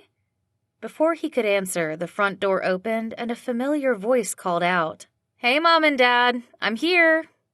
Colin's heart picked up speed. He heard Candy's voice grow louder as she neared the dining room. Even after the way they had parted, he still had such a soft spot for her. He always would. "That isn't Colin's car parked out front, is it?" She called out again, her tone hesitant. Mrs. Connolly exchanged a tight smile with her husband before answering. "Hey, sweetheart, we're in here just about to sit down for dinner." "You didn't answer my—" Candy appeared in the doorway, her face immediately flushing. She turned to face her mom with a wide-eyed look that seemed to accuse and cry for help at the same time. "Mom, can I talk to you, please? Alone?" "Sure, honey." She followed Candy out to the living room, a nervous smile on her face. Mr. Connolly shrugged and gestured for Colin to sit down. "Make yourself at home, son. This is way too much food for just the three of us. I hope you'll stay." I don't know if that's a good idea. I don't think Candy's all that thrilled to see me. I think she's just upset she didn't change out of her PJs. I'm sure she would have wanted to look her best if she'd known you'd be here." "Yeah, sure," Colin replied, completely unconvinced. It was a rare sight to see Candy in fleece pajamas without a trace of makeup on. He wondered if she'd changed early for bedtime or had just rolled out of bed. Either way, he liked how she looked and was especially relieved to see how well her injuries had healed. Gone were the bruising and swelling. Only a red line remained above her lip where her cut had been. "She looks great." He immediately winced, wondering how Mr. Connolly would take his comment. "I meant that in the most platonic way." "No worries, Colin." He took a seat in one of the chairs closest to him. "I know you mean well. I've always liked you. Platonically, of course," he added with a wink. "Sit down and keep me company. The ladies might take a while." Colin obliged, taking the seat across from him. He fiddled with the edge of the folded napkin next to his plate. Hushed voices talking quickly in the next room reached his ears. His feet fidgeted under the table, tapping out a rapid rhythm on the wooden floor. Suddenly, Candy and her mom emerged. Mrs. Connolly quickly took the chair next to her husband, leaving Candy no choice but to sit next to Colin. She pulled the heavy wooden chair out and sat down, facing forward. "Great. I'm starving," Mr. Connolly announced as he held out his hands on the table, one to his wife and the other to Colin. "Let's say grace and eat." Colin took the large weathered hand and then reached out his other one in Candy's direction. She stared at it for several beats, and he wondered if she would ever take it. Just as he was about to clench it shut, she placed her palm against his. He inhaled quickly as her tapered fingers wrapped around his. The simple touch sent a rush of warmth up his arm. As Mr. Connolly prayed for their meal, Colin held his breath, wishing for the moment to never end. Who knew if he'd ever get to hold her hand again? Unfortunately, it soon came time for them to say amen. Colin felt Candy's hand slip from his, taking her warmth with her. Candy immediately picked up her fork and busied herself with the portion of food her mom had scooped onto her plate. Colin received his own heaping portion and dug in. The spices danced on his taste buds as he savored the homemade dish, creating a stark contrast to the bland hopelessness he felt. He should have been happy to be sitting next to Candy and sharing a meal with her parents. The Connollys were like family, people he had been around for half his life. And Candy, the girl he had fallen for, was now a beautiful woman he fought the urge to look at, even as she was doing her best to hide her face from him. Wow. It hurt to think she didn't even want to meet his gaze. He chewed and swallowed his food as quickly as humanly possible, much like how he'd see Darren and his crew eat their meals at the firehouse. Thoughts of his brother reminded him of how Candy had gone to Darren for help instead of him that day on the beach. That act still stung. His bite of pot roast went down slowly, paired with a great heaping spoonful of bitterness and regret. It was a bad idea to stay for dinner. Candy didn't want him here any more than he wanted to be here. With a quick swipe of his napkin, he wiped his mouth, then backed his chair from the table. "Thanks so much for your hospitality, Mr. and Mrs. Connolly, but I'm not really hungry. I'll work on your taxes first thing tomorrow and give you a call when I finish them," he added as he stood up. "You barely touched your food, Colin," Mrs. Connolly protested. "Please stay." "It was delicious, really. Thank you." I'll see myself out." Colin pushed in his chair and turned to go. His heart ached to see Candy still eating, not even bothering to look up as he left the table. "Candy, why don't you walk Colin out to his car? Maybe you could take a look inside and see if you left your necklace there." Colin spun around, his next question directed at Candy. "Do you mean your locket? You lost it?" She kept her head down but turned her body to face his. "Yeah, that day at the beach. I doubt if it's in your car, but could we check anyway?" Candy's dull tone confirmed she didn't want to be anywhere near him, but he would never turn down a request from her. He only hoped his fragile heart could handle being near her again, knowing that she didn't want him. With a heavy sigh, he nodded in agreement. He grabbed the stack of paperwork the Connollys had given him and led Candy out the door. Chapter 18. Candy. Slipping on her coat, Candy followed Colin down the driveway to the sidewalk. She kept her head low and used her hair to shield the right side of her face. She felt so exposed, so unprepared to see Colin tonight.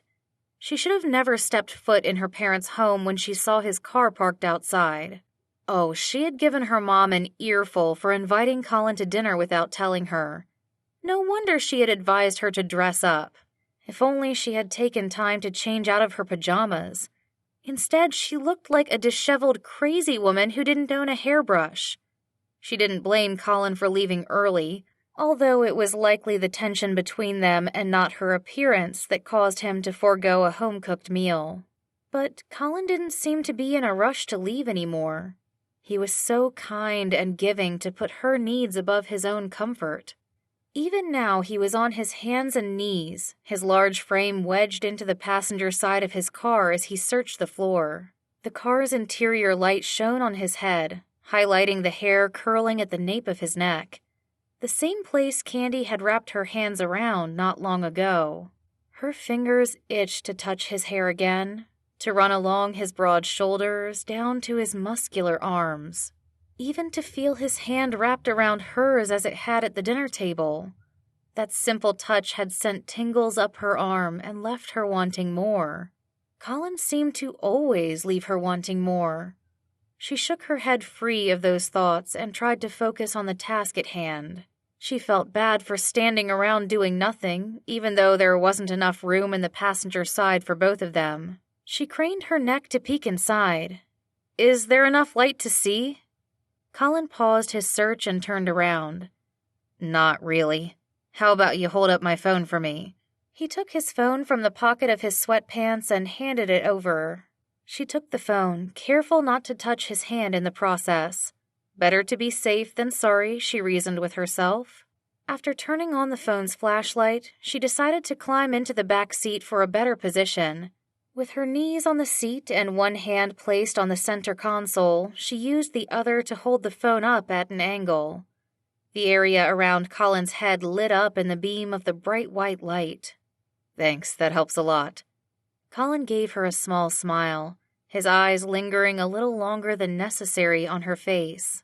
She lowered her lashes, embarrassed to have him staring at her. It was bad enough she didn't have any makeup on, but she also had the scar from her fall that she couldn't hide. Not that he hadn't seen it already, but still. Colin already saw way too much of her. "Thank you for doing this," she spoke up, hoping to fill the awkward silence. "I don't mean to trouble you." "It's no trouble at all." He reached under the seat, his mouth twisted to one side as he poked around. He paused, then pulled out a purple dog leash with images of white cartoon bones on it. "That's where this went. I thought one of the dogs had eaten it." She scoffed softly. Colin's lack of organization could be kind of endearing. "What else do you have down there?" "Lost treasure, no doubt. Let's see if your locket is one of them." He looked her straight in the eyes as compassion registered on his face. "I know how much it means to you. If it's not here, I'll go back to Carmel first thing in the morning to look for it." "Colin, don't be crazy. You don't have to do that." He sighed, turning his face away. "I know I don't have to. I want to." The brokenness in his voice tore at her heart. She reached out a hand, wanting to comfort him in some way, but quickly drew back. Anyway, there's no way you'd be able to find it now. It'd be like searching for a needle in a haystack. It's next to impossible. He shook his head. Nothing's impossible with God. I suppose. He gave her a questioning look, then returned to stretching his arm under the seat. His voice grew strained as he twisted his body in different angles in the tight space. Did I ever tell you the story about my parents when they were on their honeymoon in Hawaii? No, I don't think so. They were snorkeling one day, and my dad had their car and hotel keys in this waterproof case that was hanging around his neck. He was swimming around the coral reefs looking for fish when this big wave crashed into him, pulling him under. When he came up for air, he realized the case had gotten carried away with the wave. Their keys were gone, just like that. Candy cocked her head to one side as she listened to his story. Don't tell me. Your dad found the case? Yep. He prayed, and before he knew it, he saw this bright yellow thing bobbing on the water's surface about 10 feet away. He swam toward it and rescued their keys. That's amazing, Candy exclaimed. He must have had a lot of faith to pray like he did. Not really. Dad said it was a shot in the dark, but it was the only shot he had, so he took it. And God heard and answered like he always does. It only takes a mustard seed of faith to pray. Speaking of, Colin withdrew his hand and produced a handful of colorful candies. He dropped them into the cup holder with a chuckle. A mustard seed is a lot smaller than an M&M. That it is, Candy murmured, nearly smiling. There was something almost magical about spending time with Colin. His presence gave her a sense of comfort. Even when they had held hands earlier at the dinner table, it had felt so right. The worries in her heart had disappeared, much like her hand had in his. And now peace flooded her heart like the waves of the ocean, bubbling with hope and joy. She closed her eyes, soaking in the emotions. If only she could feel this free all the time. Are you trying it out? She opened her eyes to see him gazing at her. The tenderness on his face almost made her forget she should hide her face. Praying, with your mustard seed of faith. She ducked her head. That's all right. God knows your heart better than anyone. He knows what you need even when you don't have the words. She nodded with the little ounce of conviction she had. Colin shifted positions to look in the crack between the seat and the center console. He motioned with his head for her to bring the flashlight closer. Can you shine it right over here? I think I see something. She stretched out her arm, holding the phone next to his head. The hope in his voice caused a surge of hope to swell in her chest, even as her mind filled with doubt. Faith as small as a tiny mustard seed. She could manage that, right? Please, Lord, if you're willing, let the locket be here. Before she could say amen, Colin yelped in excitement. He grabbed a pen that was sitting on the dashboard and reached into the crack with it. Slowly and carefully, he lifted out a silver chain with a round locket on the end. My necklace! Colin, you found it! Sitting backwards in the passenger seat, he beamed as he faced her. God found it. He heard your prayer, Candy. He blew at the chain and carefully dusted it off. With a gentle smile, he motioned for her to come close. Here, let me put it on for you. She turned off his phone and set it on the center console.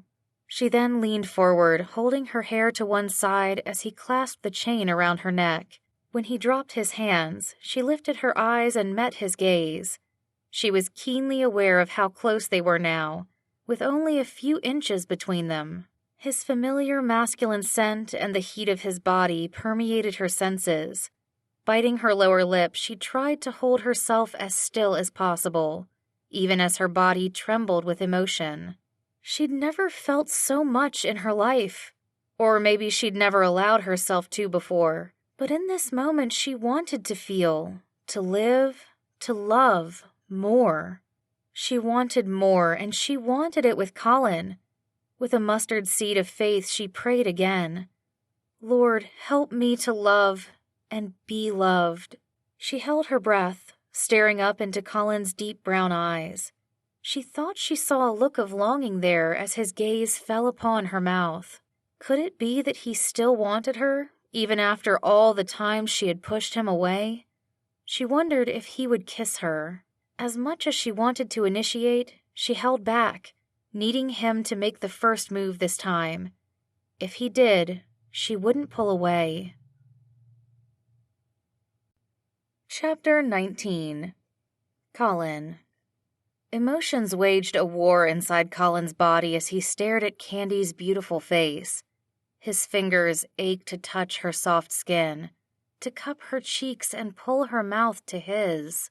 If she would let him, he'd kiss her silly until they steamed up the car windows and drove out the chilly wind blowing through the open doors. He would then take her into his arms and hold her, giving her a safe place to unload her cares. To listen to her tell him why her eyes were red from crying and why she had looked so worn out when she showed up at her parents' place tonight.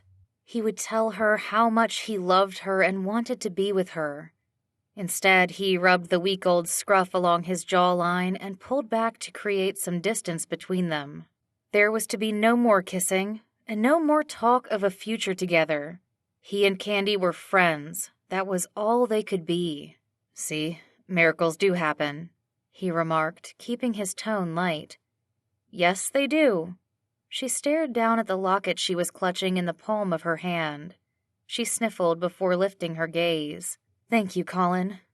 He couldn't be sure, but he thought he saw her lower lip tremble. Was Candy crying? "No problem. You should have called or texted me as soon as you realized your locket was missing. I could have found it a lot sooner for you." "I should have." She cleared her throat, then sat back as if she wanted to create some distance between them. "I didn't feel right contacting you after how we left off the last time we talked." "Psh, it's all good," Colin exclaimed, maybe a little too enthusiastically. He really didn't want her pity today. "I'm over it." "But..."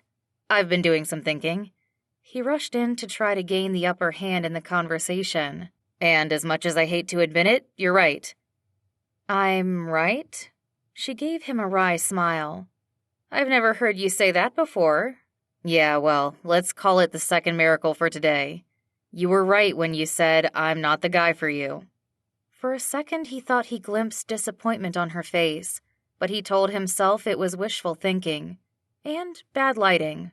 Now that his phone's flashlight was off, it wasn't nearly as bright inside the car, which was a blessing in disguise considering how messy the floor of the back seat was. He wished he had taken the time to throw away the candy wrappers and empty soda bottles he had tossed back there. Well, it was better this way. It was just another reminder of why he and Candy would never work out. A lengthy silence ensued before Candy spoke up. "Why do you say that?" He quirked a brow. Did she really want him to rehash everything she had said to him up to this point? How he wasn't mature enough and he should have had his act together by now like his brothers or any man his age did? Let's just leave it at that, all right? There's no need to go into the details again. Been there, done that. I'd just like for us to go back to where we were, before things got personal. Like last summer, when we hung out at the ice cream shop and joked around, when things were casual and fun. And before you broke my heart, he wanted to add, but he knew better than to do that. He was done having his hopes dashed to pieces. Done wanting a woman who didn't want him and imagining a future that wasn't his to have. Honestly, he had enough to deal with as it was with his business. His bruised ego could only take so much beating. I could really use a friend right now. I only have a couple of weeks left to figure out the rest of my life. The rest of your life? You make it sound so dramatic. Not dramatic, but serious. I'm trying to be serious for once in my life. He drawled drolly. I thought you'd appreciate that. But it's not you. He winced. Ouch. You're not holding back, are you? I guess I deserve it. That's not what I meant. Being serious isn't who you are. You're fun and lighthearted and full of life. That's the Colin I know. Yeah, well, that was the old Colin. The new Colin has exactly 2 weeks to decide if he should try to revive his business or chuck it all and become a tax preparer full-time. He scoffed. And I should probably stop referring to myself in the third person. Candy smiled for the first time that evening. I love your sense of humor. She placed a hand on his arm and squeezed it before letting it fall away. You'll figure it out. I have faith in you. Yeah? Thanks for the vote of confidence. The warmth her hand had left on his arm was nothing compared to the warmth of her words. Colin returned her smile, already feeling more hopeful. It seems like a no-brainer when you place the two options side by side, but it's not that simple. I keep trying to come up with a way that I can make Cherry on Top more successful, but as long as that dessert place is open across the street, I've got no chance. How do I compete with them? If I start offering all organic options on the menu, it would raise my costs for sure. I don't know what to do. So it's a firm no on the tax job then. His eyes grew wide. Did she honestly think he'd survive the rest of his life cooped up within 4 white walls? I wish I was cut out for life behind a desk, but I'd rather give up sweets than be stuck in an office all day. It's just not me. I know it's not you. I was just asking to make sure. She took a deep breath. Tell you what, I'd be happy to help you out. I bet between the two of us we could easily come up with a plan to turn the shop around. What do you say? Colin wasn't sure if he was hearing her correctly. He narrowed his eyes at Candy, who was facing him squarely and smiling openly at him. Who was this woman, and what had she done with Candy? Are you serious? I'd love that. There's no one else I trust more. He hesitated. What would it cost me, though? I don't have the funds to pay much. Colin, she interrupted him in a stern tone. What are you talking about? I don't expect you to pay me. I'm doing this because... She bit her lower lip. I care about you. You've always been there for me when I needed someone to lean on. I want to repay the favor. The favor? His chest tightened at those words. Didn't she know he never expected anything in return? He had been there for her because he wanted to be. Love had driven him, and would always drive him, to care for Candy. He wished this wasn't the case because it would surely make life more simple if emotions weren't involved. At least the line had been drawn clearly now, and the expectations had been set. They were friends, nothing more. Friends don't need to repay favors. You don't need to help me out of obligation. Obligation? What makes you think I'm offering out of obligation? You know, because you're you and I'm me. He rubbed the back of his neck, suddenly not liking where the conversation was headed. You've got it all together, and I'm barely hanging on by a thread. It makes sense you'd feel pity for me and want to help me out. Colin Spark, do you not know me by now? Candy's volume went up, filling the car with her sharp tone. I happen to value my time and would never spend it on something I didn't think was worthwhile. That includes you and your store. So believe me when I say I am not helping you out of pity. Colin blinked twice, partly in shock but mostly out of happiness. The fire had returned in Candy's eyes, and he couldn't be happier. Joy bubbled up within him, big and expansive, until his laughter filled the entire vehicle. The look of admonishment she flashed him should have scared him enough to stop, but he couldn't. It had been so long since he'd laughed. Truly laughed. It felt so good he didn't want to stop. She shot up straight in her seat and cocked her head to one side. What's so funny? He tried to catch his breath enough to answer her. I just love seeing this side of you. If you mess with me, I'm going to eat you alive, Candy. I've missed her. Various emotions flickered across her face, from amusement to delight. So you're going to start referring to me in the third person now? He guffawed, still trying to contain his happiness. Please tell Her Majesty that I would never dream of it, he joked as he held his hand over his right brow in a pretend salute. She rolled her eyes. You are something else, Colin. Something amazing, right? The words rolled off his tongue with the familiar confidence he used to have. Something, all right. His spirits lifted at the sound of her playful tone. This was just like old times, easy and comfortable. So, how have you been? Your face is healing nicely. She quickly sobered and shifted her gaze out the window. I've been okay. Yeah? He waited, knowing not to push her to speak before she was ready. She suddenly turned to face him, honesty written all over her face. Actually, not really. What's going on? Just little things. Her voice faltered as she continued in an uncertain tone. Like being upset over my locket, which you found, so that part is better. But I've also been worried about my TV appearance tomorrow. The bruising on my face is almost gone, but the cut hasn't fully healed. Her confession was so unexpected, but so wonderful to hear. Candy was letting down her guard with him again, fully and freely. He didn't know what he had done to deserve such a gift, but he thanked God for it. And you're worried about what people will say when they see you on TV? Yes, exactly, she nodded. I feel so petty for even worrying about it, but it's hard not to when I know hundreds of thousands of people will be watching. I need good publicity if I want to eventually have my own show, she sighed. I've tried all the makeup techniques I know of, but nothing works to fully cover it up. I don't know what else to do. At the word makeup, Colin's ears perked up.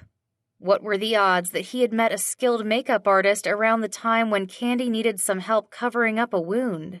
Sky high if God had anything to do with it, which he knew he did. With a confident tone, he reassured her. I have an idea. If you trust me, I think I can help you look your best for the TV gig. Candy studied him with a curious expression.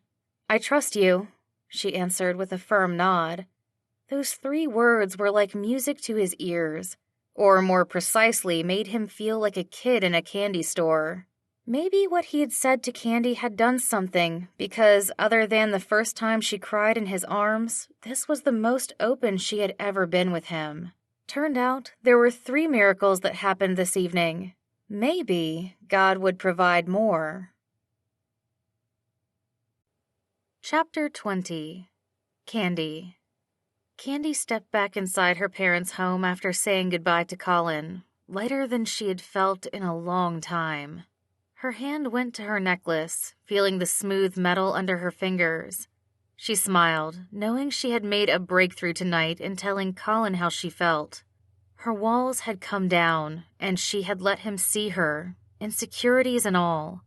And Colin, being the sweet guy that he was, had listened without judgment. He'd even offered to meet up the next day, promising that he would have a solution for her. The offer gave her hope, but it was the idea of seeing Colin again that filled her with joy. She had to admit that once she had decided to open her heart up to him, it was so easy to see his strengths.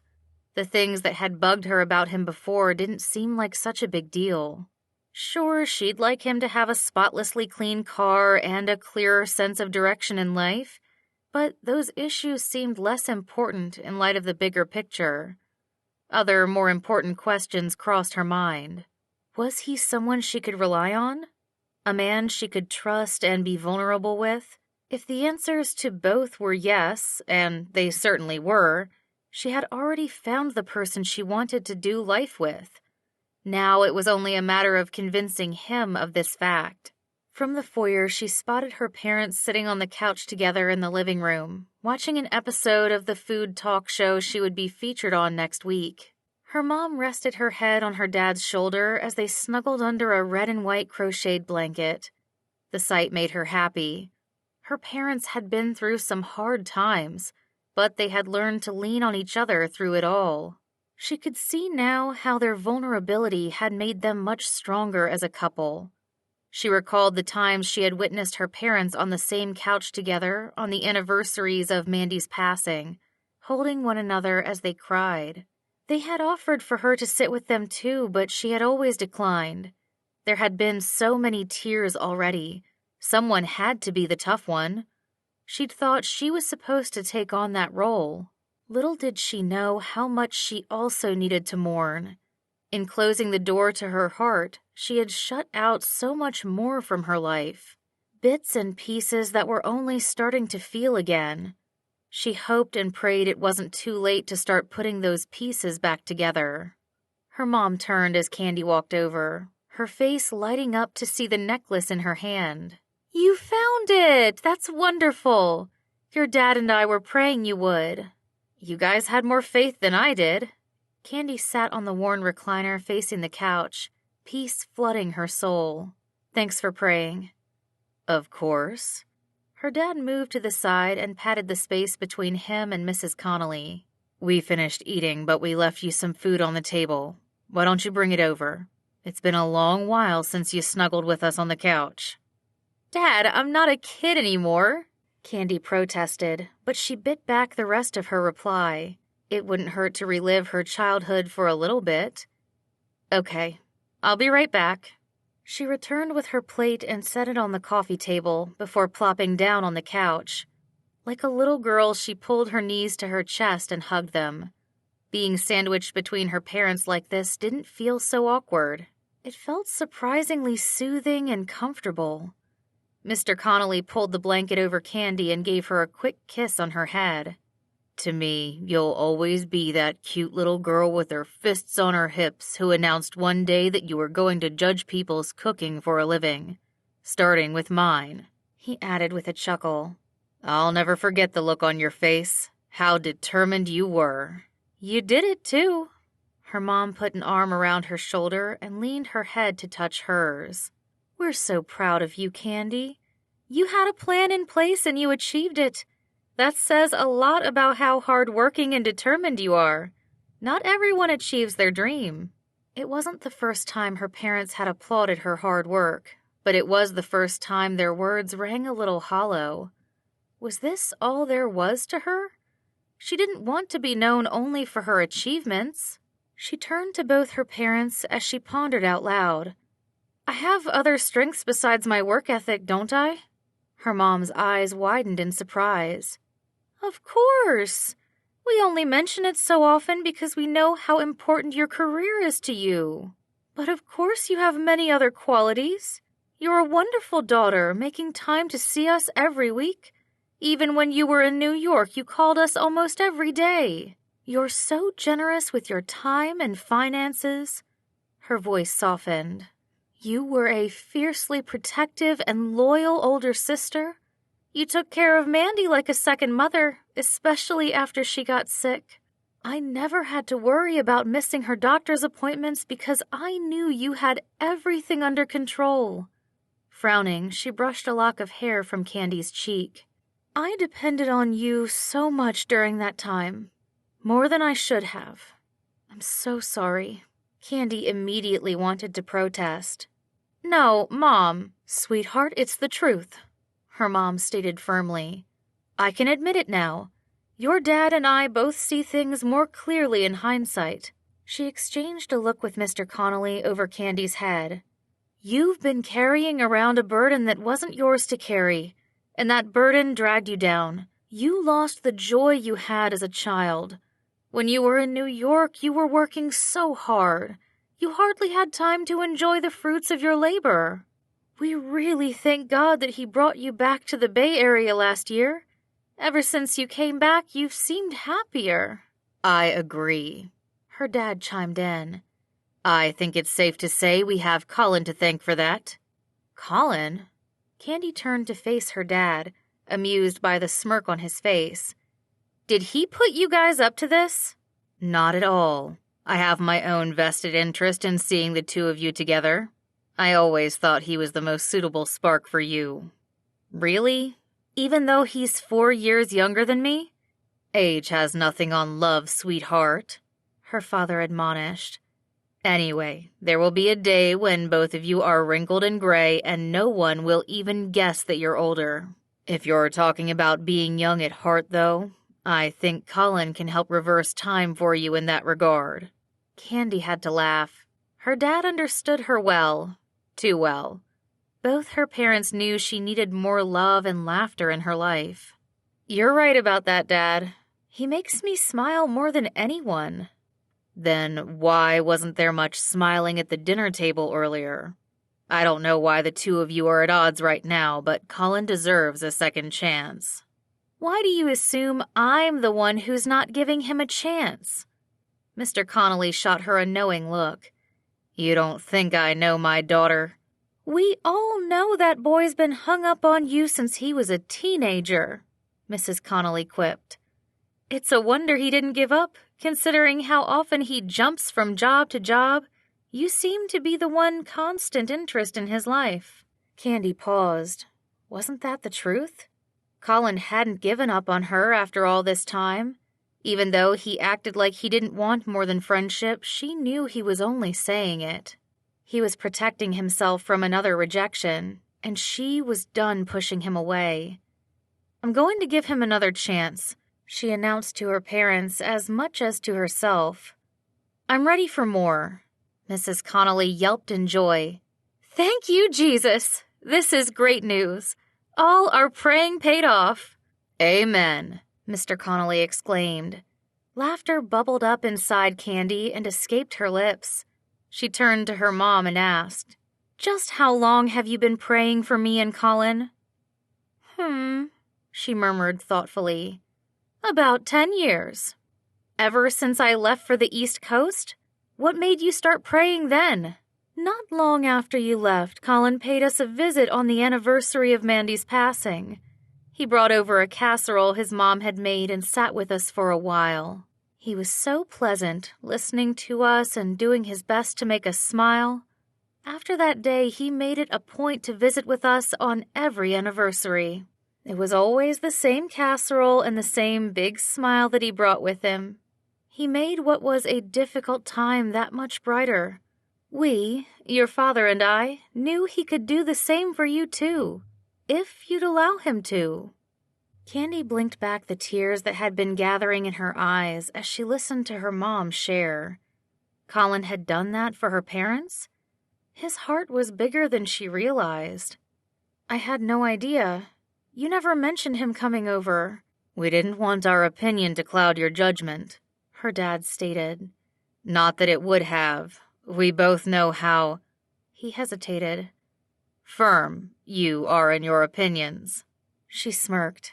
Stubborn, Dad. The word you're looking for is stubborn. It's okay to say it. I know my weaknesses. Mr. Connolly chuckled.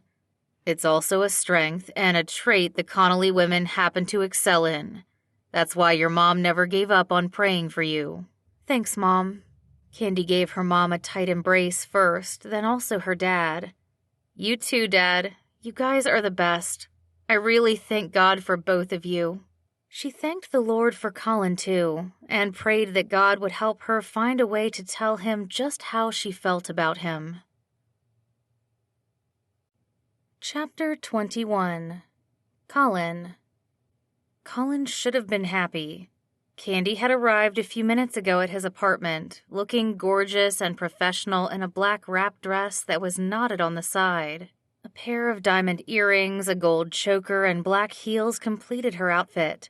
Her chestnut brown hair fell in soft waves around her shoulders. Other than mascara and eyeshadow, her face was makeup-free. He had felt a spark of hope when she'd walked into the apartment and given the room and him an approving nod. Armed with a bag full of cosmetics, he faced her now as she sat on the couch which he had cleaned up early that morning, along with the rest of the living room. He'd even shaved for the first time in a week and changed into a clean pair of jeans and a black long-sleeve polo. His smile fell away, however, as soon as Darren joined them. His brother had just emerged from the shower, his hair leaving water droplets running down his navy sweater. Darren leaned on the back of the couch as he placed a hand under Candy's chin, tilting it up to examine her face. With narrowed eyes, he studied the cut above her mouth. It's healing pretty well, Candy, considering it's only been a little over a week. The cut's closed, so you're fine putting makeup over it. He tossed a wry smile Colin's way. Try not to rub or put pressure on the wound when you're doing your magic, though. Colin couldn't miss the uncertainty in Darren's voice. He felt a little unsure himself, to be honest, since he only had an hour to work with before Candy left for her TV gig. He had done his homework, though, and spent half an hour last night chatting with Billy Bob, who had sent him step-by-step instructions. Using a red permanent marker, he had also drawn fake wounds on his arm, then practiced the makeup techniques on himself. He had done all he could to prepare. He really didn't need his brother adding more doubt to the situation. With more sarcasm than he intended, Colin replied, "Thanks for your expert advice, but I've got everything under control." Darren nodded and backed away. "I'm sure you do. I gotta run. Best wishes with your TV appearance, Candy." "Thanks, Darren, for all your help at the beach that day, too." Candy flashed him a gracious smile. Her eyes lingered on Darren as he made his way out the door for another shift at the fire station. When the front door closed, she turned to face Colin. "You okay?" "Yeah, of course. Why wouldn't I be?"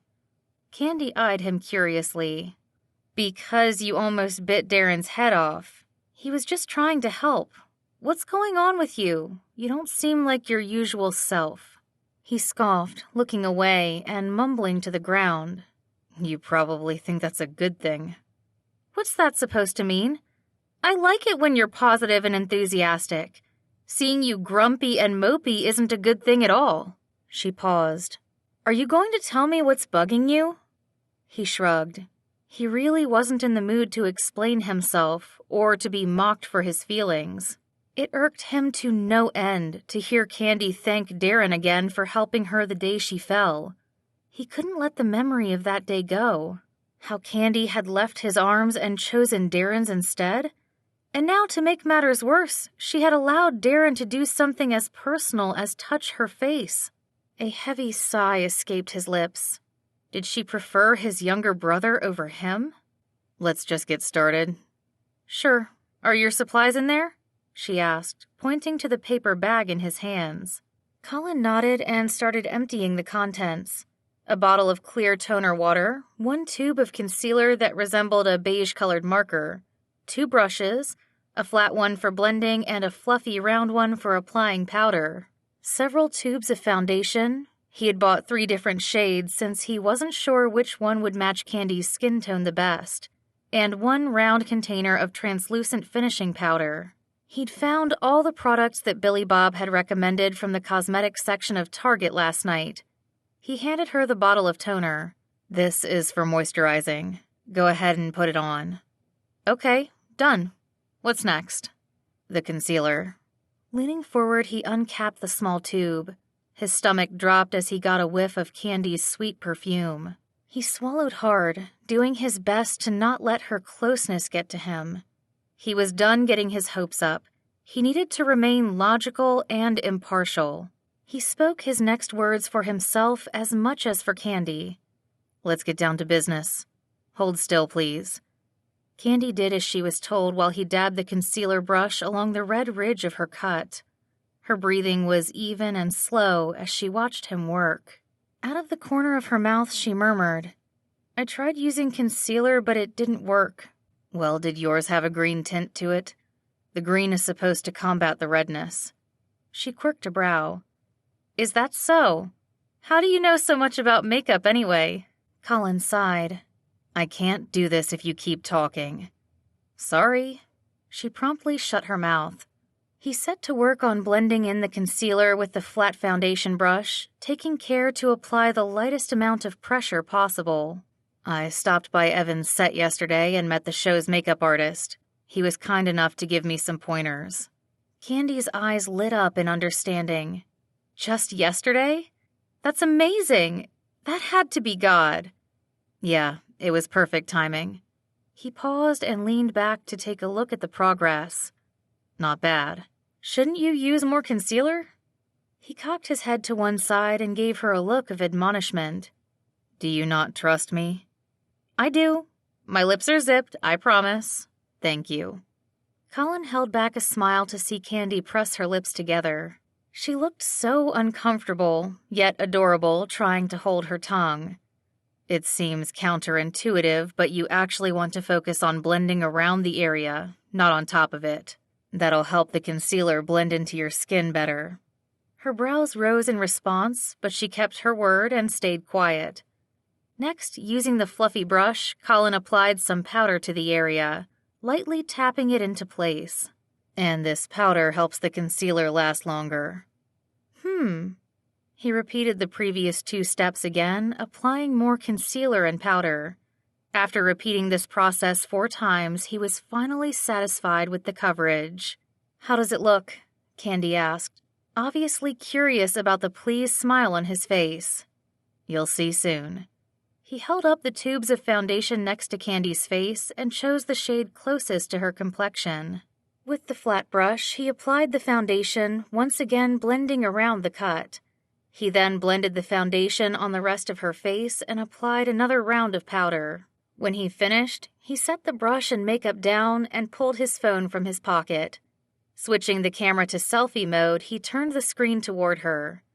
"What do you think?" Candy took the phone from him and aimed it at her cheek. She looked long and hard at her reflection. Her mouth dropped in shock. "Colin, you can't see the cut at all. It's completely gone.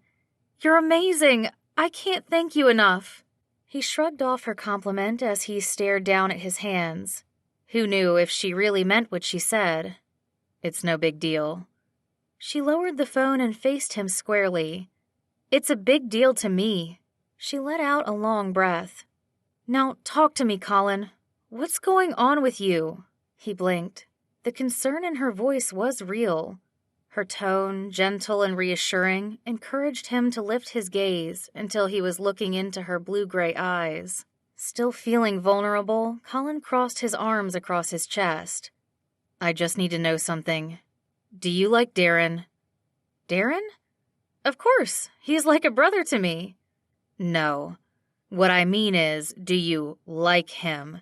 Like, man," he grunted. "Woman, kind of like." "You mean romantically?" She punctuated the question with a scoff. "I can't believe you just grunted like a caveman." "It got the point across. So, do you like him?" "Of course not. I see how Danica looks at him. I'd never get in the way of that. And even if she wasn't interested in him, I would never think of Darren that way. He's not my type." "Not your type." "Right," Colin repeated, unconvinced. His heart began pounding, sending blood rushing to his ears. "Then why did you ask him for help and not me? That day at Carmel, I got to you first. I was there for you, Candy. I offered to help you, but you—" He inhaled sharply. "You chose Darren. It's obvious you trust him and respect him more than you do me." His cheeks heated as he spoke his fears out loud. He feared what Candy might say in response. Part of him wanted to hear her confirm his statement. The other part didn't know if he could handle the truth. His ego was more fragile than he cared to admit, especially in Candy's hands.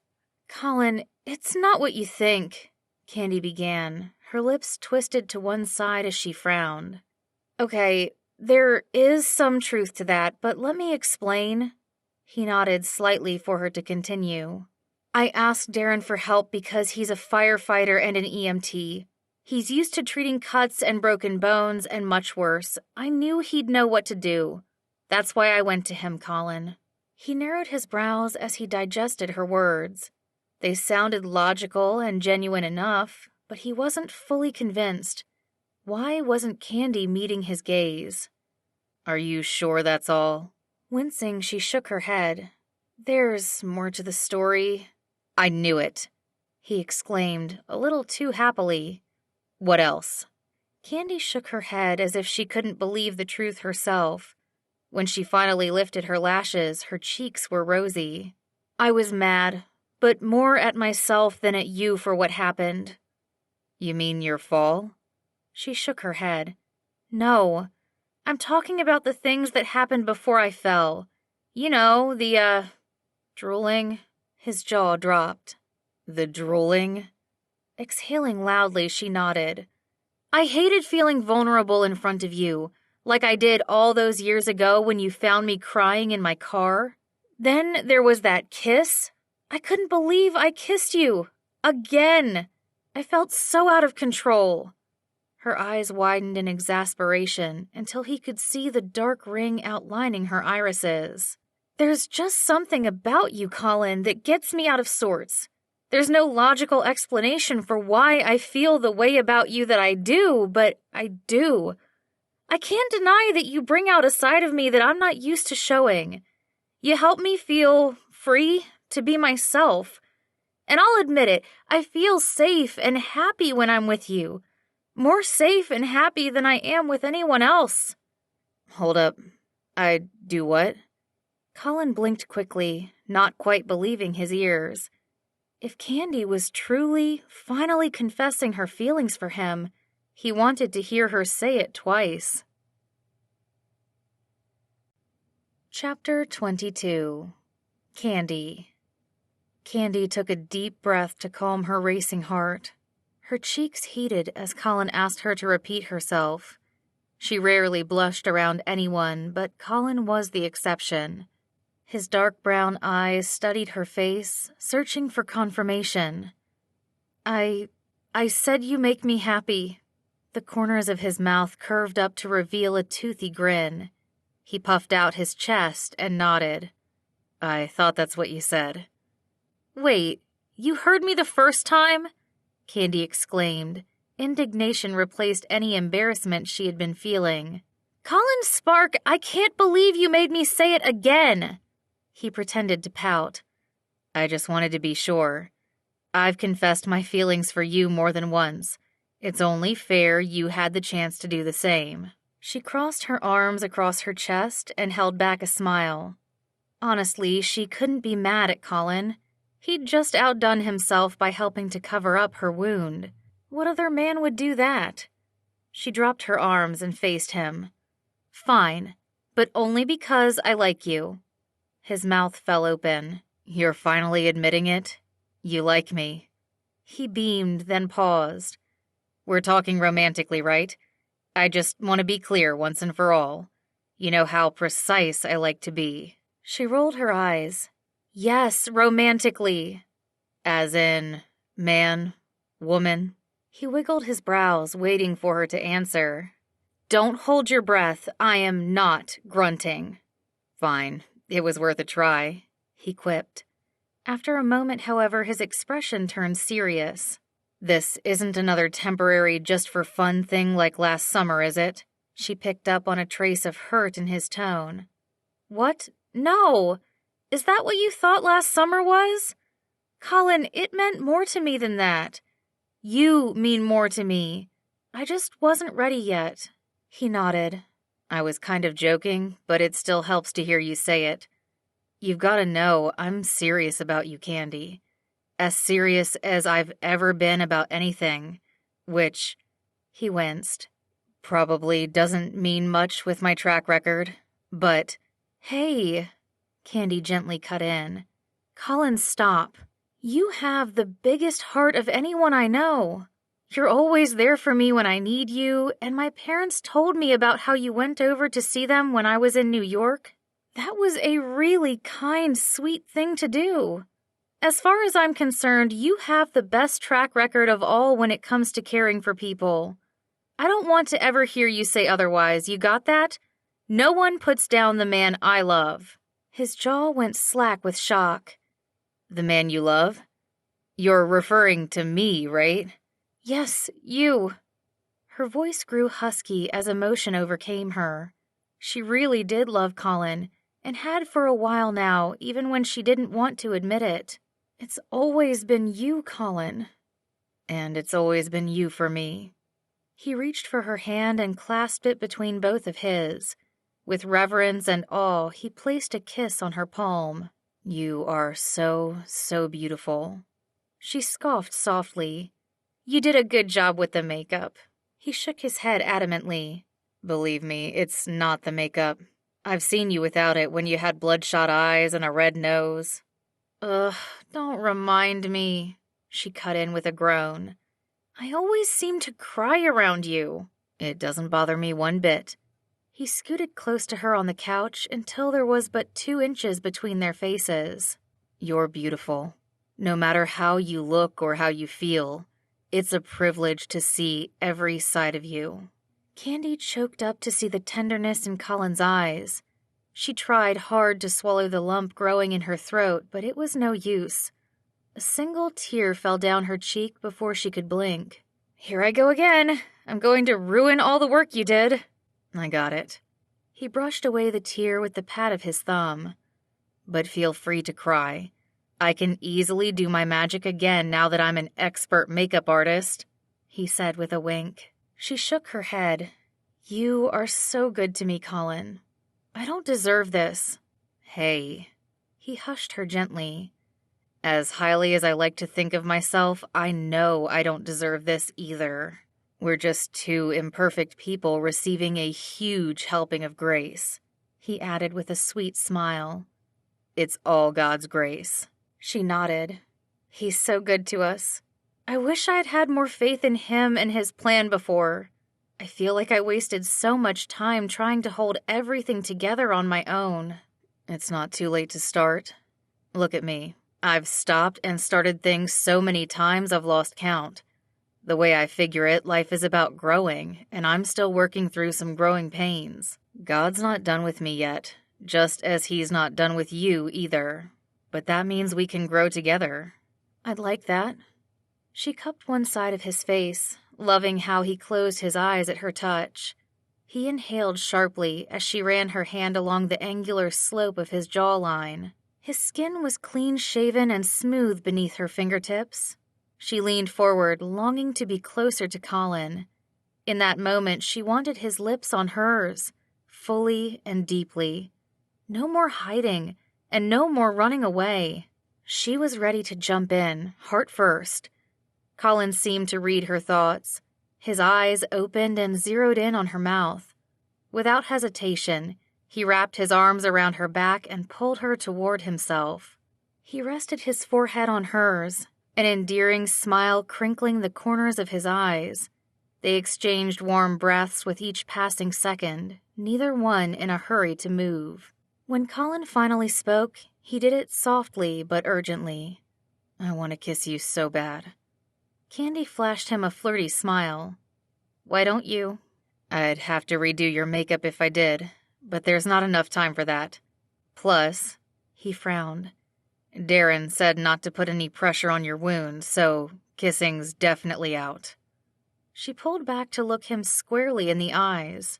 With her brows furrowed, she protested.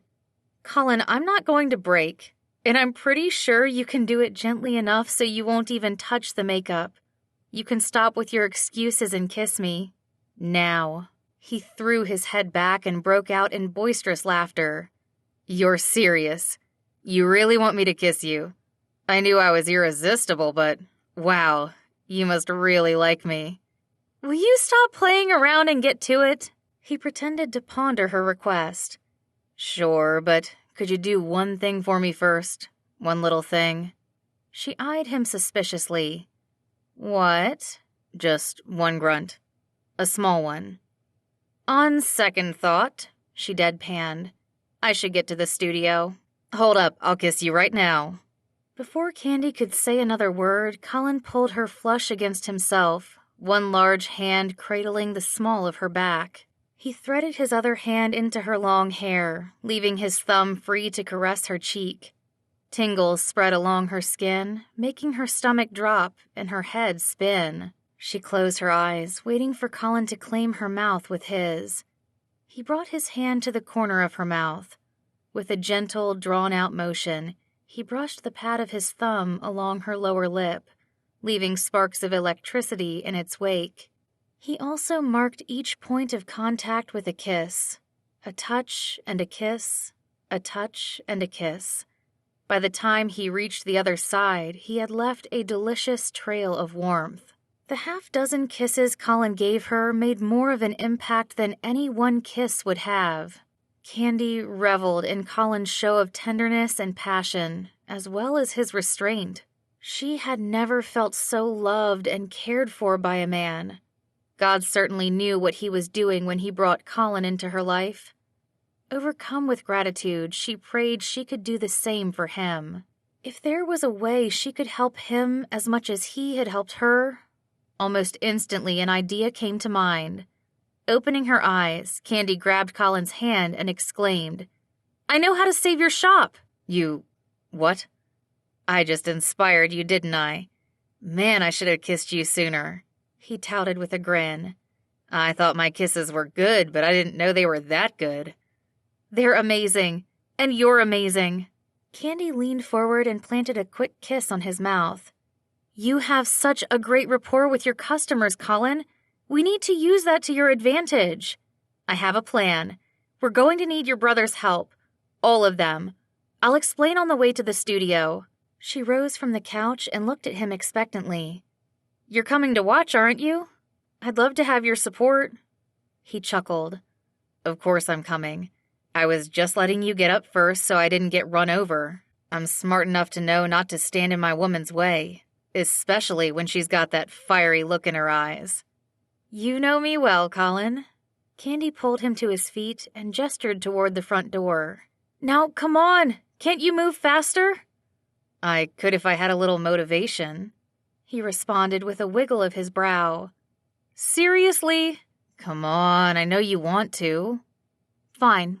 Just this once, she huffed. With her hands on her hips, she let loose a low grunt from her throat. Oof. Happy now? Colin beamed. Yeah, that's my girl. Let's go. With a shake of her head, Candy followed him out the door, her own heart brimming with happiness. Chapter 23.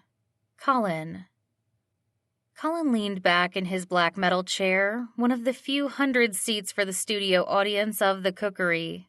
He'd watched a handful of episodes before, so he was familiar with the set, but it was still surprising to see it in person. The large rectangular set was made of 3 walls and 2 spaces that resembled a high-end kitchen on one side and a small living room on the other. Each area was professionally decorated, the former with stainless steel appliances and open cabinets painted in a light blue color, and the latter with a large bookshelf, mustard yellow couches, and colorful throw pillows. Bright, warm lights from overhead lit up the stage portion of the studio, while the audience sat shadowed in dimmer lighting.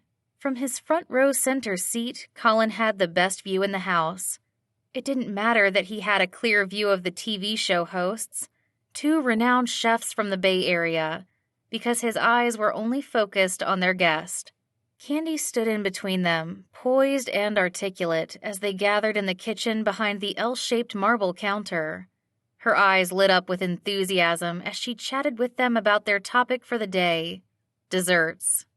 Colin couldn't think of a better pairing of 2 of his greatest loves, candy and sweets, which were really one and the same when he thought about it. The woman and the food group both satisfied him and made him smile from ear to ear. In fact, that's how he looked at this very moment, grinning like a lovesick fool on a sugar high.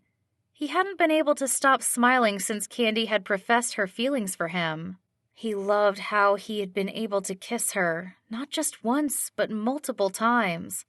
They'd also held hands in the car on the way to the studio. The joy he felt in his heart was more delicious than anything he had ever experienced, like a giant chocolate fountain filled to the brim and overflowing. God had blessed him abundantly, and he was going to treasure this gift for the long haul. He was serious about settling down with Candy. The only thing standing in his way now was his future, more specifically, the future of his ice cream store. He would have been ready to close up shop and become a full-time tax preparer if it meant being able to provide for a family.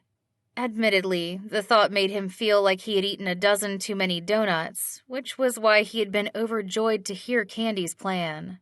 On the way over, she had called up Aiden, Brandon, Darren, and Evan to gain their support. None of his brothers had a chance to say no, not to Candy. She'd hardly had the words out before they each willingly agreed to help. He grinned, remembering bits and pieces of the conversation now. Each phone call via speakerphone had started out with a 5-word announcement from him. Candy and I are official. Aiden had immediately asked, officially what? Together, as in dating, in love, Destined to be together forever? Candy had cut him off with an eye roll. He gets the point, Colin. That's unbelievable. Aiden had spluttered. Wait till I tell Abby. I probably should wait until after she gets off the air, or else the entire Bay Area is going to hear the news. Go right ahead, bro, Colin had suggested. I have nothing to hide. I want the whole world to know I've got the perfect woman for me. Before you do that, Aiden, Candy had cut in, let's address the reason why we called. We need a favor from you.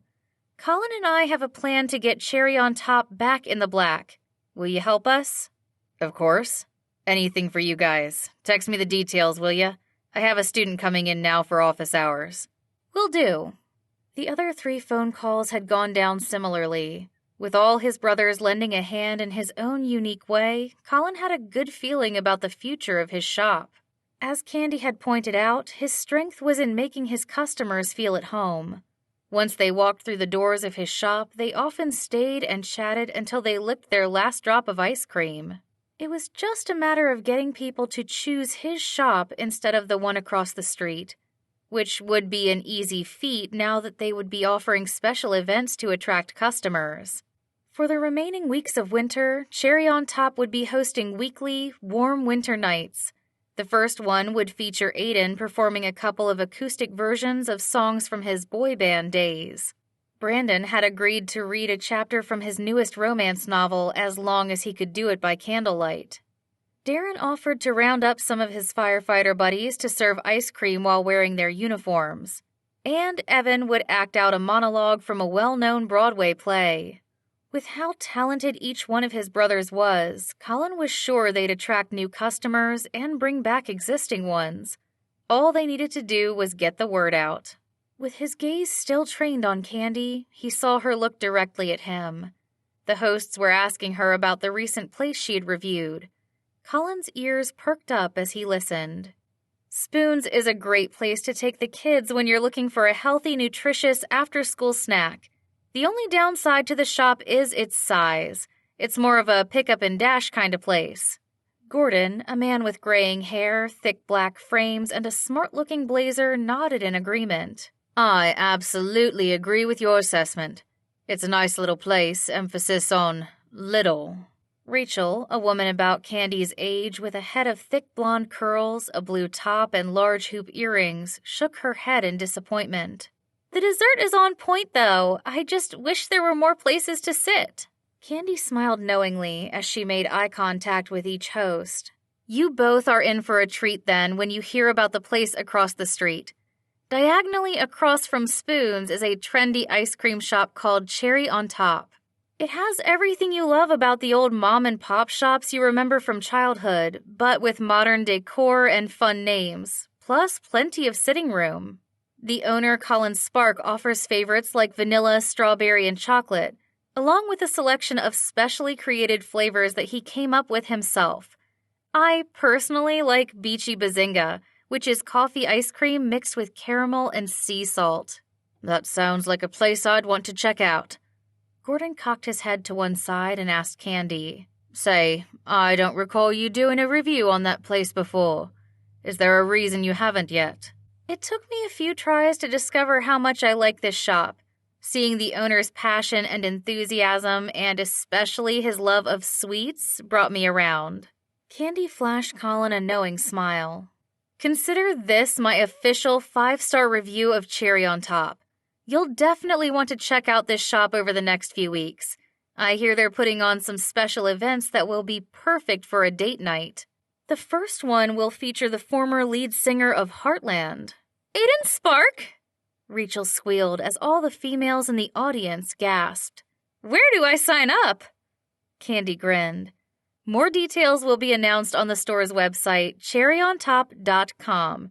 Be sure to check it out, she added, speaking directly to the camera. It's a date, Gordon announced to the audience. Thank you so much, Candace, for joining us today. It was a pleasure chatting with you.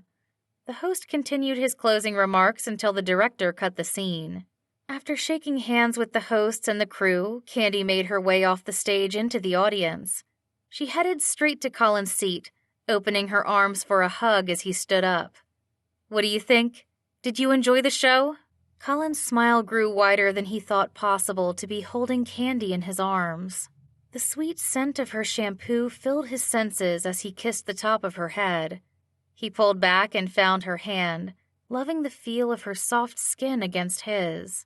Their fingers laced together effortlessly, as if they had been holding hands all their lives. Lord willing, Colin prayed, they would be for the rest of their days. He took one look at Candy's expectant face and nodded. It was awesome. You were awesome. But I'm surprised you mentioned the shop. You didn't have to do that. I thought you didn't mix personal with professional. Before Colin could finish his sentence, Candy's mouth was on his. She kissed him long and hard, wrapping her arms around his neck. Colin pulled her close and kissed her the way he had wanted to back at his apartment. The TV gig was over, and there was no stopping him now. Candy seemed to feel the same way as she leaned in and deepened the kiss. Loud cheers and applause sounded all around. Colin pulled back and nodded to his fellow audience members as they gave him thumbs up before walking away. Candy's face flushed pink as she brought a hand to her mouth. It's safe to say we're way beyond professional now. Oh, yeah. His brows shot up when Candy dropped her hand from her face. He quickly scanned the area above her mouth. The concealer and foundation had smudged to reveal a dark red line. The makeup smudged, didn't it? Just a bit. Don't worry, I can touch it up in the car. She shook her head firmly. No need. I'm fine, really. Colin cupped her cheek, taking a moment to admire the woman standing before him who was growing more beautiful by the minute. You are fine. As in gorgeous. Smokin' hot fine. Candy rolled her eyes and laughed. You are such a sweet talker. Keep it up and I may have to kiss you again. Oh, you're on. Colin ribbed as they exited the studio, side by side and hand in hand. Epilogue. Colin. Colin scooped out a generous helping of ice cream from a large tub and plopped it into the sugar cone in his hand. He dropped the ice cream scooper into a bowl of warm water, then closed the door to the glass case. Taking a breath, he scanned the inside of his shop. With half an hour to go before the store opened, every round table had been wiped down and the chairs already set up. The soft strains of a pop song played from a speaker overhead, and the sweet smell of freshly baked cones filled the air. Bright rays of sunlight shone through the windows, bringing with them the first signs of spring. Along with the changing season, a new season had come to his life as well. Almost 2 months had passed since he and Candy became an item. 57 wonderful days of loving and being loved by the gorgeous woman sitting at one of the tables near the window. Colin gazed at her, thinking she'd never looked more beautiful than she did now, wearing a pair of navy leggings and an old sweatshirt of his, the large neckline falling to the side to reveal one shoulder. Her hair was piled high on top of her head in a bun that showed off the delicate curve of her neck. She stared intensely at her laptop screen, writing up her latest restaurant review. The determination on her face reflected her passion and her drive, 2 things he loved about her. It was Candy's passion and drive that had helped make Cherry on Top profitable again. He was now in the black and making more than enough profit to cover the rent increase and quit his tax prep job. Frank was sad to see him go, but Colin's offer of free ice cream any time cheered him up fast. Candy had received rave reviews for her TV appearance. She was now in talks with the network producers to be a judge on one of their popular cooking shows. Colin couldn't be more thankful to the Lord for guiding him and Candy, personally and professionally. His had been a bumpy path, but everything was now right with his world. Only one thing would make it even more rosy and delicious. God willing, today would be the day to make that happen. Candy glanced up and flashed him a wry smile. Colin, the ice cream's dripping. Huh? Oh, it is. He quickly wiped the trail of cold liquid going down his hand. Feeling his heart pound in his chest, he realized he needed to act quickly to put his plan into motion. He walked around the counter and joined Candy at her table. Presenting the cone to her, he declared, "For you, my love. It's a new flavor called Candy Craving." "Cute name. Thank you." Candy took a taste, delight wrinkling her nose. She quickly licked her way around the cone, catching the drops of melted ice cream. Candy cane and chocolate. What a great combination. It's like Christmas in April. You're not going to have one? Maybe later. He knelt beside her, feeling the coolness of the tile floor through his jeans. This one's especially for you. Okay. She eyed him curiously but continued eating. Why don't you take a seat on the chair? I like it here. Colin cleared his throat, suddenly feeling his nerves get the better of him. He pushed up the long sleeves of his polo shirt and wiped his sweaty hands on his thighs. Just enjoy your ice cream. What's going on, Colin? You're acting strange. Candy gave him a long, hard look, then glanced at the cone in her hand. What's in this ice cream? The usual. Milk, cream, sugar. Is that all? Well, not exactly. This particular scoop of ice cream also has love and promises and happiness. You need to get to the end to experience it all, though, he added, nodding toward the pointed bottom of the cone. Her brows shot up. What are you saying?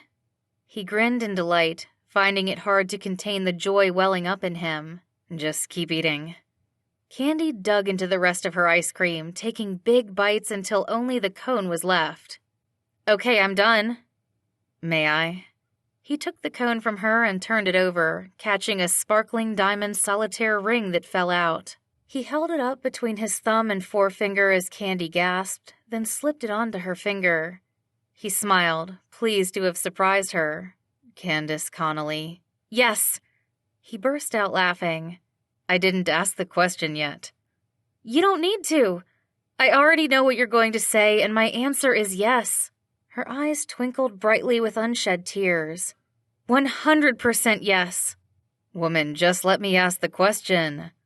A smile played on her lips. Okay, fine, go on. He took a deep breath and tried again. Candace Connolly, you make my life sweeter than I ever thought possible. I love you, and I want to spend the rest of my days with you by my side. Will you marry me? Without a word, she pulled him to his feet and stood on tiptoe to bridge the distance between their lips. She kissed him, slowly and passionately, until he felt the heat from her mouth course through his body. A contented sigh escaped his lips when they finally parted. With a raised brow, she looked at him expectantly. Does that answer your question? He rubbed his chin, pretending to think. I think so, but I might need a second kiss to make sure. I'm big on seconds, especially for anything sweet. She laughed. It's a good thing you're marrying me, then. Colin couldn't agree more. It sure was a good thing. And as he knew from experience, there could never be too much of a good thing, especially when it was as wonderful and sweet as candy. The end. Thank you so much for listening to this audiobook. To find out more about Liwen Waiho's other books, please visit her website at liwenho.com. And be sure to subscribe to this channel so you'll be notified when a new audiobook releases.